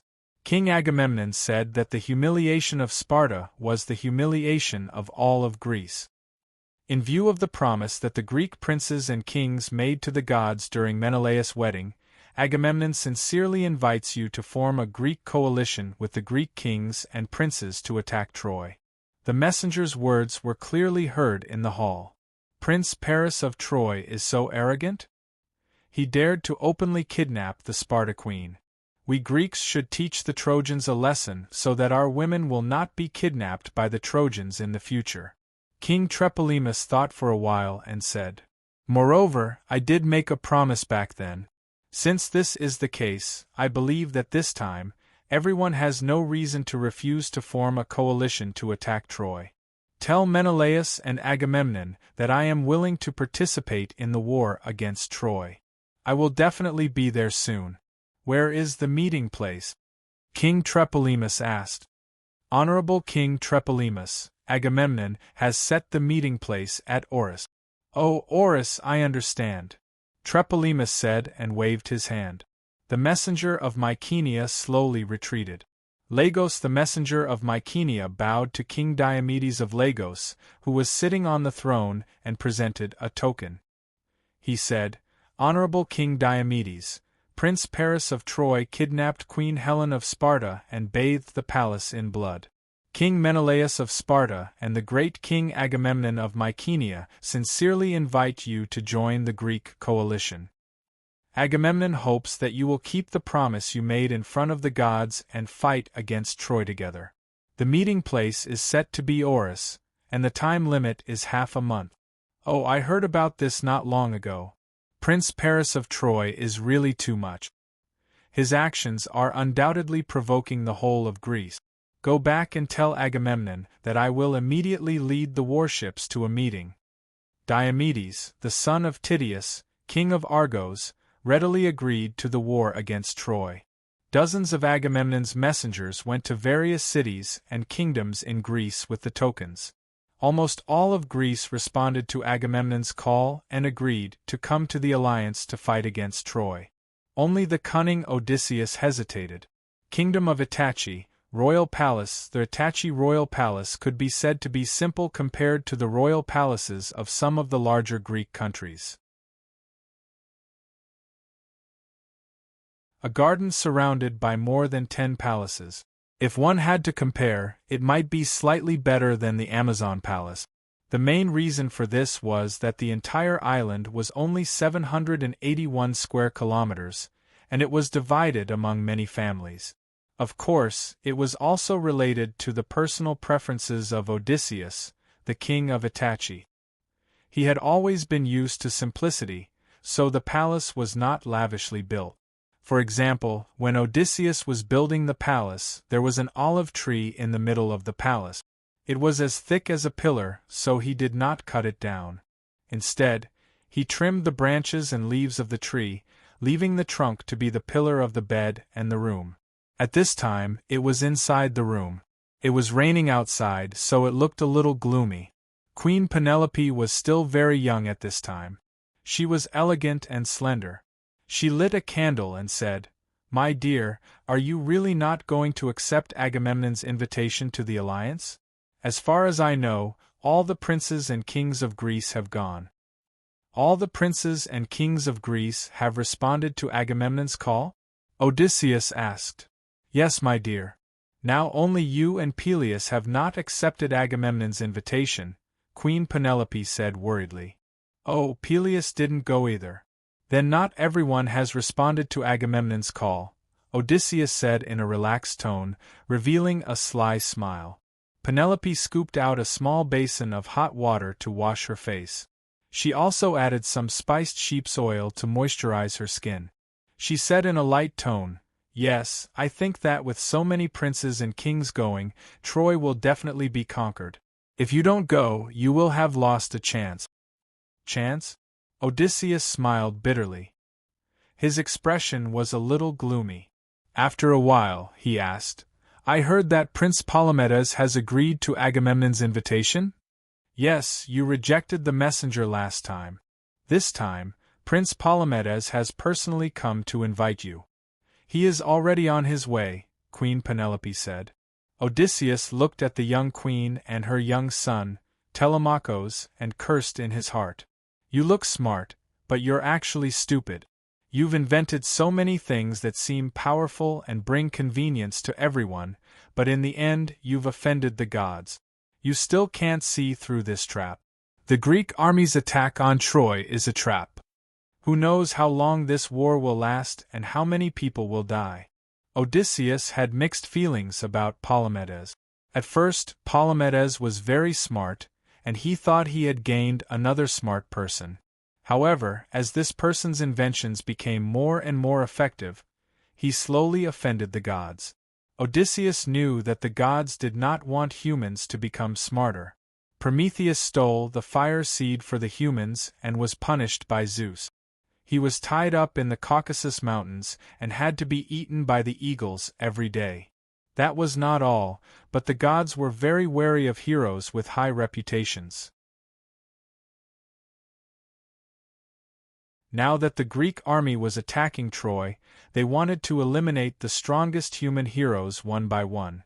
Odysseus saw through this trap from the beginning, but he could not bring it up with anyone, including Queen Penelope and his young son, Telemachus.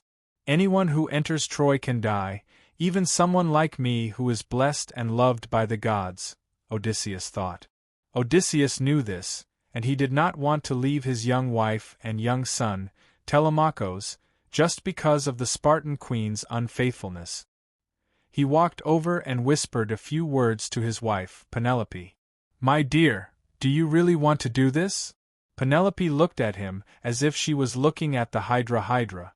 Odysseus said, "My dear Penelope, war is not a good thing, and how can I bear to leave you and my son? King Odysseus has gone mad?" Prince Palamedes rushed to Itachi and heard the people discussing the news. He rushed to Itachi's palace and saw Queen Penelope. "Dear Queen Penelope, when I first entered the city, I heard people saying that King Odysseus has gone mad. I want to confirm with you the truth of this news," Palamedes said with a slight bow. "Prince Palamedes, unfortunately, this news is true. In fact, Odysseus has been suffering from symptoms for a long time, and I did not expect it to happen now." Queen Penelope pretended to be about to cry, and those who did not know the truth might have been fooled by her. Palamedes was someone who knew Odysseus well, and he had never heard of Odysseus going mad. He immediately put on a suspicious look and said, "Dear Queen Penelope, this is very sad news, but Odysseus and I have been friends for many years, and I hope to visit him." Queen Penelope did not suspect anything. She nodded and brought Palamedes to a secluded corner of the garden. When Palamedes arrived with Queen Penelope, he saw Odysseus riding a donkey and plowing the fields in a very uncoordinated manner. He even used salt as seeds to sprinkle it on the newly plowed field. "Prince Palamedes, look, he's sprinkling salt as seeds." Queen Penelope looked at Palamedes with a helpless look. "I thought the fields would grow more salt." Palamedes was very smart. He carefully looked at Odysseus, who was plowing the fields, and laughed coldly in his heart. "How can a mortal hide from me?" With this in mind, he said goodbye to Queen Penelope, turned around and sneaked into the palace, carrying the baby Telemachus away. Palamedes carried the young Telemachus to a corner of the garden and found Odysseus, who was plowing the fields. He placed Telemachus on the field that Odysseus was about to plow. Odysseus carefully lifted the plow and let it pass over his son. This revealed that Odysseus was very sane, and he was pretending to be crazy. Palamedes immediately jumped out and laughed. "Haha, Odysseus, are you still going to pretend to be crazy?" Odysseus suddenly hated Palamedes. Originally, he could have just pretended to be crazy and stayed out of this crisis, but Palamedes had exposed him on the spot. Not only did he lose face, but it also meant that he would not be able to avoid the war against Troy. "All right, son of Nauplius, noble prince, my good friend, your wisdom always makes me jealous," Odysseus said, pretending to be angry and helpless, but a hint of murderous intent surfaced in his heart. Palamedes was the prince of Euboea, which was the second largest island in Greece. It had an area of 3,654 square kilometers, and was considered above average in the entire Greek kingdom. Therefore, Palamedes often acted presumptuously because of his intelligence. Normally, Odysseus would tolerate it like the other princes, but this time, he really wanted to kill Palamedes. "I promised to bring 8 warships to the Oris conference and listen to the orders of Menelaus and Agamemnon. Palamedes, who are you going to invite next? Odysseus calculated in his heart. Since he did not respond to the call, he must not be willing to go. You, Palamedes, are forcing people to go, and you still think you are proud of yourself? How many people have you offended? Can I think of a way to unite with the princes and get rid of this good friend in one fell swoop? Next, we need to invite Peleus. Palamedes was proud of his victory and gave Odysseus an answer that he had expected. Odysseus muttered in a low voice, "This is going too fast." "What are you talking about, Odysseus?"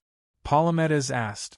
A hint of murderous intent flashed in Odysseus' eyes again, but he did not plan to tell Palamedes the truth. He said, "Nothing, Palamedes. Let's go. I will go with you to meet Peleus. I hope we can invite him to this conference." You're tuning in to the Phoenix Nights YouTube channel. Don't forget to subscribe and join us on this journey to catch the most captivating stories.